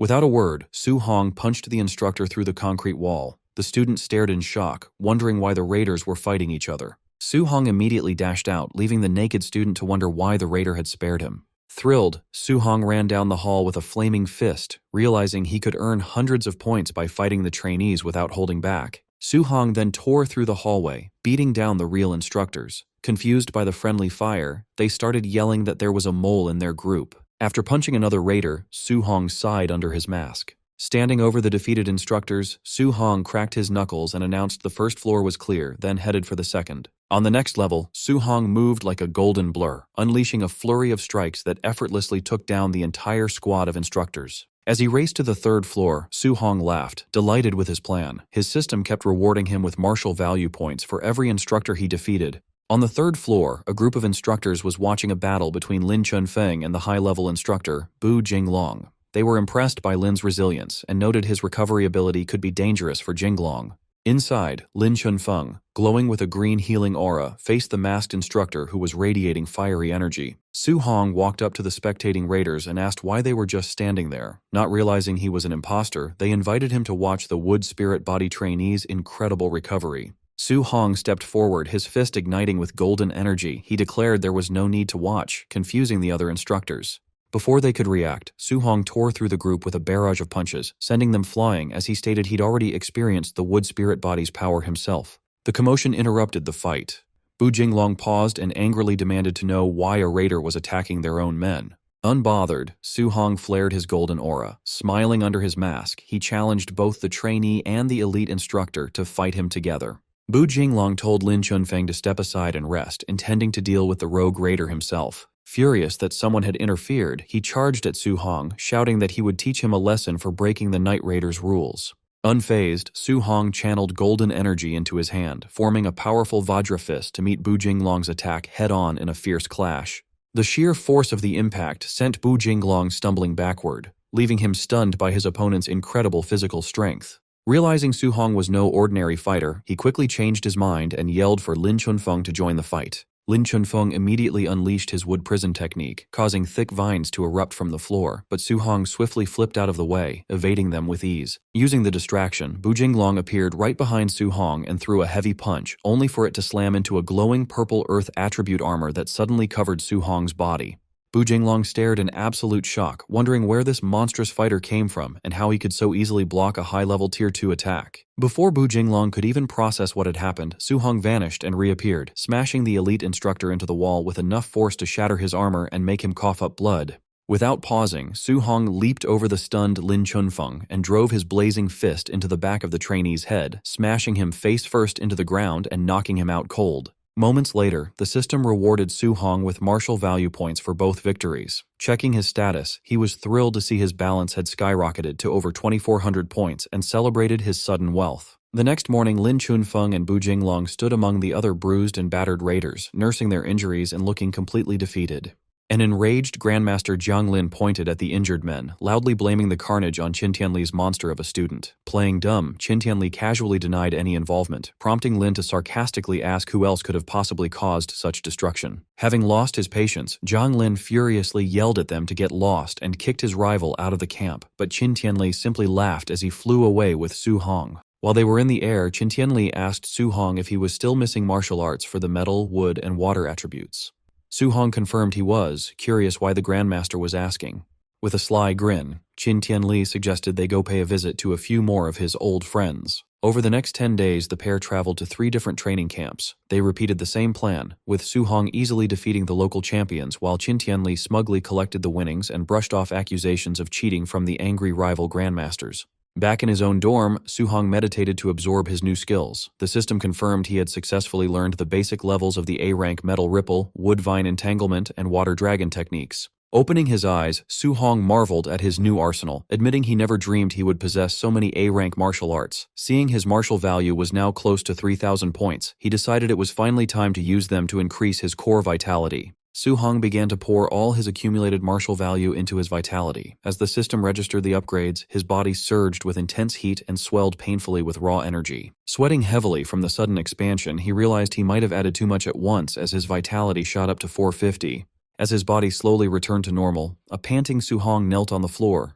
Despite the pain, he was thrilled to realize he was now only 50 points away from breaking through to become a Tier 2 martial artist. Checking his stats, Su Hong saw he had exactly 100 martial value points left. He debated whether to use them to strengthen his spiritual power or his rare overlord body.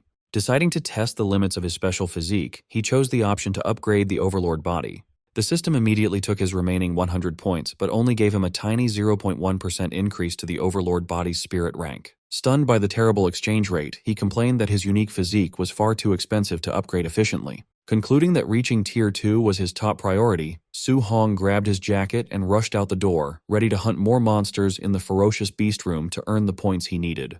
But before he could leave, he ran right into Grandmaster Qin Tianli. The Grandmaster asked if Su Hong was still missing a healing martial art, making the young trainee sweat nervously as he guessed the old man was planning to hustle another rival camp. A short time later, at the Hang City training camp, Grandmaster Wang Qingshan addressed a large group of trainees. He announced a brutal wilderness special training event, where students would have to survive in the 10,000 monster mountain range for 7 days without any outside supplies. Standing disguised among the local trainees with his spear, Su Hong listened to the harsh rules. He silently noted that as a provincial capital, Hang City's camp was filled with real geniuses and was much tougher than Star City, since these trainees could only earn points by killing beasts at or above their own level.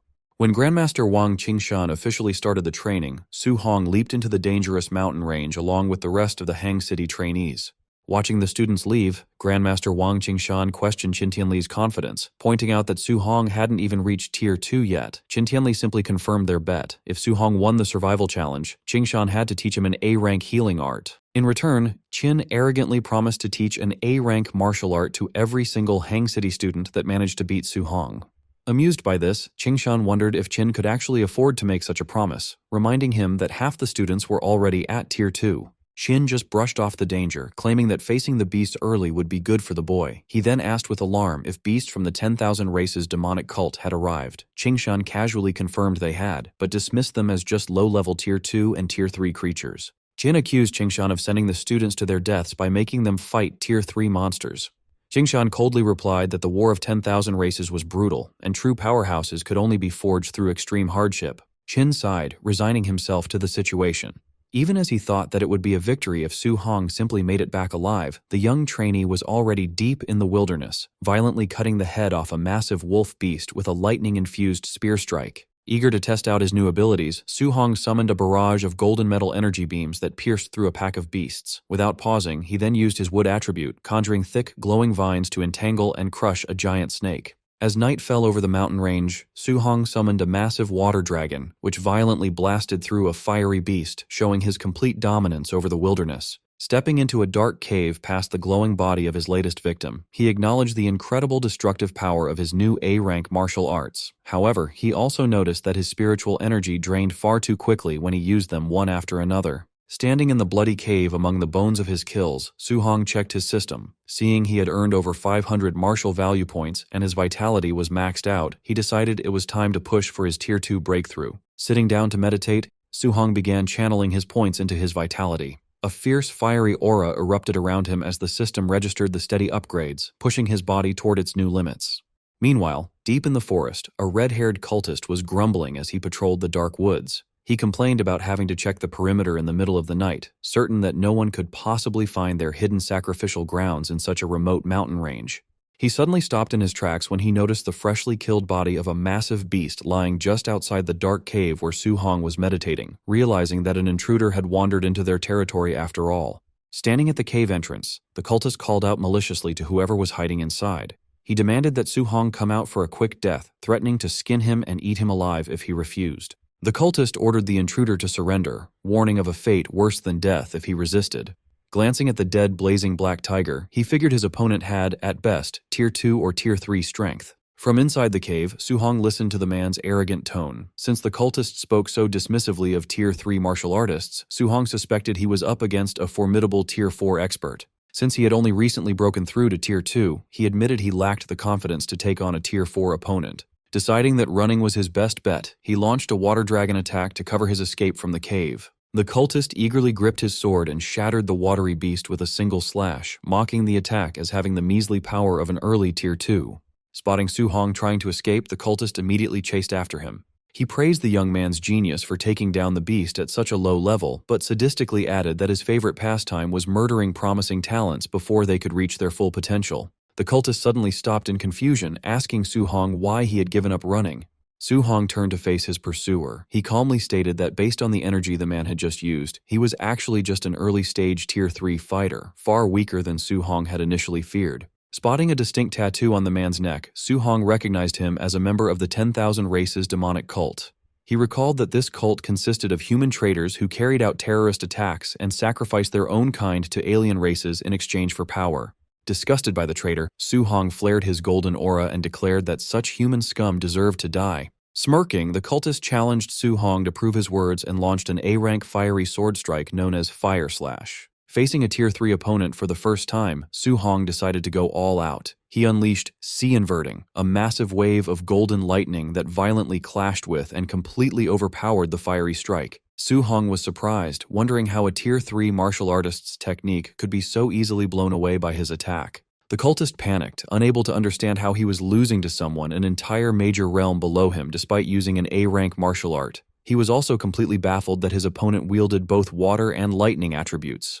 Enraged, the cultist unleashed a frantic flurry of sword slashes, but Su Hong effortlessly dodged every single strike. Utilizing his rapid movement technique, Su Hong vanished and suddenly reappeared directly behind the cultist. He immediately unleashed another devastating blast of golden lightning.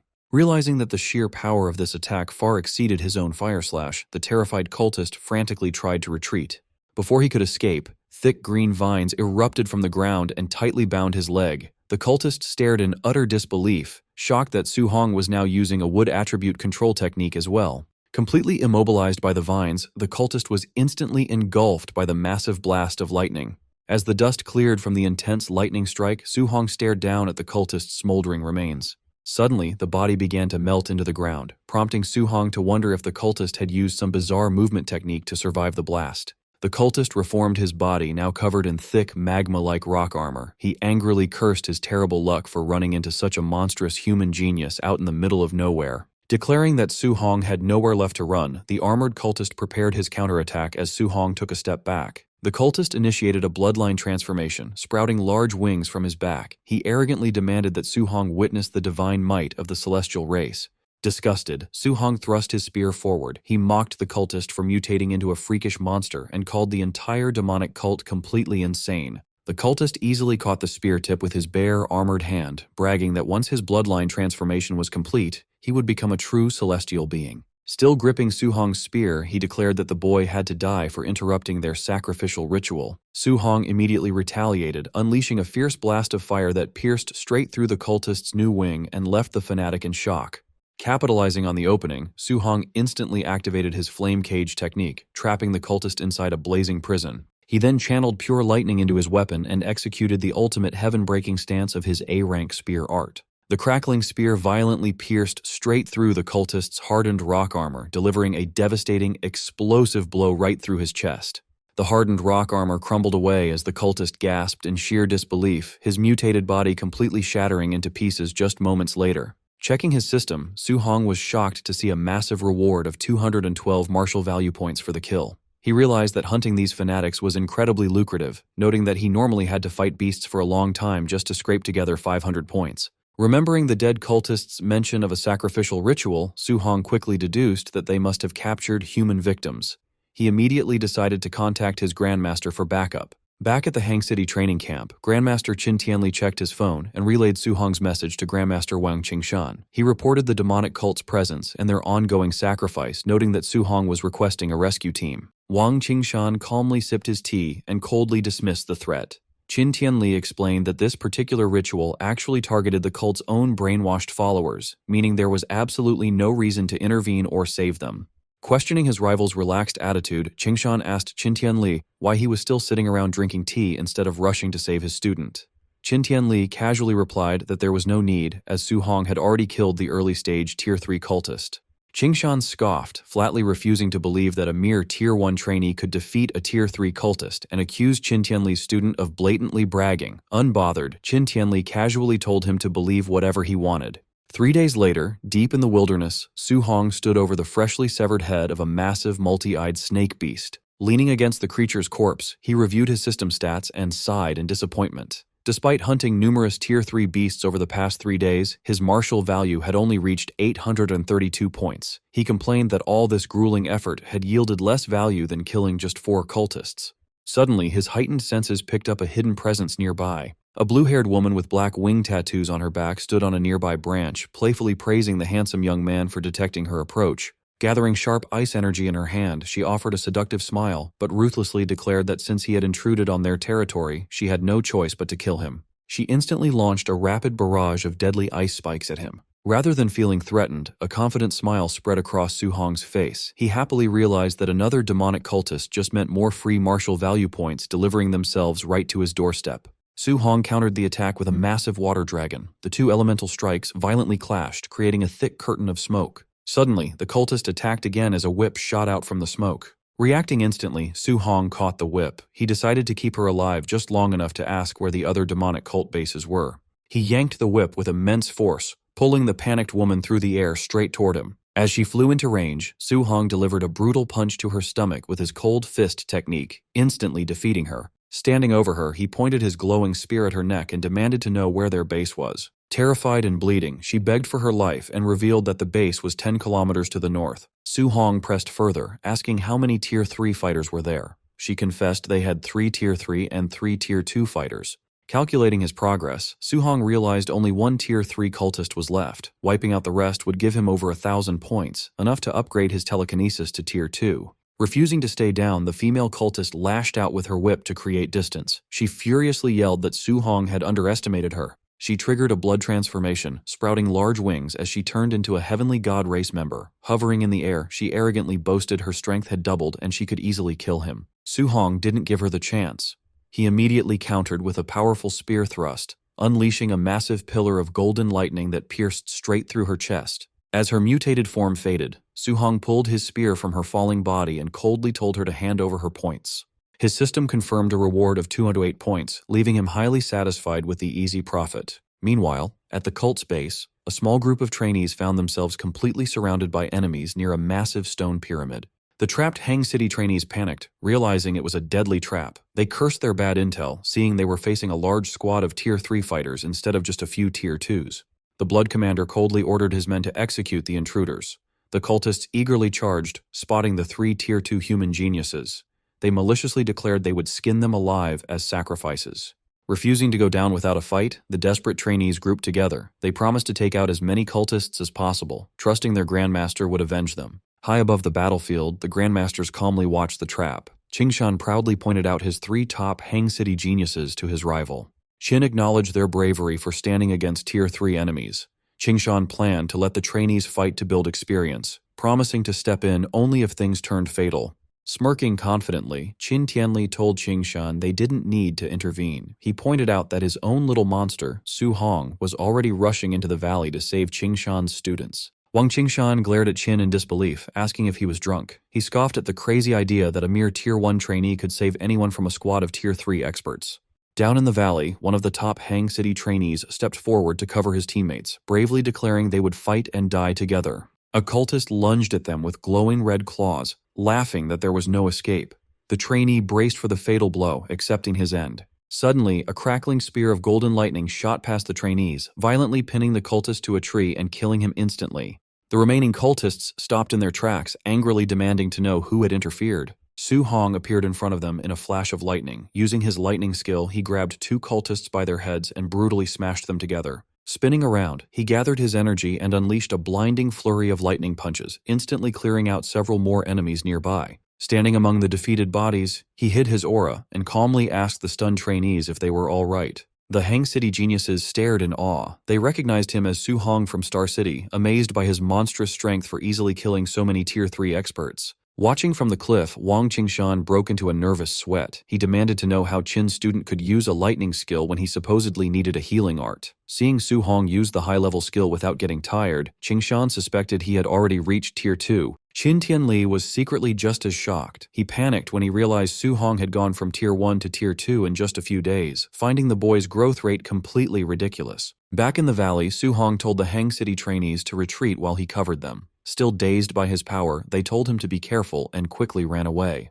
Once they left, a greedy grin spread across Su-hong's face. The female cultist had lied about their numbers. There were actually over a dozen Tier 3 experts present. Thrilled, he claimed the remaining cultists as his prey, knowing that at 200 points per kill, this fight would bring a massive profit. Suddenly, a huge cultist charged at Su-hong, roaring that he would smash him into pieces. Unfazed, Su-hong easily dodged the brute's guard and delivered a heavy punch to his stomach, sending the massive man crashing to the ground. Gathering more lightning in his hands, Su-hong turned to the remaining enemies and said it was their turn. Terrified by his overwhelming strength, the surviving cultists backed away. Meanwhile, a man climbed the pyramid stairs while the cultists screamed that Su-hong was a monster, begging their commander to save them. Once at the top, the man inhaled deeply, looking over the dead cultists with crazy joy. He happily announced that their deaths were worth it and their sacrifice would be remembered. Su-hong paused in confusion as the blood from the dead enemies defied gravity, floating up and rushing toward the top of the pyramid. The massive amount of blood swirled around the man's body, and Su-hong realized this was the true purpose of the cult's ritual. The blood suddenly burst with blinding golden light, transforming the man into a blonde figure with large white wings. He arrogantly called them lowly humans and demanded to know why they weren't kneeling before a noble of the heavenly god race. As the winged man hovered proudly above the altar, looking down at the battlefield, Su-hong gripped his spear with an excited smirk. He figured that if a mere mutated cultist gave him a massive payout, killing a pure-blooded member would give him an unbelievable amount of points. The Heavenly God race member arrogantly glared down at Su Hong, demanding to know who gave a mere ant permission to look up. Vowing that Su Hong would pay for this insolence with his life, the winged man vanished, reappearing directly behind him. Su Hong panicked, completely caught off guard by the blinding speed. Su Hong barely blocked the incoming strike, but the heavy impact shattered the ground beneath him. The winged man smirked, amused to discover such a capable fighter within the younger human generation. Wiping blood from his mouth, Su Hong realized the overwhelming strength of the Heavenly God race. Hovering midair, the possessed cultist admitted he only expected to slaughter a few weak humans during this ritual. Recognizing Su Hong as a monstrous genius, he resolved to eliminate him immediately, permanently erasing a future threat. Suddenly, the man's arm cracked under the strain. Annoyed, he noted that his host hadn't even reached Tier 4 vitality and was already collapsing from his divine power. Despite this failing vessel, he confidently declared that peak Tier 3 strength was enough to crush Su Hong and wound up for another devastating punch. Hearing the muttered complaints, Su Hong realized he wasn't facing a true heavenly god, but merely a possessed human whose body was breaking down. Channeling golden lightning into a thunder rush fist, Su Hong boldly declared the outcome was no longer certain and charged forward. They collided violently, exchanging a rapid flurry of devastating blows that shook the entire valley. Observing from the cliff above, Qin Tianli casually praised the heavenly god race's physical strength for managing to keep up with his student. Beside him, an exasperated Wang Qingshan argued that Su Hong was the real shock. He was completely baffled that a lower realm fighter used pure physical strength to match and even suppress a host possessed by a heavenly god. Pressing his advantage, Su Hong landed a heavy, lightning-infused punch that forced the heavenly god to retreat.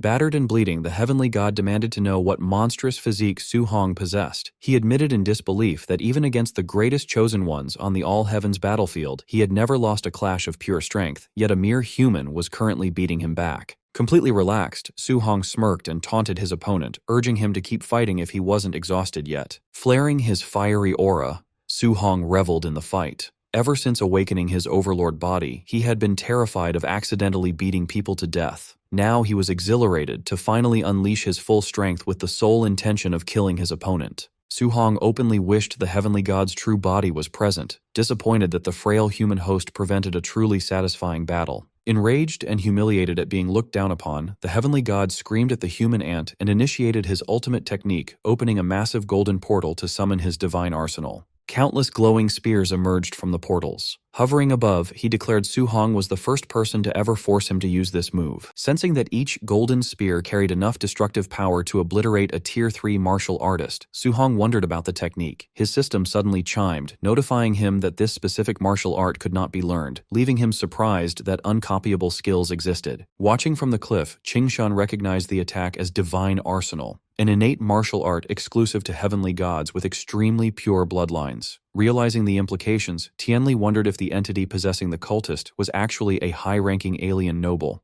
Panicking, Qingshan urged Tianli to intervene immediately, refusing to let such a precious human treasure die. Tianli calmly held him back, advising patience since Su Hong still hadn't used his ultimate move. Tianli smugly revealed that Su Hong possessed perfect compatibility with all 7 elements, having mastered the fusion of thunder and fire as a Tier 1 martial artist. Qingshan stared in utter shock, struggling to process the impossible claim. Acknowledging the boy's monstrous potential, the heavenly god admitted Su Hong would become a massive threat to his race if allowed to live. Declaring that the human must die today, he unleashed his divine arsenal, sending a massive barrage of glowing spears raining down on Su Hong. Unfazed, Su Hong smirked, countering that the heavenly god was the first opponent to push him to use his full strength. Channeling intense lightning into his weapon, he initiated the ultimate third stance of his 9 heaven-breaking spears. Shouting the technique's name, Su Hong thrust his spear upward, unleashing a colossal blast of raw lightning that effortlessly shattered the descending golden spears. The heavenly god could only stare in shock, screaming that it was impossible as the overwhelming energy blast surged straight toward him. The devastating strike triggered a massive explosion, instantly carbonizing the heavenly god's body and shattering it into pieces. The sheer force of Su Hong's attack didn't stop there, completely cleaving the cult's massive stone pyramid in half. Standing before the ruined base, a trembling and exhausted Su Hong grinned as his system confirmed a massive reward of 843 martial value points, concluding the grueling fight was completely worth it. Grandmaster Qingshan landed next to Su Hong, excitedly praising him as a precious treasure and a great genius. Grabbing the bewildered boy's face, Qingshan admitted he never would have believed a Tier 2 martial artist could defeat a heavenly god had he not seen it himself. Despite the high praise, Su Hong remained grounded. He realized that if an ordinary member of a top 10 ranked race forced him to use his ultimate move, Their true geniuses must be terrifying. Qingshan then concluded that defeating a mere small fry wasn't something to get overly excited about. 4 days later, the wilderness survival training officially ended at the Hang City camp. The final scoreboard placed Su Hong first with a staggering 17,210 points, completely eclipsing the second-place score of 4,700. Some trainees immediately accused him of cheating, refusing to believe a lower-tier fighter could earn so much. The Hang City geniuses he saved quickly shut down the rumors, declaring that Su Hong was impossibly strong and had easily one-shotted Tier 3 demonic cultists. When students asked where to find Su Hong for guidance, they learned Grandmaster Wang Qingshan was personally teaching him an A-rank martial art. Exiting the training hall, a bewildered Qingshan complained to Tianli that the little monster learned his healing art in just half a day. Tianli simply laughed, telling his rival to get used to it. Sitting in the training room, Su Hong meditated, cycling the energy of his newly acquired technique. He marveled at the A-rank healing martial art's incredible effectiveness, thrilled that it flawlessly erased all his old deep-seated scars. Checking his interface, Su Hong was highly satisfied to see his martial value exceeded 4,800 points from the wilderness hunt. He calculated this massive haul could push his spiritual power to 500 points, officially making him a Tier 2 Spirit Master, while leaving enough to significantly boost his vitality. Meanwhile, far away on the Heavenly God race planet, a meeting convened inside the Grand Heavenly God Palace. A statue interrogated its subordinates, angrily demanding to know how their clansmen could possibly lose to a human an entire realm lower, especially after unleashing the divine arsenal. Tianming respectfully confirmed the humiliating defeat, admitting to his lord that the human they faced was an unprecedentedly monstrous genius. The statue entity summoned another clansman, Tian Shang, who immediately stepped forward, awaiting its command. Recognizing the massive future threat the boy posed, the statue issued an official Heavenly God race kill order, demanding his immediate eradication. Tian Shang accepted the assassination mission with a confident, sinister smile. The statue then asked for an update on the divine object fragments hidden within human territory. Tian Shang reported that while no fragments were secured yet, they recently intercepted promising news. The statue ordered them to continue their secret search at all costs, strictly warning them to keep the human race blind to their movements. Meanwhile, at the Star City training camp, trainees watched a live feed of Wang Tiantuo decapitating a Tier 2 bear beast with his bone netherfire fist. The crowd noted that ever since Su Hong defeated Wang Tiantuo, Xiaonan, and Lin Xinghe, the three elites had been fighting like maniacs. Driven by their loss, the trio spent every day pushing themselves in the combat rooms, exchanging all their contribution points for strength pills. This training paid off, allowing all three of them to break through to Tier 2 within a single month. Even Lin Xinghe abandoned his typical flashy style, training hard enough to build a heavily muscular frame. Prepared and confident, the three elites awaited Su Hong's return, eager for a rematch. Later, outside the camp, instructor Lindsay welcomed back Grandmaster Qin Tianli. Noticing the young prodigy was missing, Lindsay asked where Su Hong was. Qin Tianli explained that the boy wanted to stay in the woods for a few more days of solo training. When Lindsay worried that Su Hong might miss the end of the camp, the Grandmaster assured him that the kid wasn't stupid enough to be late. 2 days later, deep in the wilderness, Su Hong sat meditating atop a high stone pillar while a snake beast coiled around the rock below. Surging with golden energy, he absorbed his recent gains until his system confirmed his spiritual power had reached the 500-point threshold. Sensing its prey, the giant snake roared and lunged at the meditating trainee. Su Hong casually extended his glowing hand, freezing the beast mid-strike with his telekinesis. Unleashing his amplified power, he activated his weapon condensation art, forming a construct of golden energy to crush his immobilized prey. He shaped the energy into a golden sword and with a single command, brought the blade crashing down, splitting the snake in half. Dispersing the weapon as the beast's remains fell away, he marveled at the damage output he now wielded as a Tier 2 Spirit Master. Eager to test the limits of his enhanced spiritual capacity, he decided to attempt a 3-attribute fusion, gathering thunder, fire, and metal energy in his hands. The moment he forced the 3 elements together, the mixture became unstable. Realizing too late that he had lost control of the energy, the blast detonated, shattering the stone pillar he stood on. Coughing in the rubble, he noted the backlash of the failed fusion, but realized that a successful strike could injure a Tier 4 expert. On the final day of the training camp, a ragged Su Hong walked back through the front gates. Spotting him, the other trainees rushed to notify Wang Tiantuo, eager to see the rematch. Grandmaster Qin Tianli asked the young prodigies if they were confident they could win against Su Hong. Xiaonan, Lin Xinghe, and Wang Tiantuo declared their victory was guaranteed. Unfazed by the crowd or their confidence, Su Hong asked the trio if they were sure they wanted to challenge him again. Flaring their new auras, Wang Tiantuo warned Su Hong not to underestimate them now that they had reached Tier 2, while Xiaonan boasted she could defeat him by herself. Offering a sheepish apology, Su Hong interrupted their boasting before erupting in a fiery aura and revealing that he had also broken through to become a Tier 2 martial artist.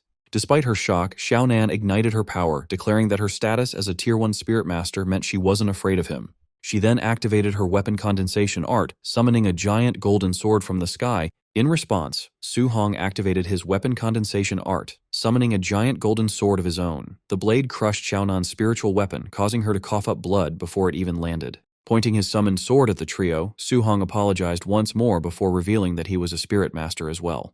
The three elites backed away in shock. They realized Su Hong was a dual Tier 2 martial artist and spirit master with a top-tier physique, meaning he hadn't used his full strength during their last sparring session. Finding the trio insufficient for his needs, Su Hong smirked and invited the entire camp to attack him at once, eager to harvest martial value points from the crowd. He unleashed a glare at the surrounding trainees, breaking their fighting spirit. The crowd erupted into panic, screaming their surrenders and begging him to stick to fighting the elites. Watching from the sidelines, instructors Bai Mu and Lin Zhe complained to Grandmaster Qin Tianli, feeling hurt that he had kept Su Hong's spirit master status a secret. However, a sweating and speechless Qin Tianli could only mutter in shock, blindsided by the revelation that his student had reached Tier 2 as a spirit master. Realizing the Grandmaster had been kept in the dark as well, the instructors watched as Qin Tianli threw his head back and burst into laughter. He declared Su Hong a once-in-a-millennium monster destined to save the human race. Watching Su Hong beat down the crowd of trainees, Bai Mu asked if they should intervene. Lin Zhe laughed it off, dismissing the one-sided brawl as youthful energy. Suddenly, Grandmaster Qin Tianli's expression hardened as he sensed a heavy presence approaching. The fiery great rock descended from the sky, ordering the humans to leave its territory since their 30 days were up. Standing victorious over a pile of unconscious trainees, Su Hong looked up and recognized the giant beast. Annoyed by the creature's arrogance, Qin Tianli erupted with his immense aura, declaring he had tolerated the bird long enough, mocking its attempt to intimidate him while asserting his dominance. Before the beast could react, Qin Tianli unleashed a barrage of punches into the giant bird. Watching from below, Su Hong was mesmerized by the heat of a Tier 7 Grandmaster's flames, likening the clash to immortals fighting. Standing atop the battered bird's head, Qin Tianli ignored its cries for mercy. When the beast warned that it had a backer, the Grandmaster challenged it to summon its boss so he could beat him up too. The Grandmaster's confidence vanished when a booming voice ordered him to stop. The sky darkened as a shadowy entity with glowing red eyes materialized behind the clouds, casting a glare over the region. Lin Zhe and Bai Mu stared in horror, realizing the great rock was connected to the legendary Lord of 10,000 Monsters. Gripping his fist, Su Hong broke into a cold sweat as he recognized the entity as one of the supreme rulers of the mountain range, a being guaranteed to be at least Tier 9, or possibly a king-level existence. Staring up at the huge, shadowy Lord of 10,000 Monsters, Su Hong felt the heavy weight of its gaze. The meeting made him realize how weak he was. Compared to experts at Tier 9, his current Tier 2 strength was nothing. A deep sense of fear washed over him as he thought of his family. He knew that if a being that strong ever attacked Star City, he would be helpless to protect his aunt and uncle. Looking at the sky, Su Hong decided to push past his limits, vowing to break through the tiers until he reached the legendary King Realm. Meanwhile, Qin Tianli let go of the beaten Great Rock. Knowing the beast had a powerful backer now, he let it go. The Great Rock angrily swore revenge as it flew away. As the beast left, Qin Tianli was glad that the Lord of 10,000 Monsters was bound by an old agreement with humans, which kept it from attacking casually. Despite the scary interruption, the training camp ended without any more trouble. As the trainees gathered by the buses to go back, Su Hong put on his backpack, eager to see his aunt and uncle after a month away. Just then, a voice called out to him. Li Tu and Chen Shan ran up to greet him. Li Tu cheerfully said Su Hong was sure to become famous in Star City. Chen Shan awkwardly brought up their past issues, asking Su Hong not to hold a grudge. Su Hong sighed, telling them he wasn't that petty. When they got back to Star City, an official welcomed the students, congratulating them on finishing the hard training. The official announced a grand banquet at the City Lord's estate to celebrate their return, with gifts for everyone. While the other trainees cheered, a tired Su Hong wished he could skip the event and go home. Later, guests began arriving at the huge City Lord's estate. The fancy banquet hall was soon filled with people. An attendant politely showed two nervous guests to their seats. Su Hong's uncle and auntie sat at a fancy table, looking awkward and out of place. Some wealthy guests noticed them. Judging their simple clothes, they wondered why migrant workers were at the event. Su Hong's auntie worried their clothes would embarrass their nephew. His uncle sighed, saying they were wearing their best clothes, but admitted they shouldn't have come. Their worry was cut short when Principal Li of No. 1 High School approached, warmly greeting them as Su Hong's relatives. Surprised by the attention from such an important person, the couple nervously returned the greeting. Principal Li kindly told them to relax. Suddenly, Wu Lingxian, president of the Star City Martial Artist Association, hurried over and enthusiastically shook the uncle's hand. She loudly praised Su Hong as the most promising genius she had ever seen, leaving the uncle even more overwhelmed. The wealthy guests watched in shock as the city officials greeted the seemingly ordinary couple, wondering who Su Hong was. Meanwhile, at the center table, the most powerful leaders of Star City were gathered. Lin Xinghe's father politely complimented the city lord, assuming his son, Wang Tiantuo, easily took first place. The city lord humbly brushed off the praise, complimenting the other family's children. Xiaonan's father confidently argued that his spirit master was stronger, predicting his daughter would win first place. Lin Xinghe's father scoffed, saying his son's speed would beat both of their children. This started a heated argument among the three fathers. Wang Ni angrily slammed the table, insisting his son's attack power guaranteed him first place. As the other two patriarchs fired back, they continued to stubbornly brag that their own child was invincible. Watching from a distance, Principal Li asked Wu Lingxian if she planned to step in. She refused, joking that she might beat them up if she had to listen to them brag anymore. She confidently added that there was no need to stop the argument, because once Su Hong arrived, the fathers would be silenced. Principal Li was doubtful, but Wu Lingxian just smirked, saying it was a woman's intuition. Suddenly, a guard urgently announced that the trainee's bus had arrived. Eager to see his son's return, the city lord proudly invited everyone outside to welcome the pride of Star City. The three fathers confidently waited by the red carpet, but their smiles disappeared when their children stepped off the bus.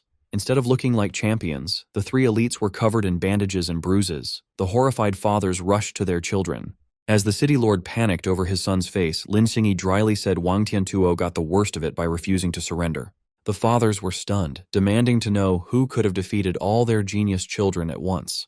The shock grew when the city lord sensed their auras and realized all three had broken through to Tier 2. The fathers were confused, wondering what kind of monster had appeared in Star City.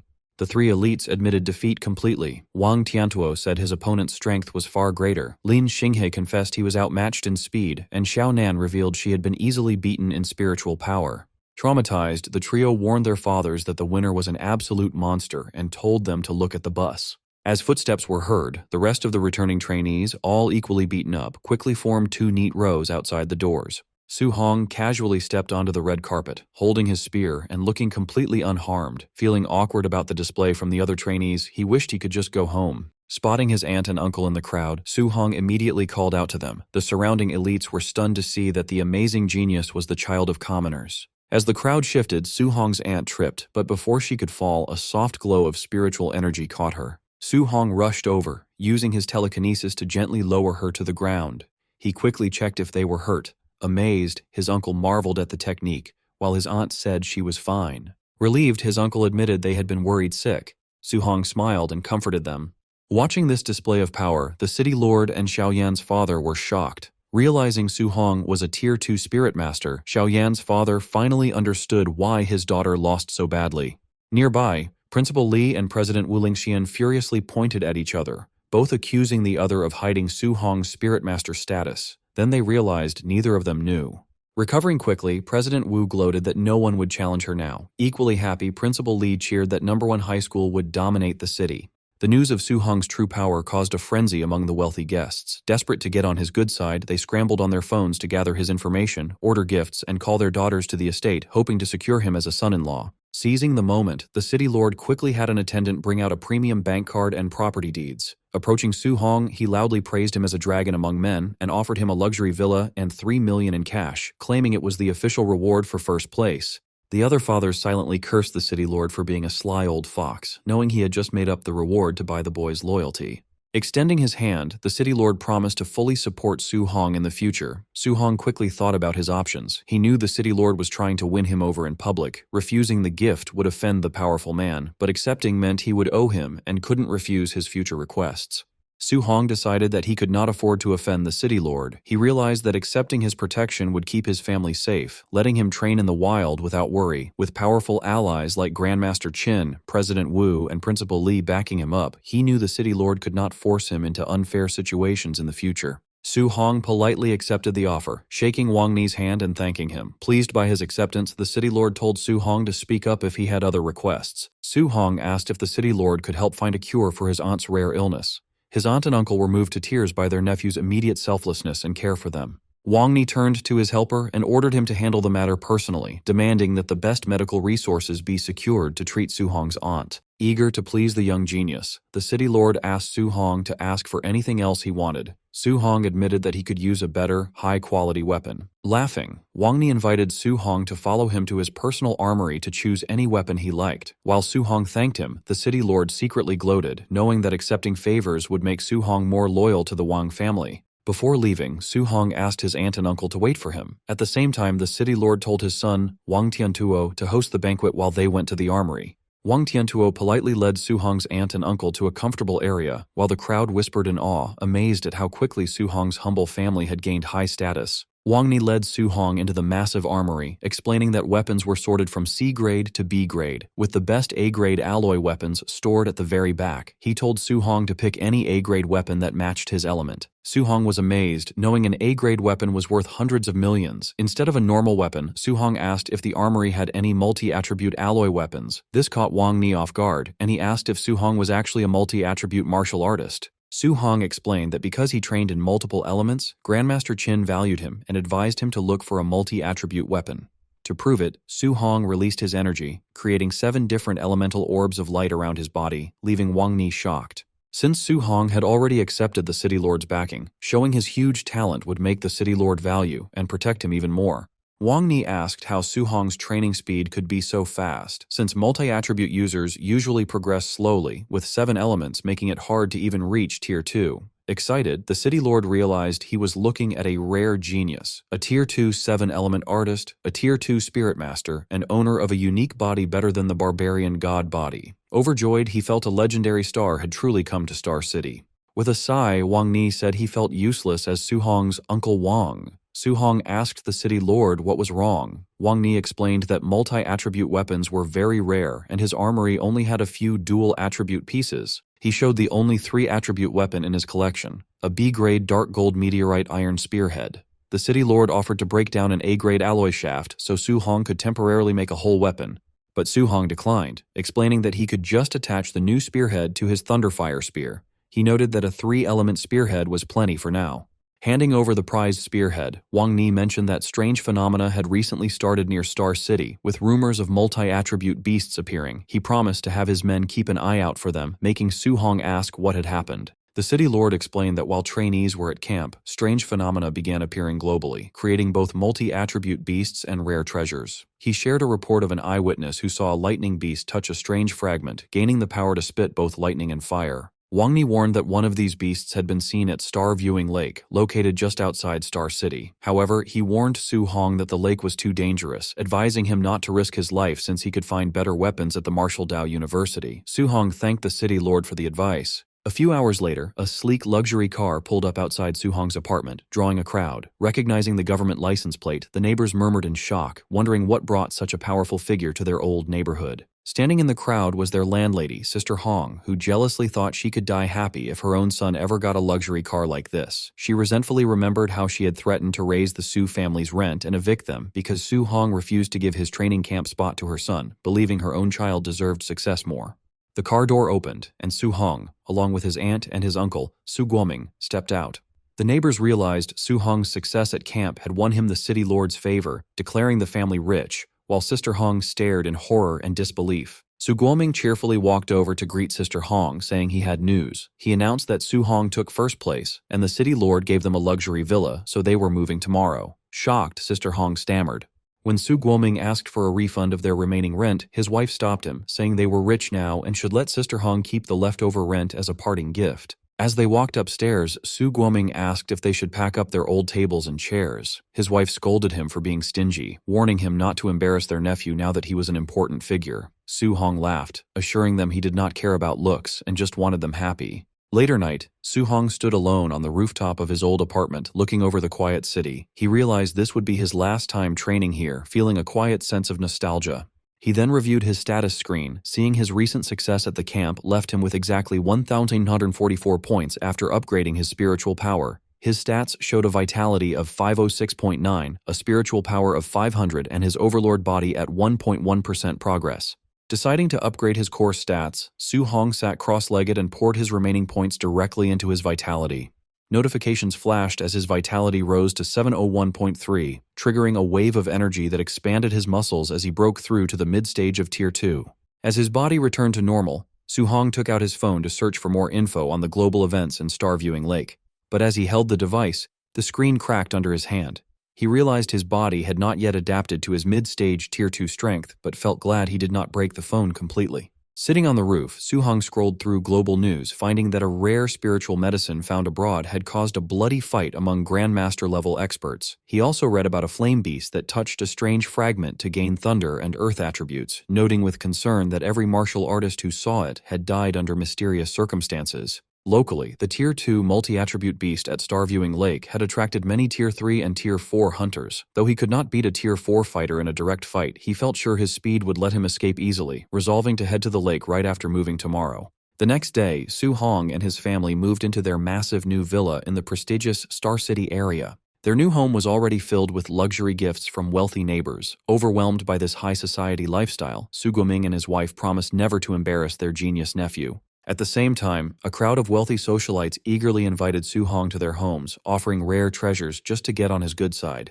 Su Hong could only offer a strained, awkward smile as he politely tried to wave off the relentless crowd of social climbers. Collapsing onto his couch, Su Hong sighed that dealing with people was more exhausting than fighting monsters, but he could not relax as he needed to head to Starviewing Lake that afternoon. Arriving at the local martial artist base, Su Hong was surprised by the packed courtyard and wondered why everyone was lingering instead of heading to the lake's anomaly. He soon overheard low-tier fighters complaining about a swarm of Tier 3 and 4 experts, admitting they were too terrified to leave the base for fear of being robbed. Upstairs on the second floor, Yeche demanded to know if Su Hong had really killed his cultist nephew, which a mysterious guest confidently confirmed. Before Yeche could react, the guest stepped forward and unleashed a suffocating pressure that instantly forced him to his knees. Radiating a terrifying red aura, the red-eyed noble coldly warned Ye Ke to show absolute respect. Terrified and utterly suppressed, Ye Ke could only beg for forgiveness. Later that afternoon, Su Hong reached Stargazing Lake, where crowds of martial artists were already gathering along the shores. Hiding behind a tree, he quietly observed the different groups of hunters lining the water's edge. Scanning the crowd, he noticed there were no weak Tier 1 fighters here. Everyone was at least Tier 2 or Tier 3. He even spotted several highly formidable Tier 4 experts resting near the water. Su Hong realized that if a Tier 2 multi-attribute beast could draw this many experts, the competition in other regions had to be absolutely insane. Suddenly, violent bubbles erupted on the lake's surface, drawing the immediate attention of nearby hunters. With a colossal splash, a massive dragon-like creature erupted from the depths. The panicked hunters recognized it as a Tier 3 star-spotted giant fish. The giant beast roared furiously, quickly charging a massive ball of dual-attribute energy inside its gaping jaws. While panic erupted as hunters scrambled to escape, one arrogant Tier 4 fighter stood his ground, mockingly asking why everyone was running from a mere fish. Confident in his strength, the martial artist built a massive earth barrier to block the strike, but the beast's devastating beam obliterated his defense and sent him flying. Watching from the sidelines, Su Hong was stunned because the beast's dual-element attack had not just shattered a Tier 4 defense but had completely crippled the fighter in one shot. However, another powerful, aura-covered expert excitedly charged straight at the monster, thrilled that his half-month wait for a dual-attribute beast was finally over. With a single devastating punch, the expert forced the giant beast onto the shore. Once the monster was grounded, the greedy crowd immediately swarmed it in a chaotic free-for-all. Just a minute later, the mighty Tier 3 beast was sliced to pieces, but the greedy hunters were left swearing in frustration when they found no treasure inside its stomach. After watching this brutal display, Su Hong decided to slip away, realizing that staying with those savage Tier 4 experts would only leave him empty-handed. As he retreated into the woods, Su Hong's heightened senses suddenly screamed in warning just as a masked assassin dropped from the trees to launch a lethal sneak attack. But before the blade could land, Su Hong activated his telekinesis, freezing the shocked assassin completely midair. As the assassin broke free and swung his sword, Su Hong quickly leaped away to evade the strike. The assassin realized he was facing a rare spirit master, and Su Hong gritted his teeth upon recognizing his attacker was a formidable Tier 4 martial artist. Using his flying swan movement technique, Su Hong dashed away, knowing that without his telekinesis, that Tier 4 sneak attack would have killed him instantly. Just when he thought he was clear, 6 more masked thugs emerged from the woods to back up their boss. Su Hong quickly noted they were all highly trained Tier 3 fighters. The boss angrily ordered them to be quiet, warning them that their target was a dangerous spirit master. To make matters worse, 7 more Tier 3 fighters closed in, completely surrounding Su Hong. He realized the gravity of his situation. His enemy had deployed over a dozen Tier 3 assassins and a Tier 4 expert just to take down a Tier 2 fighter. Since deploying that level of force was something even the Star City Lord would have struggled to do on short notice, he wondered when he could have offended such a powerful faction. The assassins struggled to keep pace, shocked by his speed before recognizing his A-rank movement technique. The boss ordered them to keep up the chase, confident that Su Hong's Tier 2 stamina would run out first. But Su Hong just smirked, having no intention of playing their game as he readied his telekinetic powers. Combining his movement technique with telekinetic flight, he suddenly launched himself into the sky, soaring high above the forest. Below, the masked assassins were left dumbfounded, muttering in humiliation about how a mere Tier 2 target was somehow capable of actual flight. Dozens of kilometers away, a fatigued Su Hong landed back on the forest floor, his spiritual energy completely drained. He decided to rely on his overlord body's physical stamina to put more distance between them. Piecing the puzzle together, he suspected Ye Kei, the uncle of the cultist he had killed, was behind this. Even though Ye Kei was only Tier 3, his wealthy family had the resources to hire that many elite killers. Su Hong analyzed his combat options, confident he could take out the dozen Tier 3 grunts. The real problem was their formidable Tier 4 leader. If he focused on the grunts first, the boss would easily sneak attack him. But if he went after the boss, he would likely be overwhelmed by the grunts. There was only one viable strategy left. He had to wipe out the Tier 3 grunts with extreme speed. Once those minor threats were gone, he could concentrate fully on crushing the Tier 4 boss. Meanwhile, the furious assassin boss sliced a boulder in half, cursing the terrible intel that had failed to mention Su Hong's Spirit Master powers. His men warned that if the boy escaped back to Star City, they were all in deep trouble. They knew their powerful benefactor would not dare attack Su Hong inside the city. If that lord found out they had failed this simple mission, they were as good as dead. The boss snapped at them to shut up, coldly declaring that escaping to Star City would only make the boy's death faster and more painful. Their argument was interrupted by a group of robed elites, whose leader calmly explained that Su Hong had only revealed his Spirit Master status the day before, so the intel was simply outdated. He reassured them that his organization had operatives at every anomaly. He promised to lock down the area, but warned the boss that failing to kill Su Hong that time meant they would not survive his wrath. Grateful for the help, the assassin boss promised a favor and demanded a tight perimeter lockdown, furiously vowing to personally tear Su Hong to pieces. The robed leader looked down at his spinning divination plate and, seeing no response from the device, decided to move on and search the next sector. The next day, the relentless hunt continued. While Su Hong was resting on a slain beast, a group of assassins spotted him and charged forward, demanding that he stop running. By the 4th day, the cat-and-mouse game reached a fever pitch, forcing Su Hong to constantly leap to safety as deadly attacks shattered the terrain around him. By the 7th day of non-stop evasion, Su Hong was running on fumes, yet his pursuers were still hot on his trail, with scouts constantly shouting his location from the cliffs. When one scout tried to call for backup, an annoyed Su Hong shut him down instantly with a flying kick to the face. Standing over the unconscious scout, a drained Su Hong gasped for breath, as 7 straight days of running had pushed even his legendary overlord body to its absolute limits. Desperate for safety, Su Hong decided to head to the Star City official supply stronghold. He figured that despite the risk of exposure, the assassins would not dare attack highly protected government territory. But the moment he stepped inside, the intense glares from the guards confirmed his worst fears. Gritting his teeth, Su Hong realized that the mastermind orchestrating this relentless manhunt was indeed Ye Kei. After his exhausting escape, Su Hong checks into a hotel inside a temporary supply stronghold to recover. Checking his stats, he calculates that his current vitality of 705 is still far below the 900 needed to break through to high stage tier 2, and the martial value he grinded over the last week won't bridge the gap. Knowing a minor vitality increase won't help much right now, he shifts strategy. Instead, he decides to dump his points into his rare overlord body to instantly boost his raw combat power and endurance. The upgrade triggers a terrifying surge of red aura, flooding his muscles with raw strength as the system registers his rapidly rising stats. Although his overlord body progress only goes from 1.1% to 6.5%, the upgrade still boosts his overall strength by a massive 20%. Thrilled with this power-up, Su Hong decides to cultivate his guidance technique while resting, keeping his eyes on the window just in case his pursuers show up. A few hours later, the quiet night is shattered when the hotel lobby downstairs erupts into chaos as guests shout for everyone to record some local drama. Downstairs, Su Hong instantly loses his appetite when a half-naked man walks right past his dinner table. Forcing down his food, Su Hong notes that his stalkers still haven't found him. He realizes they probably don't dare cause a scene inside the protected stronghold and are likely waiting to ambush him outside. But his thoughts are interrupted when he overhears some nearby hunters complaining about finding a rare 3-star patterned dark purple bamboo, only to get robbed of it by Tier 4 martial artists. Su Hong immediately recognizes the item, recalling that this legendary bamboo is a multi-attribute natural treasure where each star pattern allows it to hold an additional element of spiritual qi. Since a 3-star bamboo can store 4 distinct attributes, he immediately prioritizes obtaining it, knowing it will be the perfect catalyst to master his upcoming 4-element fusion. Striking up a conversation with the hunters, Su Hong points out that snatching natural treasures is never easy due to localized magnetic fields. Impressed by his knowledge, a hunter explains that the bamboo is surrounded by a crushing gravity field that increases pressure based on the tier of the intruder.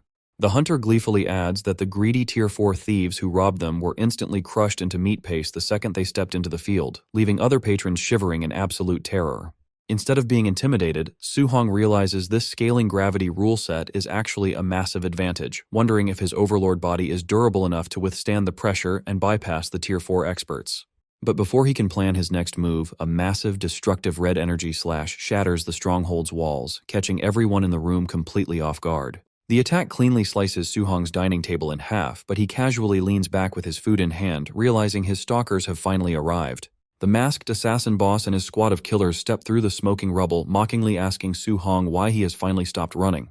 Hiding behind a flipped table, the surviving hunters break into a cold sweat, unable to comprehend what kind of trouble a Tier 2 kid could have caused to warrant an entire hit squad of Tier 3s and a Tier 4 leader. The boss coldly orders everyone else to get lost, sending the remaining patrons screaming out of the ruined building and leaving Su Hong completely isolated. Closing in on their target, the killers mockingly ask if Su Hong really thought they wouldn't dare break the piece of the supply stronghold just to eliminate him. Remaining completely relaxed in his chair, Su Hong smirks and tells them that he was actually the one waiting for them to show up. Believing the kid is just bluffing, the assassin boss bursts into laughter, mockingly asking if he really expects them to believe a single Tier 2 kid can wipe out their entire squad. Without another word, Su Hong grips his weapon, letting a devastating aura of elemental fire and crackling lightning wrap tightly around his spear. Brandishing the charged spear, he calmly points it at his enemies, declaring that the only way to find out if he can beat them is by trying. Recognizing the terrifying energy of 3 elements fusing together on a single weapon, the assassin boss freezes in shock before frantically screaming at his men to retreat. But it's already too late. Su Hong instantly teleports into the dead center of the surrounding squad, plunging his glowing spear into the ground. Channeling his rage and raw power, Su Hong commands the unstable energy to explode as the boss watches his life flash before his eyes. The resulting detonation is absolutely colossal, completely vaporizing the hotel and sending a massive shockwave of fire and light tearing through the night sky. Watching the massive explosion, horrified bystanders wonder why anyone would use such an absurd level of destructive power just to eliminate a Tier 2 kid. But as the smoke clears, the onlookers watch in shock as the elite assassins drop dead one by one, realizing with horror that the Tier 2 kid was actually the one who unleashed the blast. The aftermath reveals a massive crater where the hotel once stood, with the lifeless bodies of the entire Tier 3 hit squad scattered across the smoking ruins. Dragging himself out of the rubble, the heavily injured assassin boss curses his employer's useless intel for failing to warn him that Su Hong wielded a 3-attribute martial art. Surveying his groaning, crippled subordinates, the assassin boss reassures himself that since a Tier 4 expert like him was heavily injured by the blast, a mere Tier 2 target at the epicenter has to be dead. He figures that despite the heavy casualties, completing the contract is still a win, especially since failing meant certain execution by their terrifying master, Lord Nabu. However, his celebration is cut short when a massive pillar of energy suddenly erupts from the crater right in front of him. Before he can even react, a shirtless and completely unscathed Su Hong drops from the sky, unleashing his devastating heaven-breaking spear technique. The boss barely manages to deflect the fatal strike, screaming in disbelief that the kid is still breathing, only for Su Hong to instantly vanish from his sight. Swinging at empty air, the boss's survival instincts scream at him to turn around. He spins around just in time to see Su Hong's eyes glowing red as he teleports directly behind his remaining dazed grunts, prompting the boss to desperately scream at his men to wake up and pin the boy down. But the dazed grunt is too slow to process the danger, sleepily asking his boss what he's shouting about. In a flash, Su Hong's spear brutally skewers him straight through the chest. Lifting the lifeless bodies on his weapon, Su Hong mockingly declares that even if a Tier 4 expert is too tough to take down quickly, he can still easily harvest plenty of points by slaughtering every single Tier 3 lackey in sight. He notes that the backlash from his unstable 3-element fusion was incredibly risky, realizing that if he hadn't condensed his earth armor and buffed his overlord body just in time, the explosion would have completely crippled him. Casually tossing the skewered corpses aside, Su Hong dashes past the boss, knowing that with the Tier 3 grunts out of the way, a single successful 3-attribute fusion is all he needs to finish off the Tier 4 expert. Watching his entire squad get casually slaughtered, the assassin boss goes completely bloodshot with rage, flaring his aura as he furiously vows to chop Su Hong's corpse into 10,000 pieces. Back at the Star City martial artist base, Lin Xinghe was preparing for a trip. He had hoped to invite Su Hong to Stargazing Lake, but the young warrior had already left a week ago.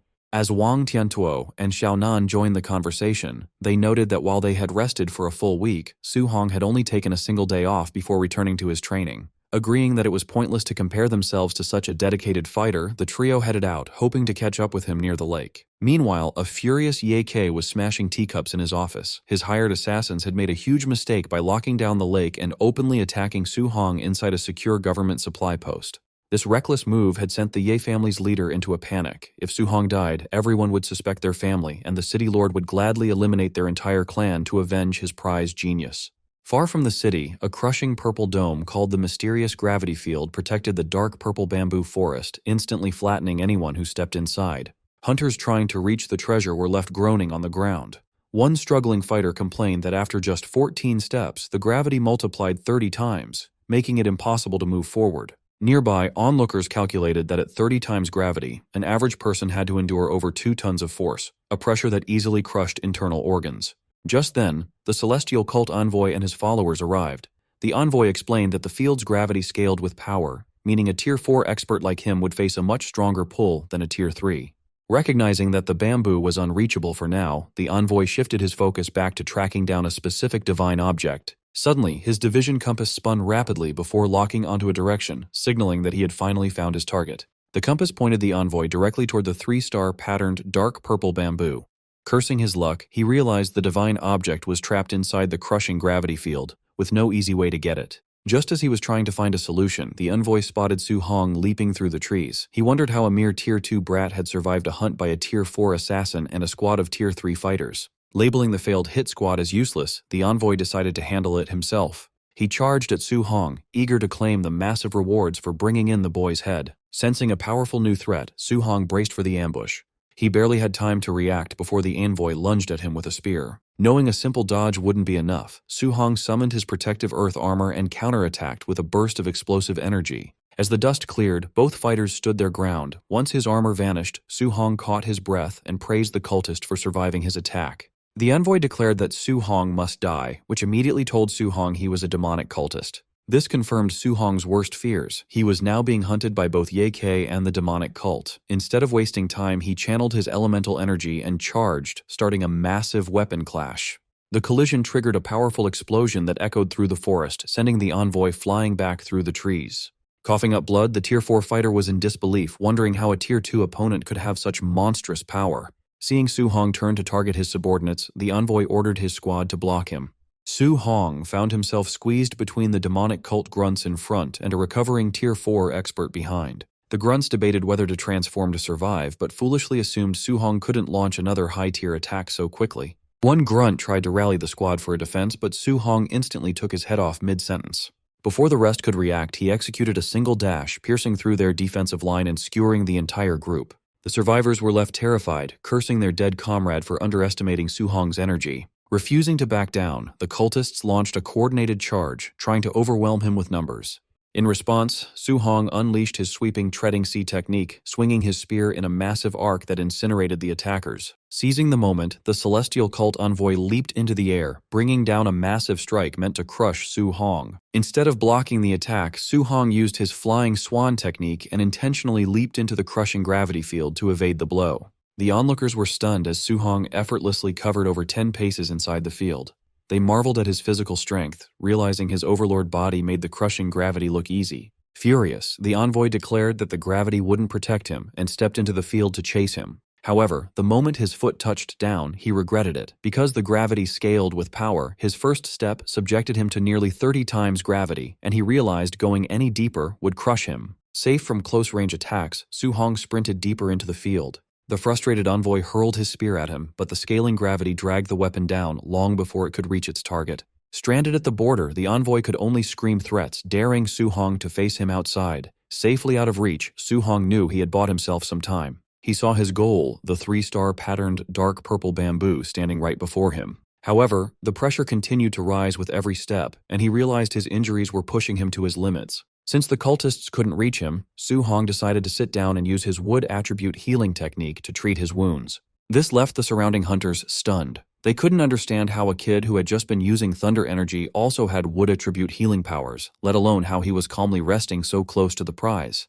Seeing Su Hong heal himself, the envoy ordered his scouts to call in their elite comrades to secure the kill. He noted that the divine object was likely sealed inside the bamboo and warned his men that if Su Hong got it, none of them would survive. Near Stargazing Lake, the elite trio, Wang Tiantuo, Xiao Nan, and Lin Xinghe, stumbled upon a dead demonic cultist. Realizing the demon cult had blocked off the entire area, they suspected the enemy was targeting Su Hong and decided to head back to the martial artist base to notify them. Along the way, the base's complete silence felt highly suspicious, leading them to believe that the base itself might actually be colluding with the cultists.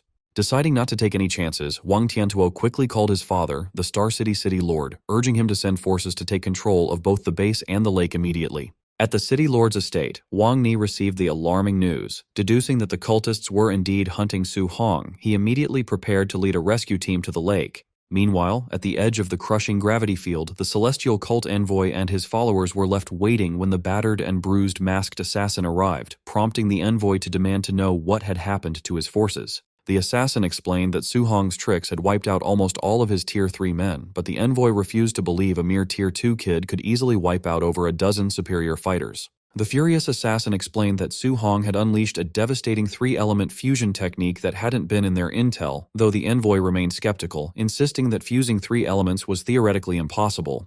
Yet the envoy was forced to reconsider as he remembered that Su Hong actually possessed 3 distinct attributes, making the existence of such a technique a terrifying reality. Knowing their lives were on the line, the cultists agreed that they had to kill the boy at all costs, or face certain death from their terrifying superior. They glared at Su Hong, who was still peacefully meditating right in front of them. 2 hours later, Su Hong finished his meditation. Thanks to his A-rank healing art, his body and spiritual energy were fully restored back to their peak. Noticing the cultists were still stubbornly waiting for him to step out, Su Hong realized they wouldn't stop until he was dead, so he grabbed his spear and stood up. Taking his first steps toward the bamboo, Su Hong felt the crushing gravity of the field multiply instantly. Gritting his teeth under the immense pressure, he vowed to endure the weight and keep pushing forward. Outside the barrier, the envoy and the assassin boss watched in disbelief as Su Hong closed in on his target. They cursed his ridiculously overpowered physique, amazed that a Tier 2 kid possessed such insane physical durability. The envoy quickly devised a plan, realizing that the moment Su Hong pulled out the bamboo, the protective gravity field would completely vanish. He ordered his men to prepare to ambush and slaughter Su Hong the second the barrier dropped. Pushing past his absolute physical limits, a panting and exhausted Su Hong finally reached his goal and planted his spear on the ground. But before he could harvest the prize, Su Hong noticed something bizarre.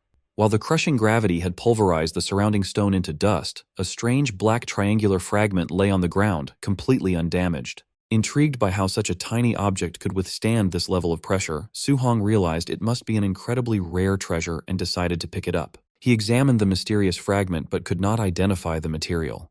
Testing its durability, he tried to bend it with his full physical strength, only to find that it did not budge even a millimeter. In the process, he accidentally cut his hand on the sharp edge. Before he could even process what was happening, the black fragment liquefied and absorbed directly into his body through the open cut.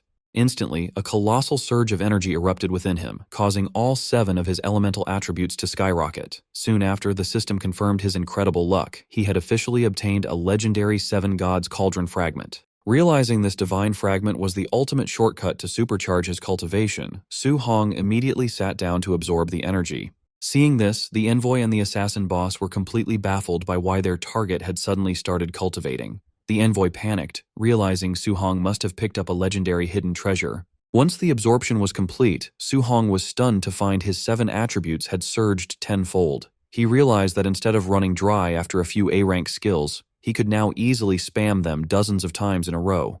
On top of that, the 3-attribute fusion that had previously failed was now instantly mastered. Checking his system stats, he saw his vitality and spiritual power had peaked, with the system showing he held 1 out of 107 God's Cauldron fragments. He deduced that if a single fragment could give him such an absurd power boost, gathering all 100 fragments would make him absolutely godlike. Armed with his newly stabilized 3-element fusion and a massive reservoir of spiritual energy, Su-hong realized he had zero reason to flee. Seeing him prepare to make a move, the envoy yelled at his men to get ready, while the bloodthirsty assassin boss vowed to personally shred the kid to pieces the second the barrier dropped. Su-hong gripped and violently pulled out the dark purple bamboo. With the treasure harvested, the crushing gravity field instantly dissolved into thin air. With the protective barrier gone, the cultists launched a coordinated, full-blown charge to slaughter him, but Su-hong merely scoffed as he gripped his spear for the bloodbath. Wanting to test the limits of his newly upgraded power, Su-hong decided to use the oncoming cultists as guinea pigs for his newly perfected 3-element fusion. The charging cultists suddenly froze in absolute terror as a massive, blinding storm of fire, thunder, and metal energy ignited right above their heads. Our boy unleashed the massive energy, sending a colossal, swirling blast of elemental fury sweeping across the entire forest. The cultists screamed in agony as the devastating wave vaporized their defenses, tearing through their ranks like paper. The sheer power of the explosion was so absurd that it completely reshaped the landscape, leaving a massive path of destruction in its wake. As the smoke and dust settled, the area was littered with nothing but charred bones and the dismembered remains of the wiped-out cultist squad. Coughing up blood, the heavily injured masked assassin boss barely managed to pull himself out of the rubble, muttering in shock that such power was ridiculous, while the wounded envoy realized Su-hong must have successfully absorbed the legendary fragment to gain this level of monstrous strength. But before they could even think of escaping, Su-hong dropped right in front of them, radiating a terrifying aura. Smirking at the 2 wounded leaders, he mockingly asked if they had enjoyed their little hunt before declaring that it was now his turn to do the slaughtering. Su-hong wanted straight answers. Standing over the 2 defeated bosses, he gave them a clear choice: reveal the demonic cult's secret stronghold in Star City, or pay with their lives. Since they had quickly gathered a small army with Ye Che's help, Su-hong realized the cult had been hiding in the city's shadows for a very long time. However, the assassin boss refused to talk, determined to drag the young warrior down with him. To save them, the envoy threw a flashbang into the air and suggested a quick retreat. The distraction worked perfectly, allowing the wounded leaders to escape. Once the threat was gone, Su-hong collapsed to the ground in exhaustion. He knew his massive 3-element attack had completely drained his spiritual energy. If those 2 Tier 4 fighters had kept fighting instead of running, he would have been in deep trouble. Running on empty, he quickly activated his healing technique to patch himself up. He wanted to recover fast so he could return and deal with the traitor Ye Che. Farther away, the 2 injured bosses ran through the woods. The assassin boss finally realized Su-hong's attack had been just a bluff to buy time, but the panicked envoy warned him that they could not underestimate such a monster. The assassin tried to make excuses, pointing out they were still Tier 4 experts while the kid was only Tier 2. Still, the traumatized envoy told him to shut up, reminding him that their elite squads had been destroyed in seconds. The embarrassing truth hit them. A Tier 2 teenager had forced 2 powerful Tier 4 commanders to run for their lives. If anyone found out, they would become the laughingstock of the martial arts world. Over at the Star City martial artist base, the mastermind Ye Che paced his office nervously. He feared the city lord would discover his illegal blockade before he got proof of Su-hong's death. A sudden message flashed on his communication crystal, bringing the worst possible news. The expensive assassination plot against Su-hong had completely failed. Ye Che panicked instantly. With Su-hong still alive, it was only a matter of time before his secret alliance with the demonic cult was exposed to everyone. Knowing his life was over if he stayed, Ye Che quickly packed his bags to flee Star City before the city lord could find him. Rushing to his SUV, he angrily cursed Su-hong, blaming the young genius for ruining his comfortable life and forcing him to run. Before he could get inside his vehicle, a massive cage of fire erupted and trapped him. Su-hong stepped out from the shadows, mocking him and asking where he thought he was going. Trapped and desperate, Ye Che unleashed his peak Tier 3 energy. He charged forward with a powerful palm strike, screaming that a mere Tier 2 brat could not look down on him. Su-hong easily dodged the strike with incredible speed, calmly telling Ye Che that ranks did not matter anymore. Instantly, Su-hong delivered a powerful thrust that stabbed Ye Che through the chest. As the dying official crashed back into his vehicle, he realized he was fighting a true monster. The vehicle exploded into a fireball as Su-hong walked away. A nearby crowd of martial artists watched in silence, shocked that a Tier 2 teen had just defeated a peak Tier 3 official in broad daylight. Shortly after, a fleet of official luxury cars arrived, and the city lord, Wang Ni, stepped out onto the street. The onlookers began to whisper nervously when they saw him. Knowing Su-hong had just killed an official, they quickly decided to testify for the kid, planning to call it self-defense against the corrupt Ye K. However, the crowd was stunned as the city lord completely ignored the burning car. Instead, he rushed over to Su-hong like an overprotective parent, checking to make sure his favorite prodigy was safe. Sighing with relief, the city lord noticed the rare 3-star purple bamboo in Su-hong's hand and was amazed by the boy's incredible luck, while Su-hong just felt deeply awkward from all the sudden affection. Looking over at the burning wreck nearby, the city lord's face grew serious as he demanded a full explanation of what had happened. Soon, sitting inside the city lord's private limousine, Su-hong finished explaining the crazy events of his chaotic week. The city lord sat in shocked silence, trying to process the unbelievable story of a Tier 2 kid surviving an 8-day hunt by elite Tier 3 and Tier 4 enemies. He counted the impossible feats, like defeating the Tier 3s, injuring both Tier 4 bosses, and claiming a rare treasure, while Su-hong simply shrugged and confirmed it all. Excited to have such an incredible genius on his side, the city lord grabbed Su-hong's shoulders and seriously asked if he wanted to marry his 40 daughters to raise a new generation of powerful warriors. Blushing and flustered, Su-hong begged the old man to stop joking and quickly shifted the topic back to the real threat, the demonic mastermind who was likely still hiding in the city. The city lord agreed, warning him that the cult would not make the same mistake twice and might send Tier 6 or 7 grandmasters next time. Star City was now too small to keep him safe. His best option was the upcoming college entrance exam. If Su-hong could enter a top academy like Imperial Capital University, even grandmasters would not dare to touch him, prompting the young warrior to vow to succeed. To protect him until exam day, the city lord promised to send 2 elite squads of martial artists to guard his villa, allowing Su-hong to focus entirely on his training. Upon arriving at his new home, his worried aunt and uncle panicked when they saw his bloody clothes. Su-hong quickly laughed it off, assuring them it was only beast blood, and he was perfectly fine. Later, alone in his room, Su-hong opened his system stats. Because of his difficult survival streak in the forest, he now had a massive hoard of over 3,100 martial value points. Considering his options, he realized that putting all his points into vitality would make him Tier 3, but it would leave his new spiritual power weak at Tier 2. Because he had to stay safe inside the city to avoid another assassination, he would not be able to gather high-value points for a long time.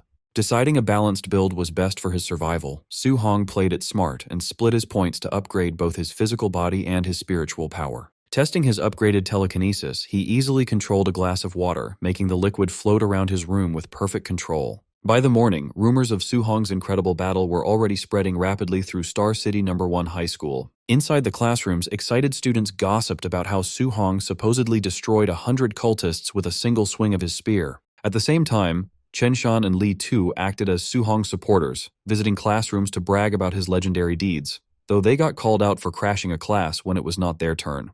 An annoyed student confronted them, complaining that his class had been waiting a week to hear the story. It turned out the duo got their schedule mixed up and went to the wrong classroom. This classroom drama quickly ended when a student spotted Su-hong entering the school gates and yelled out. Hearing the sudden noise, Su-hong looked around, completely confused. Before he could take another step, a massive crowd of excited students ran straight at him like a wild mob. Breaking into a cold sweat, he wondered what he had done to make the entire school chase him. Soon, a massive crowd of students quickly surrounded Su-hong, begging to hear about his legendary exploits. While his friends Li Tu and Chen Shan laughingly bragged about how their teacher, Teacher Li, had been shocked by the news, Su-hong frantically coughed to get them to shut up.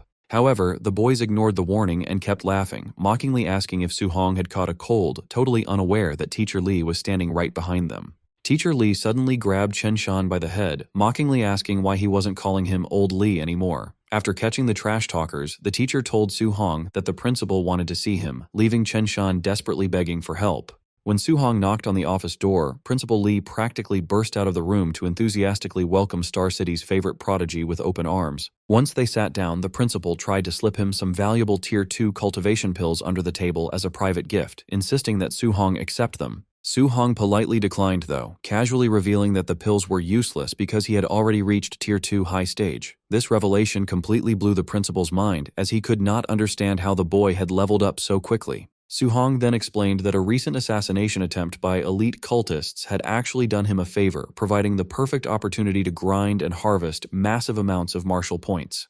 Excited by this incredible growth, Principal Li took off his jacket and demanded they head to the gym so he could test the kid's strength. Su-hong awkwardly pointed out the principal's higher rank, but the confident man promised to hold back. As they walked into the gymnasium, the other students immediately spotted Su-hong and began whispering about how he had supposedly defeated an entire army of cultists by himself. Seizing the moment, Principal Lee proudly announced that he was about to spar with the school's star prodigy, ordering the staff to gather every free student in the building to watch. Feeling deeply awkward, Su-hong suggested they find a more private spot to fight. However, the principal misread his concern, laughing it off and repeating that he would hold back so Su-hong wouldn't look bad. In reality, Su-hong was actually trying to protect his teacher's dignity, worried that defeating his own principal in public would ruin the man's reputation forever. Since there was no backing out now, Principal Lee powered up his fiery aura in front of the massive crowd and confidently ordered Su-hong to make the first move. The watching students went wild, excited to witness the raw power of a Tier 3 martial artist in action as they cheered Su-hong on to do his best.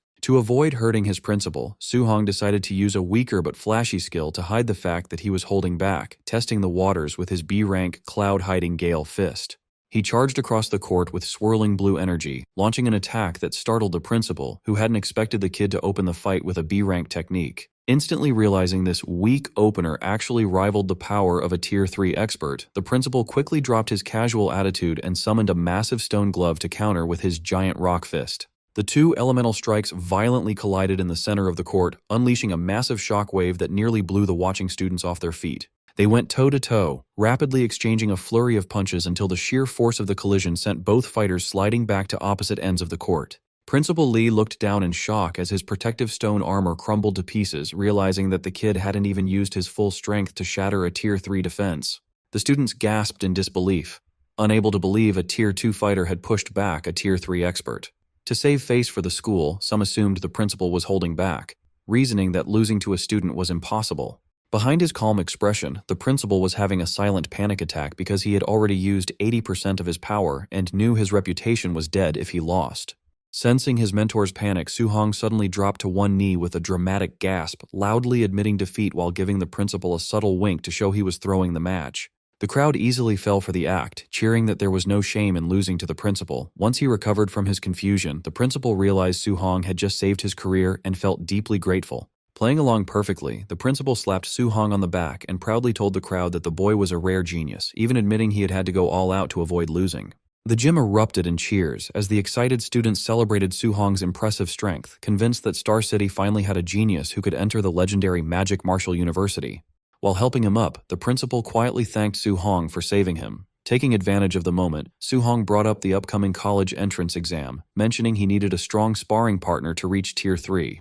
When Su-hong asked with a grin if the principal would help him train, the older man broke into a cold sweat, realizing that being this monster's personal punching bag was a terrible idea. Following their agreement, Su-hong established a brutal daily routine, spending his days training and sparring with the principal to push his limits. Even at night, he did not rest, returning to his room to tirelessly cultivate his techniques and absorb elemental energy. Before long, Su-hong's incredible stamina completely wore out the principal. Shaking with exhaustion, the old man asked his friend, Coach Chen, to take over so he could finally get a single day of rest. Within a few weeks, both the principal and Coach Chen were completely worn out and barely standing. Desperate for relief, they passed Su-hong over to President Wu of the Martial Dao Association, begging her to handle him.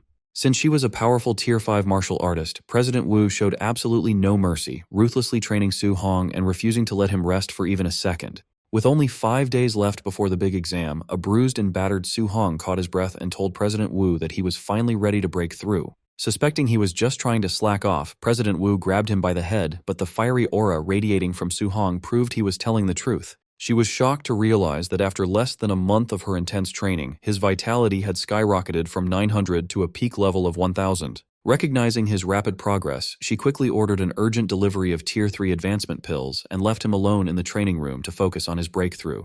Sitting cross-legged as his wounds healed under his glowing aura, Su-hong activated his energy, fully prepared to break through his limits and reach Tier 3.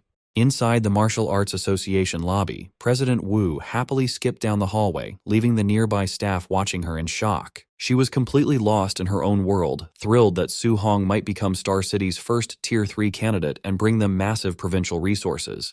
As she daydreamed about how this amazing rookie would push their local association to the top, she happily raised her arms to celebrate. This unusually cheerful behavior left everyone confused, and some onlookers even whispered that the famously cold president must finally be in love. When Principal Lee and Coach Chen arrived and ran to the backyard to find her, the gossiping staff hilariously assumed she was dating both old men.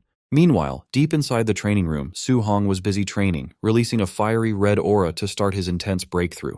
He gritted his teeth as a brutal wave of raw energy expanded, putting an intense strain on his entire body. Exhausted and out of breath, he quickly realized that his first attempt at breaking through had completely failed. Since giving up was not an option, he thought of how much his mentors believed in him and ignited his aura for a dangerous second try. After half an hour of pure pain, he finally tamed the violent energy and compressed it deep inside his body. Gritting his teeth for one final push, Su Hong forced his power to break through, causing an explosion that shredded the clothes right off his body. Once the dust settled, he was amazed by the massive upgrade to his physical stats. To test his new limits, he threw a casual punch, shooting a massive fist of pure energy straight across the room.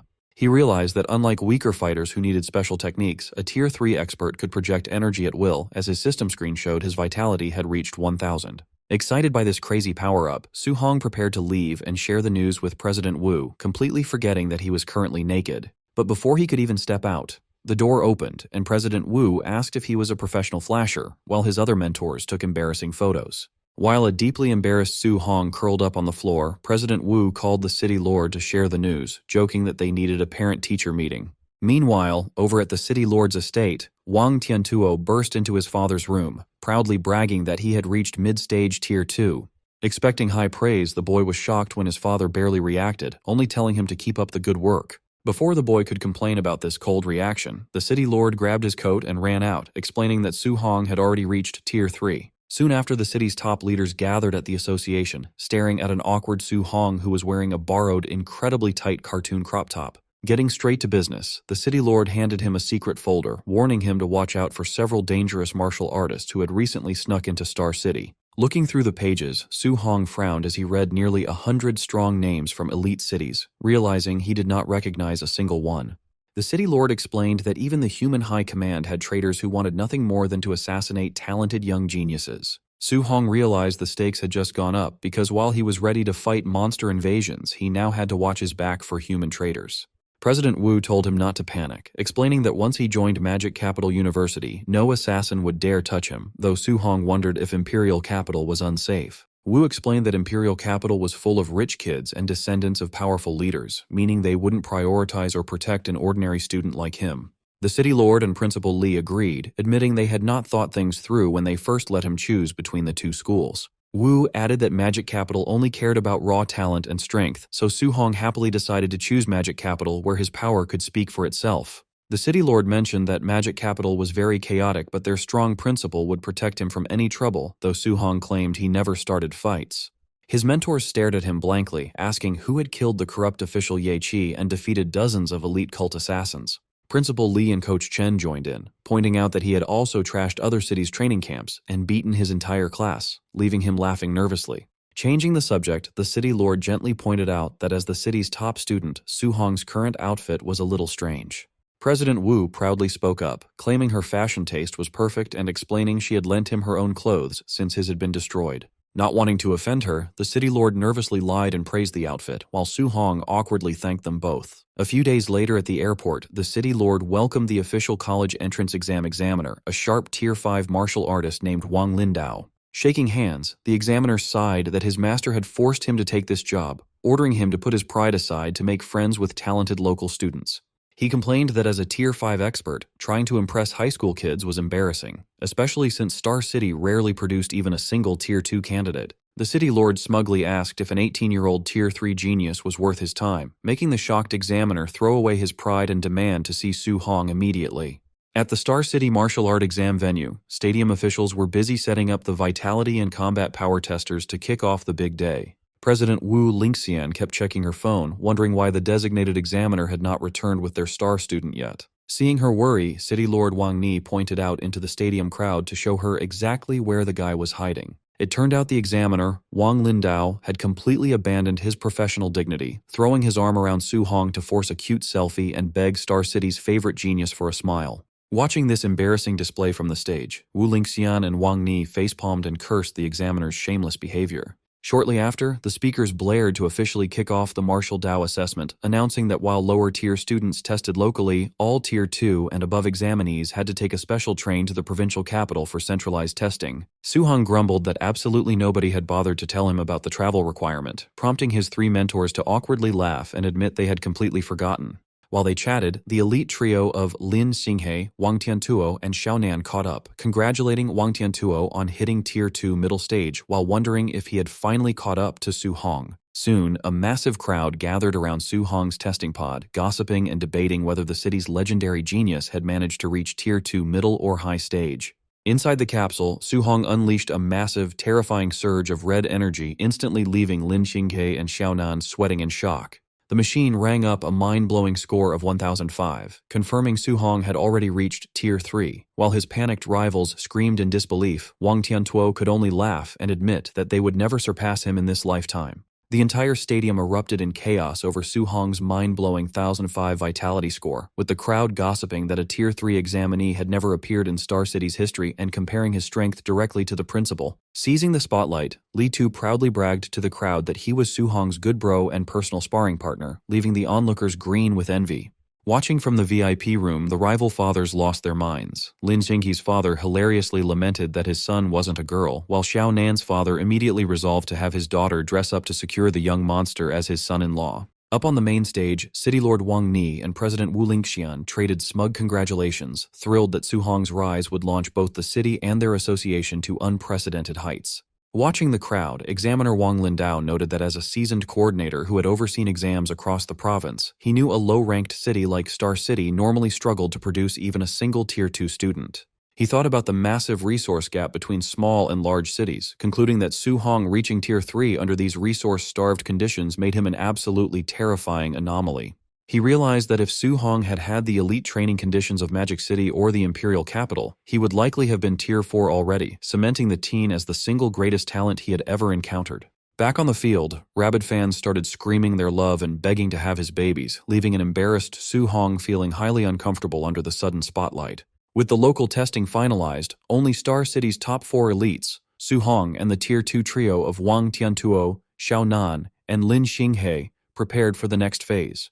After packing their bags, the city's 4 qualifying prodigies officially boarded the high-speed special train to head to the provincial capital for the centralized martial art exam. As they walked down the aisle to find their seats, the other candidates tried to stare them down, creating a very tense and hostile atmosphere inside the train. To intimidate the newcomers, the seated candidates flared their aggressive, heavy auras to assert their dominance right off the bat. Lin Xinghe scoffed at their childish posturing, while Xiaonan prepared to unleash her own spiritual telekinesis to push back and defend Star City's reputation. But suddenly, Su-hong's eyes glowed as he prepared to show the arrogant crowd what real power looked like. He erupted with a towering pillar of blue energy, manifesting a colossal, roaring dragon aura that caught the entire train car completely off guard. The dragon's massive spiritual pressure swept through the cabin, completely crushing and neutralizing the offensive auras of the other candidates in a single blow. The once arrogant candidates sweated in terror, horrified to realize that a rural place like Star City had actually produced a Tier 3 monster. Even Wang Tiantuo and his companions were left speechless, realizing Su-hong's raw coercion easily rivaled a Tier 3 middle-stage expert. Walking down the aisle, Su-hong casually mocked the surrounding candidates, noting how pathetic they looked after trying to provoke him and failing so miserably. The cowed candidates trembled in their seats, instantly resolving to run without a second thought if they ever crossed paths with Su-hong during the actual assessment. As the high-speed train raced toward their destination, Lin Xinghe broke the silence to ask Su-hong whether he was targeting Magic City or Imperial Capital Martial University. Su-hong turned the question back on them, prompting Lin Xinghe to proudly declare that all 3 of them were aiming for Magic City Martial University. Su-hong smiled and revealed that he was also heading to Magic City, thrilled at the prospect of fighting alongside them as comrades in arms on the future battlefields. Lin Xinghe excitedly celebrated having such a monstrous teammate, while Wang Tiantuo jokingly warned him to stay on his toes since Magic City was famous for ruthlessly expelling slackers. Recalling President Wu's promise that Magic City cared only about raw talent and strength over social status, Su-hong confidently prepared to conquer his new university. Genius students from other cities soon boarded the bus. Lin Chunfeng spotted Su-hong and loudly promised to defeat him, but Su-hong barely paid attention and gave a dry, casual response. Lin Xingyi asked if Su Hong already knew people from Yang City, prompting Su Hong to casually explain that Grandmaster Qin used to take him there for sparring sessions. Another challenger pointed at Su Hong and confidently boasted that she would win this time, but Su Hong shrugged her off with the same unbothered, dry response. A muscular, red-haired student cracked his knuckles and laughed about finally getting his revenge. However, Su Hong completely deflated his excitement with another lazy nod as other students started screaming his name. Nearby onlookers gossiped about Su Hong's true identity, completely baffled by rumors that he had defeated every single genius across the major cities. Xiaonan asked if Grandmaster Qin had taken him on a provincial tour just to beat up everyone, but Su Hong quickly downplayed the rumor. The bus arrived at the massive Hang City Plaza, where a giant celestial gate loomed over the crowd. Excited students gossiped about the secret realm, thrilled by rumors of the rare treasures waiting inside. The local Hang City trio that Su Hong had previously saved stood in the crowd. When one complained about waiting for out-of-towners, the axe-wielding giant told him to shut up and show respect for their savior. Another bus pulled up, and Wencheng's top genius, Chen Tianyan, stepped out. The crowd murmured in awe of his talent, recalling his arrogant promise to crush every student from Hang City. Flaunting his high status, Chen Tianyan led his elite squad straight toward the center of the plaza to make a grand entrance. To establish his dominance, Chen Tianyan unleashed a massive, flaming red aura and arrogantly demanded Hang City's top 3 geniuses step forward so he could humiliate them. Feeling this terrifying pressure, the crowd panicked and scrambled back, shocked to realize they were looking at a powerful Tier 3 martial artist. The axe-wielding student from Hang City released his own red aura, mocking Wencheng's genius for showing off when they were both Tier 3. Meanwhile, his companions dismissed Chen Tianyan as a total nobody. Chen Tianyan charged a glowing ball of spiritual energy, secretly planning to eliminate the local squad the moment they entered the secret realm. The local trio laughed in his face, asking if he thought he was Su Hong. They warned him to keep a low profile since the real monster they knew could obliterate Tier 3 cultists with a single punch. Chen Tianyan scoffed at this, confidently dismissing Su Hong as nothing more than Tier 2 trash.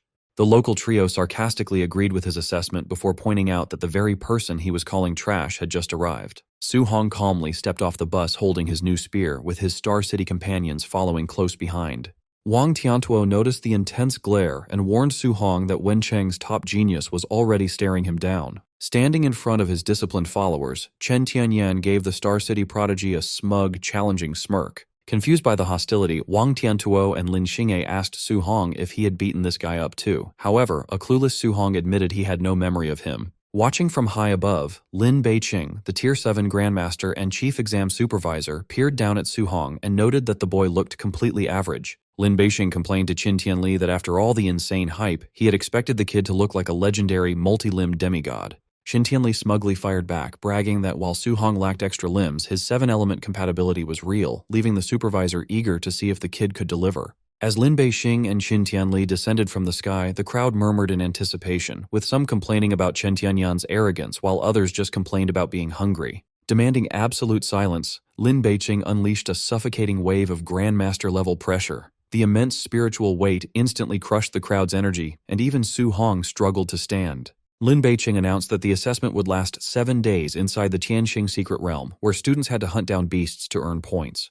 Hunting beasts would yield map fragments that revealed high-value targets, including a 10,000-point bounty for anyone who could slay the Tier 4 wild dragon lurking in the center. While Su Hong's eyes lit up at the massive prize, Wang Tiantuo warned that a beast with a dragon bloodline would fight far above its actual rank. Lin Beiqing flashed a savage grin as he delivered the final rule. Defeating fellow candidates allowed students to steal half of their points. Su Hong realized the exam was going to turn into a complete bloodbath. Once the crushing pressure vanished, point-tracking bracelets materialized on every candidate's wrist, allowing them to monitor the live rankings and scores in real time. Holding a glowing green key, the chief examiner officially started the exam and opened the massive portal, ordering the candidates to enter the secret realm. Eager to grab an early lead, Chen Tianyan immediately leaped into the portal. His sudden move triggered a chaotic stampede as the other candidates desperately scrambled to follow him. As the crowd rushed the gate, Lin Xingyi urged Su Hong to move, but he told his squad to head in first without him. Realizing his plan, Xiaonan used her telekinesis to drag Lin Xingyi into the portal. She yelled back that Su Hong was a menace who only wanted to enter late to ambush and rob other candidates.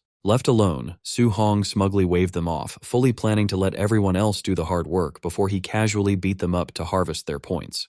While the other candidates rushed through the portal, Qin Tianli invited Su Hong over for a cup of tea. He politely accepted the offer to relax with the 2 grandmasters. Watching them delay, a grumpy Lin Beixing complained that both the old master and the kid were devious. However, Su Hong smoothly countered that he was simply following the supervisor's exact rules. Lin Beixing pointed out that there were several strong Tier 3 candidates in this exam and asked if Su Hong was really that confident, prompting a humble shrug from the boy. Qin Tianli laughed and slapped Su Hong's back, calling him too modest. He then revealed to a stunned Lin Beixing that the kid had recently survived a demonic cult assassination, killing over 20 Tier 3 cultists and crippling 2 Tier 4 commanders. Su Hong tried to downplay the feat. This made Lin Beixing sigh in relief as he assumed the old master had been exaggerating, muttering that Tier 3 cultists weren't easily beaten like simple cabbages. Su Hong casually clarified that he actually had to run for 8 days and fight to the absolute death to kill them, leaving Lin Beixing sweating in disbelief at the kid's ridiculous combat record. Inside the Heavenly Star secret realm, a massive Tier 3 bear and a giant white tiger faced off in a fierce battle, while Su Hong watched them calmly from the cliffs above. He felt extremely lucky to run into 2 powerful Tier 3 beasts so soon after entering the secret realm. While the bear struck the tiger with its heavy claws and slammed it against the cliffside, Su Hong simply sat back to enjoy the free show. Moments later, the beaten white tiger collapsed to the ground in complete defeat. Seeing its chance to end the fight, the giant bear roared loudly and lunged forward to finish off its rival. However, Su Hong smirked and dove down to intercept the beast, piercing the bear's chest with a powerful lightning strike that killed it instantly. He landed smoothly on his feet, standing proudly on top of the massive beast's body. Next, he turned his attention to the injured white tiger and coldly told it that its time was up. Terrified by his incredible strength, the panicked tiger desperately tried to climb up the rocky cliff to escape. But Su Hong used his telekinesis to float in front of it, mockingly asking if it really thought it could run away. He prepared his powerful third spear stance to finish the beast, but he was suddenly stopped when the giant tiger dropped to its knees and started whimpering like a helpless little cat. This unexpected reaction froze Su Hong in the middle of his attack, leaving him completely confused by the strange sight. To avoid hitting it, he quickly redirected his explosive attack to the side, cutting a deep trench into the ground while leaving the shaking tiger untouched. The giant tiger then rolled onto its back and started purring, leaving Su Hong amazed that such a fierce monster would act cute just to save its own life. Because of this, he agreed to spare its life as long as it led him to other humans and strong monsters, but he was left speechless when the tiger literally barked like a dog to agree. With their agreement made, Su Hong rode the white tiger like a horse as they dashed off to find the strongest beasts in the area. Before long, they spotted a massive giant ape carrying a whole tree trunk, wandering around the nearby forest. Standing on his shaking tiger, Su Hong looked at the threat and realized they had found a 30-meter-tall Tier 3 high-stage giant ape, which was much larger than any monster in the outside world. Suddenly, the giant ape turned around, catching Su Hong off guard with its quick movements. The monster roared and threw the huge tree trunk right at them, but Su Hong remained completely calm as the projectile flew toward them. When the massive log crashed into the ground with explosive force, Su Hong easily jumped into the air to dodge the impact while creating a protective shield around his tiger. While still in mid-air, Su Hong kicked the tiger away and ordered it to run far from the battlefield and wait for him there. He warned the beast that he would kill it if it tried to run away permanently, and the crying tiger fell safely into the forest below. After that, Su Hong ran straight up the massive tree trunk like a ramp, confident that no matter how big this ape was, it was still just a Tier 3 monster. He then launched himself forward, flying directly toward the roaring ape's face. Disgusted by the monster's horrible breath, he yelled at it to stop breathing on him before powering up his heaven-breaking spear technique. He drove a massive, lightning-charged strike straight into the ape's open mouth, shattering its giant teeth in a single hit. As a result, the broken fangs were blown right out of its mouth and crashed heavily onto the forest floor below. Screaming in terrible pain and spitting blood, the giant ape was blasted backward and collapsed heavily into the trees. Once he landed safely, Su Hong looked at the massive tree trunk and estimated it to be over 40 meters long, weighing around 70 tons. He dug his fingers deep into the wood, confidently saying that his Tier 3 strength made lifting 70 tons absolutely effortless. He then easily lifted the massive log into the air, swinging it around as if it were just a small stick. Next, he wrapped his spiritual power around the entire 40-meter log to make sure it didn't break. Using his telekinesis, he floated the massive log and got ready to swing it like a giant bat at the dazed ape. Su Hong delivered a massive, gravity-defying swing, calling the monster a smelly monkey and telling it to take his giant weapon. The 70-ton log slammed directly into the giant ape's face with massive force, completely shattering its jaw. Meanwhile, outside the secret realm, the crowd of spectators watching the live broadcast completely lost their minds, unable to believe his terrifying power. Inside the VIP room, Qin Tianli laughed loudly and bragged that his student was beating an elite monster like a common dog, causing Lin Beixing to choke and spit out his tea. After wiping his chin, Lin Beixing sighed and admitted that with a monster like Su Hong taking part, there was absolutely no suspense left for this year's exam. Su Hong checked his bracelet and confirmed he got the map fragments the Grandmaster mentioned after defeating the giant ape. Swiping his screen, he saw his score had reached 2,100 points. He realized the giant ape alone was worth 2,000 points, which was way more than the 100 points he got from the bear. Since second place Chen Tianyan only had 800 points, robbing him would only give Su Hong 400 points, he decided that hunting high-value beasts was a much better use of his time. He went to find his tamed white tiger to track down his next targets. Other clueless candidates stared at their bracelets, completely confused about how a random guy named Su Hong got such a massive score. The candidates he saved realized he must have defeated a high-value special beast by himself, and they started hyping up his insane power. Sitting on a dead bear, the top genius Chen Tianyan sneered at the rankings. He dismissed Su Hong as Tier 2 trash, confidently assuming these special beasts were actually weak. He found a red dot on his map and decided to hunt a special beast by himself to prove he was the real deal. When he arrived, his jaw dropped. A massive purple serpent coiled around a mountain peak towered over him, and he realized it was a dangerous Tier 3 high-stage monster. A cold sweat broke out on his face. He realized these special beasts were actual nightmares, meaning Su Hong's real strength must have been terrifying. He quickly shook off his fear, clenched his fist, and ignited his fiery red aura. He vowed to kill the beast anyway, refusing to be beaten by Su Hong. The giant serpent let out a loud roar as Chen Tianyan tried to stand his ground. The beast ruthlessly slapped him with its tail, sending the arrogant genius flying straight into a tree. Spitting blood, Chen Tianyan realized this monster was actually close to Tier 4. He was confused about how Su Hong could have defeated such a nightmare alone. He immediately turned and ran to avoid getting killed by the overwhelming beast. Running through the forest, he cursed his retreat. He decided to target weaker candidates for points instead of fighting special beasts. He spotted a group of examinees ahead and prepared to ambush them for their points. But Su Hong instantly appeared behind him holding a massive wooden club and mockingly greeted him. Chen Tianyan spun around in total shock. Su Hong swung his club, slamming it into his face and sending him flying through the air. The nearby candidates screamed and ran away as Chen Tianyan crashed into the dirt. They stared in horror at the bloodied, unconscious fighter, terrified of the strength required to defeat a Tier 3 expert with a simple stick. Su Hong checked his bracelet and happily noted that while he had wanted to hunt beasts, getting 400 points from Chen Tianyan was a great win. He turned to the 5 surrounding candidates and let his massive white tiger step out from the shadows as he asked for their scores. The students begged for mercy, saying their combined scores did not even reach 100 points. Su Hong sighed, disappointed by how low their scores were. Instead of robbing them, Su Hong handed them his wooden club. He suggested they take turns beating up the unconscious Chen Tianyan to get his remaining points. Soon, a completely beaten Chen Tianyan lay in the dirt. However, the disappointed candidates realized that attacking an already defeated target did not give extra points. Su Hong said goodbye and rode away on his giant tiger, leaving the amazed students to realize they had just been saved by the top-ranked genius. Watching the live broadcast, a shocked Lin Beixing wondered what kind of person convinced others to beat up a defeated kid. Qin Tianli laughed, proudly saying his university loved chaotic troublemakers. Guided by his tiger, Su Hong found the massive purple serpent and jumped from his mount to challenge it. The giant snake lunged forward, trying to swallow him whole. Su Hong channeled his elemental energy into his spear and unleashed his heaven-breaking technique straight down the monster's throat. An hour later, Chen Tianyan found the dead serpent. He checked his bracelet and saw Su Hong's score had reached a legendary 4,500 points. He struggled to understand how a Tier 2 student could have such power, wondering if Su Hong was secretly a Tier 4 fighter in disguise. He decided Su Hong must be hiding his real rank, since it should have been impossible for a Tier 2 kid to easily defeat a beast he could not even scratch.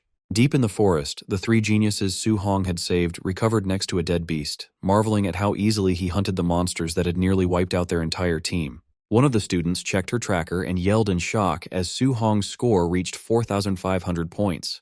The exhausted group collapsed in the dirt, agreeing that Su Hong was an anomaly and deciding to focus on beating Chen Tianyan instead. A deeply impressed Lin Beixing admitted he wanted to learn Su Hong's technique and asked Qin Tianli to introduce them so he could ask the kid for guidance. Qin Tianli teased him for wanting to throw away his pride as a Tier 7 Grandmaster to beg a teenager, but Lin Beixing argued that mastering the move was worth any embarrassment. Looking at the screens, Lin Beixing pointed out how easily Su Hong defeated high-level candidates, concluding that the exam had become his personal showcase.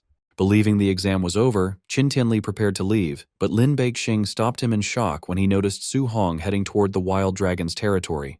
Lin Beixing called the kid insane. He warned that he had personally captured that dragon, which had the power of a high-stage Tier 4 beast thanks to its bloodline.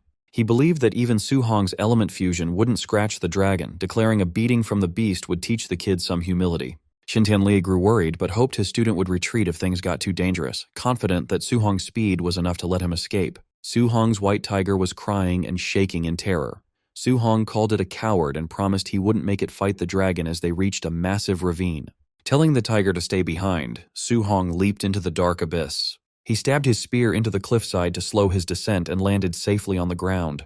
His eyes narrowed as he spotted the powerful Tier 4 wild dragon, surprised to see the beast heavily chained to the cave walls. Sensing the pressure of the sleeping dragon, Su Hong realized its strength was near Tier 4 mid-stage, making a head-on fight very risky. He quickly grinned, deciding that since the beast was sound asleep and chained up, he had no problem pulling off a sneak attack. Su Hong looked at the dragon's backside and noted that no matter the species, the rear end was always the ultimate weak point. He charged his spear with his three-element fusion of lightning, fire, and metal, preparing to unleash his ultimate sneak attack. Su Hong wasted no time and unleashed his powerful three-element spear strike directly at the sleeping dragon's weak point. The strike landed perfectly, causing a massive splash of blood and forcing the chained beast to wake up in absolute agony. The furious dragon immediately retaliated by spitting a massive torrent of fire, but Su Hong's incredible speed allowed him to easily dodge the blast. After safely dodging, Su Hong confidently noted that taking down this Tier 4 monster wouldn't be too difficult since the heavy chains were completely restricting its movements. However, the dragon's survival instincts kicked in as it sensed Su Hong's position and spun around to unleash a devastating wave of flames that scorched the entire cave. Fortunately, Su Hong reacted in time and used a wood clone, which was immediately turned to dust by the intense heat. Seeing nothing but ashes, the dragon became confused. While the beast was distracted, Su Hong suddenly appeared right beneath it to attack its unprotected backside. Without giving the beast a moment to breathe, he swung his weapon and delivered another brutal strike directly to the exact same spot. Meanwhile, the spectators watching the live broadcast of the fight were stunned by the young prodigy's brutal and ruthless combat style. Even Chief Supervisor Lin Beixing was speechless, admitting he had never expected a Tier 3 fighter to injure the dragon like this, while also questioning his strange choice of target. Fearing that the trapped beast would be toyed with to death, Lin Beixing decided to release the dragon's chains, but Qin Tianli anxiously warned that freeing a Tier 4 dragon was far too dangerous. Lin Beixing brushed off the danger, determined to use this opportunity to push Su Hong to his absolute limits and see the true extent of his combat power. Suddenly, the heavy restraints were blasted apart, and a surprised Su Hong quickly realized that the Grandmasters must have freed the beast to test him. Freed from its shackles, the furious barbarian dragon unleashed a terrifying roar as its powerful aura violently exploded. Su Hong calmly stepped aside as the massive heavy metal chains crashed to the ground. Standing at its full height, the dragon shot a massive pillar of destructive energy straight into the sky. Feeling the crushing pressure, Su Hong braced himself, realizing that a true Tier 4 dragon with a pure bloodline was a completely different challenge. But instead of backing down, he got excited, thrilled that the shackles were off so he could finally test his maximum power in a true, unrestricted fight. The barbarian dragon locked its angry glare on Su Hong and immediately unleashed a devastating stream of fire, forcing him to leap high into the air to dodge. Mid-leap, Su Hong counterattacked by channeling intense water energy into his spear to summon a massive water dragon. The two opposing elements collided violently in midair, creating a massive cloud of boiling steam that completely covered the cavern. Trapped inside the thick fog, the disoriented dragon roared in frustration, unable to locate its target. Seizing the moment, Su Hong kicked off the cave wall and descended from above, unleashing his powerful 9 heaven-breaking spears technique. However, the beast's sharp senses instantly warned it of the danger, prompting the dragon to gather its strength for a sudden, explosive burst of movement. Noticing the sudden movement, Su Hong was surprised. When he looked up, he was shocked to see the massive beast easily clinging to the rocky ceiling, realizing that despite its giant size, the dragon was incredibly fast. Before Su Hong could recover from his shock, the barbarian dragon struck down with its razor-sharp claws, trying to tear him to pieces. Su Hong quickly retaliated, unleashing a full-power heaven-breaking spear strike that collided violently with the descending claw. The force of the collision pushed both of them back, putting an immense strain on Su Hong's grip. Seizing a split-second opening, the dragon delivered a lightning-fast follow-up swipe, disarming Su Hong and sending his spear spinning away into the ground. Su Hong was forced to slide backward across the ground to put some distance between himself and the rampaging beast. Wiping blood from his lip, Su Hong admitted he had underestimated the massive dragon's deceptive speed. But instead of panicking, he flared his fiery red aura, confident that when it came to pure physical strength, his unique physique was still unmatched. The dragon immediately lunged forward, aiming to crush the unarmed human under its massive weight. Relying entirely on his powerful overlord body, Su Hong charged forward and met the dragon's massive claw head-on with a devastating punch. The sheer physical power of his bare-fisted strike completely repelled the attack, sending a massive shockwave through the cavern and forcing the giant beast to howl. Su Hong drove his massive fist straight into the barbarian dragon, slamming the giant beast hard against the cavern walls. He shouted that this beatdown was far from over as he ignited his physical aura and leaped into the air. He slammed his fist directly into the dragon's face with a devastating punch that rattled the entire cave. The force of the impact shattered the dragon's giant fangs and sent them flying through the air. Without giving the beast a second to breathe, Su Hong chased it down and unleashed a rapid barrage of strikes that left the Tier 4 monster howling in pain. The watching students lost their minds over the broadcast, wondering if Su Hong had dragon blood himself to crush a Tier 4 beast so easily. Lin Beiqing demanded to know why Qin Tianli had never warned him that Su Hong's overlord body was so ridiculously overpowered. Qin Tianli admitted he had only expected the physique to rank in the top 30, but now he realized Su Hong's power easily rivaled the legendary war god body. Looking at Su Hong's incredible combination of god-tier talents, Lin Beiqing declared that he was guaranteed to shatter every exam record in history. Back in the cave, Su Hong landed a massive flying strike directly on the barbarian dragon's chin, knocking the giant beast completely unconscious. When the dust cleared and the system awarded him more 400 points, an exhausted Su Hong collapsed to the ground, knowing he could never have beaten this tough beast without his overlord body and 3-element fusion. Lin Beiqing noted that no other student could have survived this fight, while Su Hong silently cursed the examiners for setting up such a crazy trial. Checking his screen, Su Hong happily confirmed that the 10,000-point dragon bounty was officially his, bringing his total score to an incredible 14,500 points. At the same time, a sweating Chen Tianyan stared at his tracker in pure panic, unable to understand how Su Hong had defeated a high-stage Tier 4 dragon all by himself. Other candidates across the realm lost their minds over the impossible score, screaming in disbelief at the massive gap between them. Su Hong's high score completely crushed the other candidates' spirits, leaving them crying on the ground as they apologized to their parents for being useless. Watching this breakdown on the monitors, Lin Beiqing commented on their broken spirits, and Qin Tianli admitted he also would have given up if he had had to compete against a monster like Su Hong in his youth. Shortly after, Su Hong casually set up a giant campfire to roast the legendary dragon's meat, leaving the outside spectators completely speechless. When his cowardly tiger emerged to beg for food, Su Hong scolded it for hiding during the fight before tossing the beast a large chunk of roasted meat. Half an hour later, both hunter and mount lay stuffed on the ground, so Su Hong decided to pack some of the delicious meat to bring home to his aunt and uncle. When the tiger began to glow with a bright red aura, a confused Su Hong asked if the greedy beast had just overeaten and bloated itself. Before he could get an answer, Su Hong felt a warm wave of energy and blood rushing through his own body. He was quickly surrounded by a fiery aura as system notifications flooded his screen, boosting his physical stats. Checking his updated stats, Su Hong smiled when he saw his vitality had jumped past 1020 and his legendary overlord body had reached 9%. Since upgrading his overlord body by just 1% normally cost 1,000 points, Su Hong realized that eating this dragon meat had saved him thousands of points. He smiled, realizing the barbarian dragon was an absolute goldmine where every single part was a valuable treasure. On the third day of the exam, 2 shocked candidates ran into the clean dragon skeleton, amazed that Su Hong had actually eaten the entire giant beast. Su Hong scolded his bloated tiger for eating too much, warning that he would turn the tiger into his next meal if it didn't lead him to more monsters, which made the beast cry. Terrified of being eaten, the tiger guided Su Hong on a wild hunting spree across the realm, starting on day 4 by easily defeating the special 9-life white ape. On day 5, Su Hong continued his rampage by tracking down and destroying the special deathworm. On day 6, he delivered a heavy punch to shatter the giant sky-wind mad bull, leaving almost no high-level beasts left in the realm. On the final day of the exam, Su Hong tracked down Chen Tianyan and hit him in the face with a heavy wooden club, leaving the genius screaming in pain. Checking his tracker, Su Hong was confused when defeating Chen Tianyan awarded him 0 extra points, even though his own score was already at an amazing 35,500 points. He soon remembered that he had already robbed this guy earlier in the exam, realizing he could not steal points from the same candidate twice. Just then, a loud announcement echoed through the sky declaring that the 7-day trial had ended and the exit portal was open. As his white tiger whimpered in sadness over his departure, Su Hong gently patted its head and warned it to train hard so it wouldn't get beaten by future hunters. He then looked over at the unconscious Chen Tianyan, wondering how the knocked-out opponent was supposed to leave the realm on his own. Deciding to do a good deed, Su Hong tossed the unconscious student over his shoulder and leaped straight through the exit portal.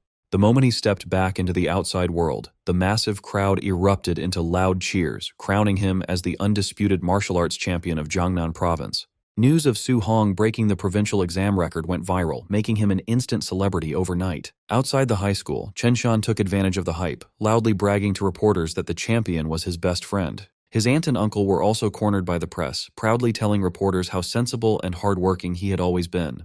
The media even tracked down a beaten Chen Tianyan to ask how he felt about being saved by his rival, causing him to have a meltdown on live television. News notifications flooded phones everywhere with gossip about Su Hong's past, his sudden rise from poverty, and female celebrities publicly confessing their feelings to him. Overwhelmed by the constant media attention, Su Hong decided to ask the Grandmasters to use their influence to stop the annoying reporters. They met the next day at the Martial Arts Association headquarters to escape the chaos and discuss their next steps.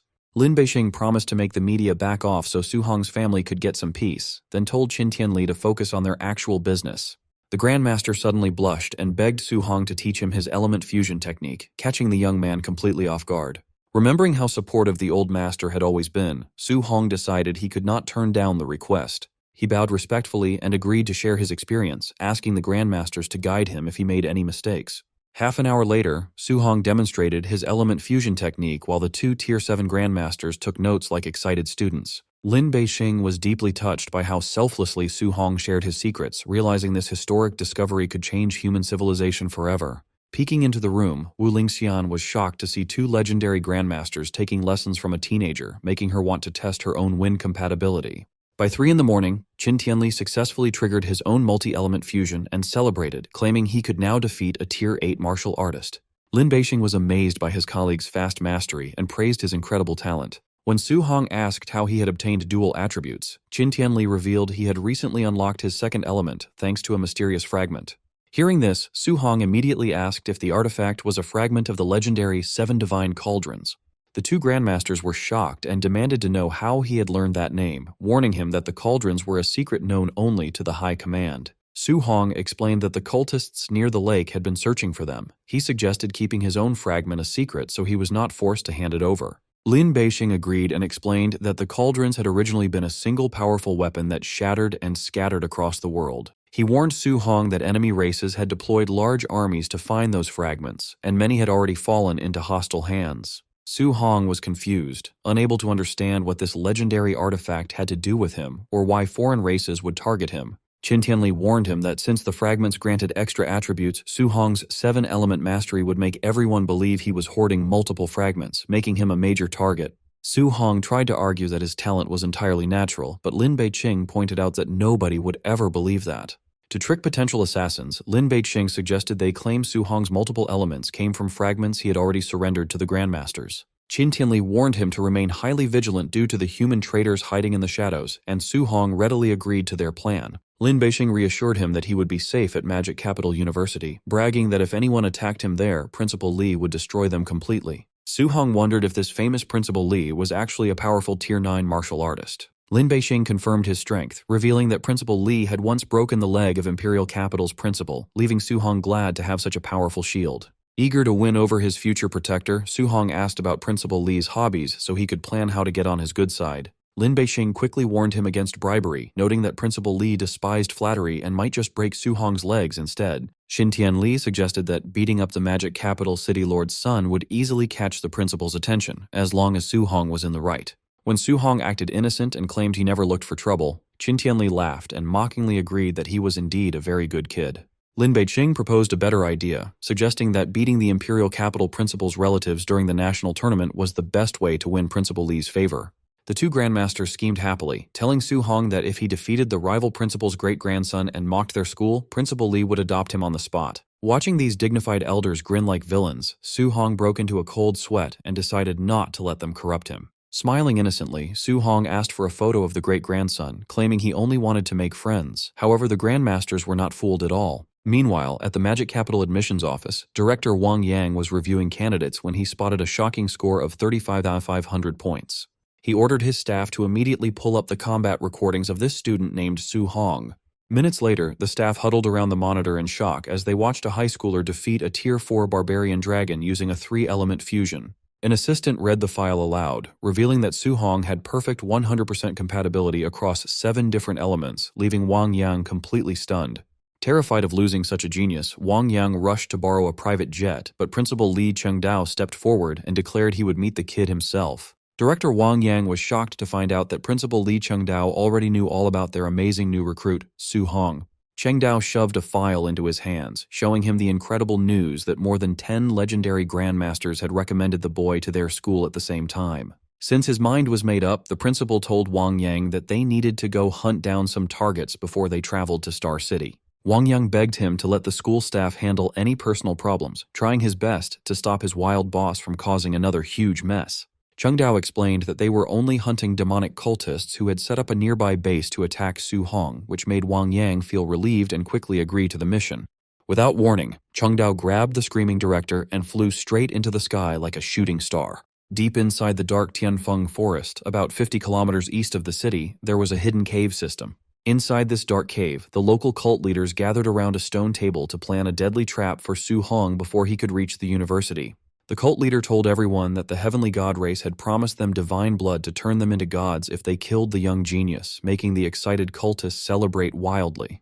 He added that if several Tier 7 grandmasters could not kill a single student, they should all just end their own lives, so the cultists all promised to wipe out Su Hong. Floating high above the giant forest, Li Chengdao announced that they had finally reached their target. Wang Yang asked how they were supposed to find the hidden base among so many identical mountains, and the principal honestly admitted he had no idea where it was. Wang Yang offered to search the area, but Chengdao stopped him and told him to record a video instead, since he wanted to use the destruction as a new commercial for the university. The principal raised his hand to the sky and released his scary Tier 9 power. He called down a giant, glowing red hand from the clouds and slammed it down to completely crush the entire mountain range. The screaming cultists inside the cave were instantly crushed as the mountain collapsed, leaving nothing but a giant, smoking hole in the ground. Looking at his phone screen, a shocked Wang Yang realized that watching the principal fight made normal martial artists feel completely helpless against such crazy power. At Su Hong's villa, his aunt and uncle were surrounded by piles of expensive gift boxes sent by local families trying to make friends with the new champion. His aunt held up a bunch of photos and asked if he wanted a blind date with any of these rich girls, but an embarrassed Su Hong quickly said no. He said he was too young and needed to focus on his training, and his uncle loudly agreed with him. But his uncle quickly ruined the moment by whispering that marrying a rich girl from the magic capital was a much better choice anyway, making Su Hong sigh in disbelief. To get away from the awkward conversation, Su Hong quickly excused himself to go practice in his room while his aunt angrily yelled at his uncle for being a bad influence. Once he was safe inside his bedroom, Su Hong opened his system screen and decided to use his 5,880 points to upgrade his spiritual power to Tier 3. He tapped the upgrade button over and over, making his spiritual stats go up quickly as his new powers started lifting heavy objects around the room. With his eyes glowing with white light, he activated his shield skill to create a solid energy barrier in front of him. He wanted to see how strong it was, so he threw a powerful punch at the shield to test if his new defenses could block his own strength. His punch instantly cracked the shield and shattered the energy barrier into tiny pieces. Instead of being upset, Su Hong was happy that the shield had blocked 30% of his punch, which was strong enough to easily kill a Tier 3 beast. He realized that with this shield, he could easily survive even if a large group of Tier 3 fighters attacked him at the same time. Next, he used the rest of his points on his physical stats to push his overlord body to its limit, which triggered a painful burst of red energy. Once the energy went away and his overlord body reached 36%, Su Hong proudly noticed that his physical strength was now enough to easily defeat a Tier 4 fighter. His aunt called him for dinner, interrupting his training and making him quickly finish up to head downstairs. The next morning, Su Hong was sleeping peacefully when he was suddenly woken up by his loudly buzzing phone. As soon as he answered, his old principal screamed for help through the phone while loud explosions shook the school in the background. A few hours later, Principal Li introduced Chen Lin, the admissions director of Imperial Capital Martial Arts University, who looked surprisingly disheveled. He then introduced Wang Yang, the admissions director of Magic Capital Martial Arts University, who looked just as battered. Inside his completely wrecked office, Principal Li formally introduced the two directors to Su Hong. Su Hong quickly realized that the legendary rivalry between Magic Capital and Imperial Capital was so intense that these directors literally just had a fistfight over him. Chen Lin immediately tried to win him over. She offered unlimited free resources below A rank, half price for higher tiers, personal grandmaster tutoring, 3 free A rank martial arts yearly, and 30 million in cash. Principal Li nearly choked in pure shock. He quickly calculated that Imperial Capital was offering to spend over $1 billion a year on Su Hong alone. After smugly finishing her pitch, Chen Lin challenged Wang Yang to see if Magic Capital could even come close to matching her offer. However, Wang Yang refused to back down. He proudly stated that Magic Capital treated all freshmen equally, offering only $10 million in resources a year and expecting students to earn anything extra themselves. Hearing this, Chen Lin scoffed and mocked Magic Capital for being as ridiculously stingy as always. Then, she smugly demanded that Su Hong stop hesitating and make his final decision. Su Hong announced his choice of Magic Capital, leaving Wang Yang in disbelief. Meanwhile, Chen Lin initially misheard him and began to celebrate. But her celebration instantly halted as she frantically asked him to repeat exactly who he just chose. Su Hong firmly chose Magic Capital again. He explained that while Imperial Capital had great perks, their endless rules couldn't compete with the absolute freedom Magic Capital offered. Wang Yang burst out laughing and smugly gloated that only Magic Capital was worthy of a genius like Su Hong, leaving a furious Chen Lin speechless. Chen Lin desperately warned him one last time about the massive resource gap. However, Su Hong firmly replied that calm waters don't make strong sailors, leaving her grinding her teeth in defeat. Wang Yang laughed heartily, praising the kid's incredible ambition and sharp vision. He then told Su Hong to report to school tomorrow. This caught the boy off guard since it was summer break and classes didn't start until September. Slapping an arm around Su Hong's shoulder, Wang Yang explained that no one at Magic Capital ever rested. He listed off a relentless cycle of freshman tournaments, club selections, trial missions, campus rankings, and virtual ladder matches. Because the National University League was on the line, every student was driven by a maniacal urge to train constantly so they wouldn't fall behind. Instead of being intimidated, Su Hong just grinned, finally understanding the brutally competitive culture he was signing up for. Glaring back one last time, Chen Lin coldly told Su Hong that she hoped he wouldn't regret this decision before storming out of the room. Chen Lin immediately checked her phone and ordered her assistants to lock down the other 3 top-tier geniuses from Star City to salvage their recruiting trip. She then met with Star City's other 3 top-tier geniuses, Lin Xinghe, Wang Tiantuo, and Xiao Nan, inside the City Lord's mansion. However, they crushed her hopes by declaring in unison that they were also choosing Magic Capital. Annoyed, Chen Lin dismissed their talent as mediocre anyway and quickly redirected her team to target the top 3 students in Hang City instead. But when she visited Hang City, those 3 students delivered the exact same devastating blow, cheerfully choosing Magic Capital too. Chen Lin completely lost her mind in rage, unable to understand why every genius was choosing Magic Capital. In desperation, she pinned her last hopes on recruiting the province's second-place genius, Chen Tianyan. Later, inside his luxurious mansion in Wencheng, Chen Tianyan casually interrupted her pitch and flatly chose Magic Capital as well. A baffled Chen Lin asked why he would reject Imperial Capital when his older siblings were already there. Chen Tianyan explained he needed to go to Magic Capital to defeat Su Hong first and claim the title of Jiangnan's top genius. He fired himself up, declaring he would crush his older brother and sister in the national tournament to show everyone who the real family prodigy was.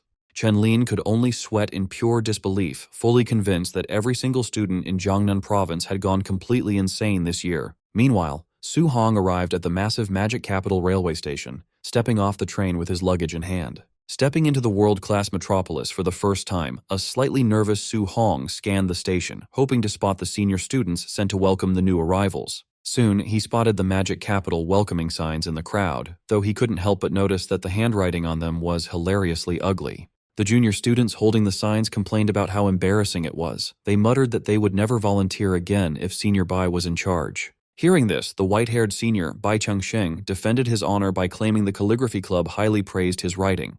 However, the juniors quickly pointed out the flaw in his logic. They reminded him that the calligraphy club only praised his writing because none of them could actually beat him in a fight. Bai Chengsheng just dismissed their complaints and happily chalked their criticism up to a complete lack of artistic taste. The juniors could only sweat in silence.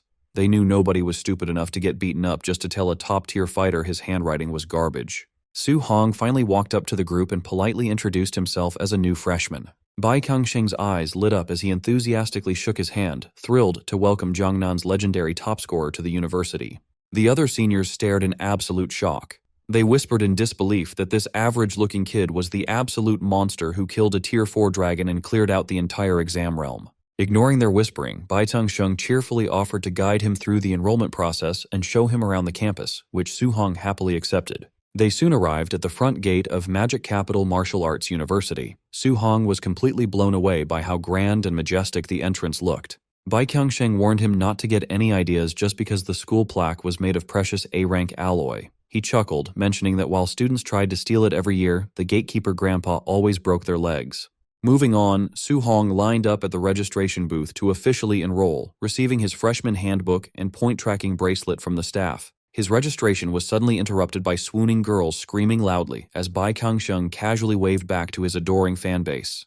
While the senior enjoyed the attention, Su-hong focused on setting up his new gear. Bai Changsheng then explained that points were the ultimate currency at Magic Capital, used for everything from resources to basic food. He noted that freshmen started with just 100 points and had to earn the rest themselves. Su-hong activated his bracelet, bringing up a hologram that displayed his name and initial balance of 100 points. Seeing this, he wondered if defeating opponents in the virtual ladder battles would award him martial Dao points, potentially solving his stat farming worries forever. Next, Bai Kangsheng led him toward a massive luxury villa, congratulating him on being randomly assigned to the best dorm in the first zone. However, Bai smugly warned him that dorms could be violently stolen by other students at any time. This prompted Su-hong to angrily accuse the school of running a shameless, state-sanctioned scam. Overhearing this, several jealous onlookers immediately plotted to team up and beat him down to seize the luxury villa for themselves.